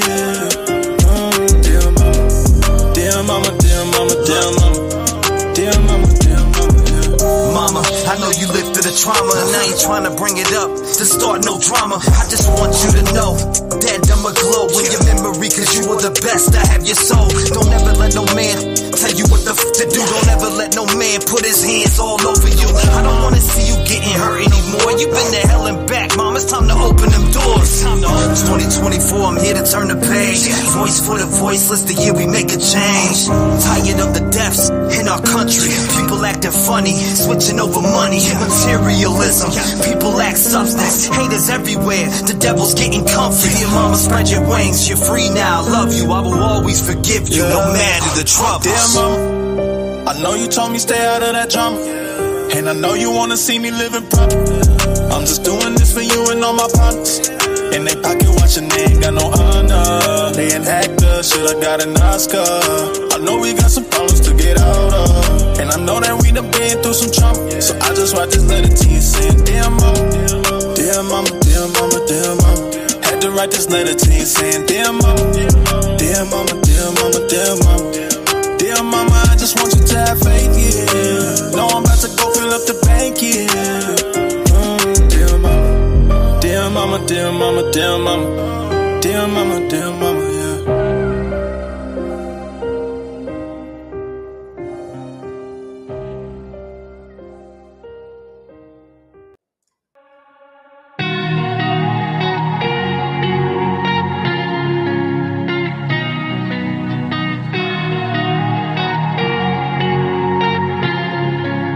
Save me from myself. Save me from myself. Save me from myself. Lost in the echoes of a world that's full of pain. Streaming daily, giving hope through those who can't explain. Voices silenced by the darkness, crying out for help. Through the stories that we share, we aim to save ourselves. Man, help someone. In the midst of all the chaos, we find strength to stand. United by your purpose, reaching out a helping hand. In a world that's heartless, we stand against the tide. With compassion as our weapon, justice as our guide. Every voice deserves to be heard, every story shared. Keep fighting for the truth, showing that we care. And saving others, we find strength to save ourselves. Together, we will rise, lifting hearts off the dusty shelf.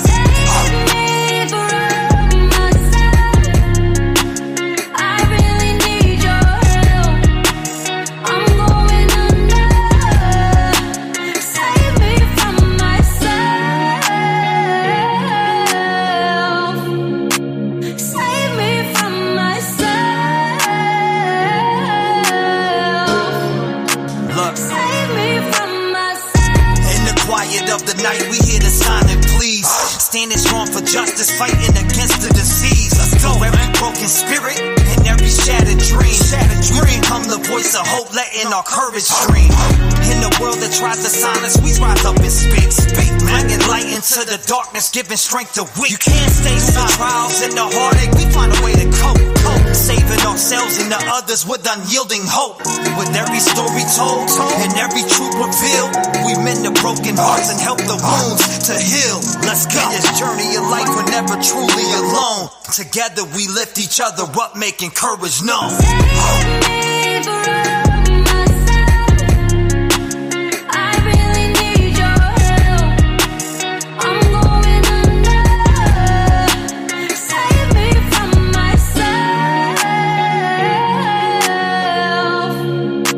Save me from myself.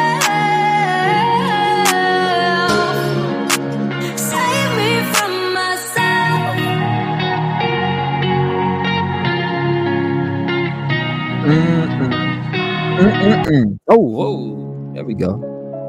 This one. Yeah.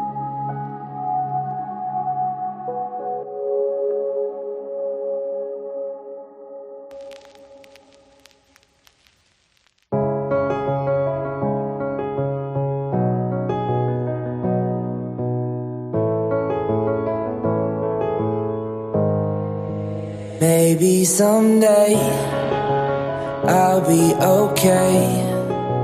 Right now I'm hurting, lost and deserted. But maybe someday I'll be okay. Right now I'm bleeding, searching for meaning, but I'll be okay. I've been walking through this darkness, feeling so alone. Every step I take, I'm searching for a place to call my own. In a world that's full of shadows, I'm just trying to find a light. Hoping for a brighter tomorrow to guide me through the night. Every whisper in the silence tells a story left untold. I'm holding on to hope, trying not to lose my soul. I'm a voice for the voices speaking truth they can't deny. But some try to silence me, afraid of change I signify. They throw stones and spread lies, hoping I'll fade away, but I'll keep rising stronger. For the voiceless, I'll stay. If doubts can't break my spirit, nor dim the fire inside, I'll keep fighting for the lost with the truth as my guide. Through every trial and struggle, I stand tall and unafraid. For the voiceless and forgotten, I'll be the light that won't fade. No matter the opposition, my mission remains clear. To give strength to the silent and conquer every fear. I'll be okay. Right now I'm hurting, lost and deserted. But maybe someday I'll be okay. Right now I'm bleeding, searching for meaning, but I'll be okay. They try to dim my shine, but my purpose stays bright. In the darkest of the battles, I won't give up the fight. I'm a voice for the voiceless, streaming truth every night. Covering stories for justice, shining a beacon of light. For the missing and forgotten, I speak the names aloud. Breaking through the silence, making the families proud. No matter the resistance, I'll keep pushing through. With every story shared, I bring the hope to the view. In a world full of shadows, I strive to make it right. For the voiceless and the lost, I'll be the guiding light. Through the chaos and the pain, I'll never lose my way. Standing firm for the justice with each and every day. I'll be okay. Right now I'm hurting, lost and deserted. But maybe someday I'll be okay. Right now I'm bleeding, searching for meaning, but I'll be okay.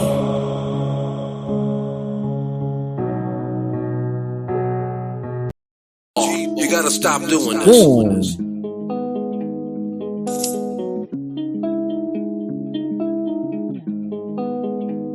Look, all my life has been neglection, so now I pick up the pen and use it as a weapon.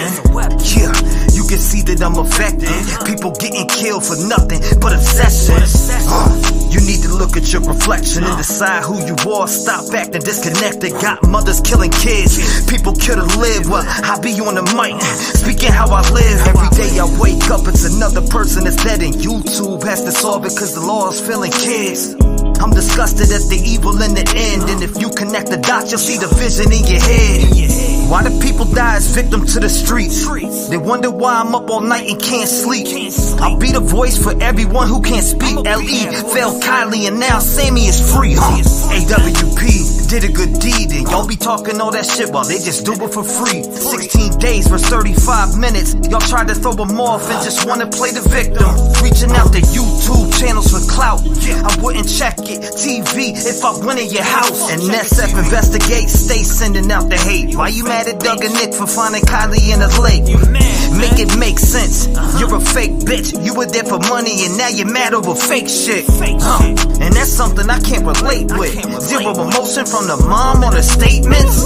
All I seen was the devil in her eyes. Tony died, you're a fake. I can see it through your lies. Got Sammy on your stream like the FBI. You've been grooming little kids. I can see your whole disguise. It get mail calling Ronnie up on the line. Why you lie to the people and say you gon' do it live?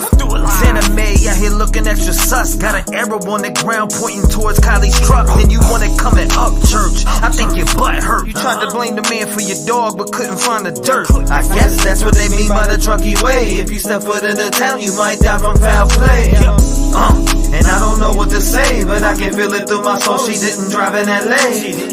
So y'all can try to go convince somebody else, cause I'm not falling for that shit. The autopsy really smells. See, let me explain what I'm talking about, man.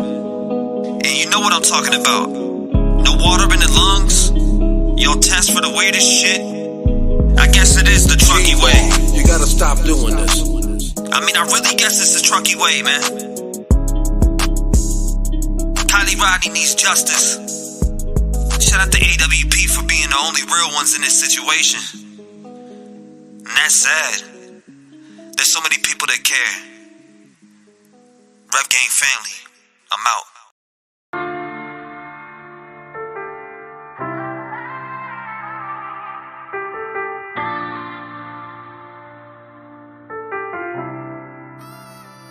I count my blessings for the days when I was down and losing faith. They made me patient.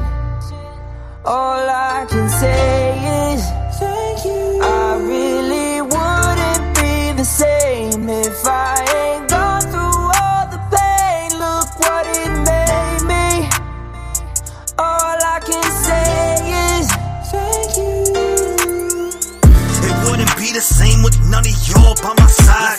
You hold me down every day and it makes me strive.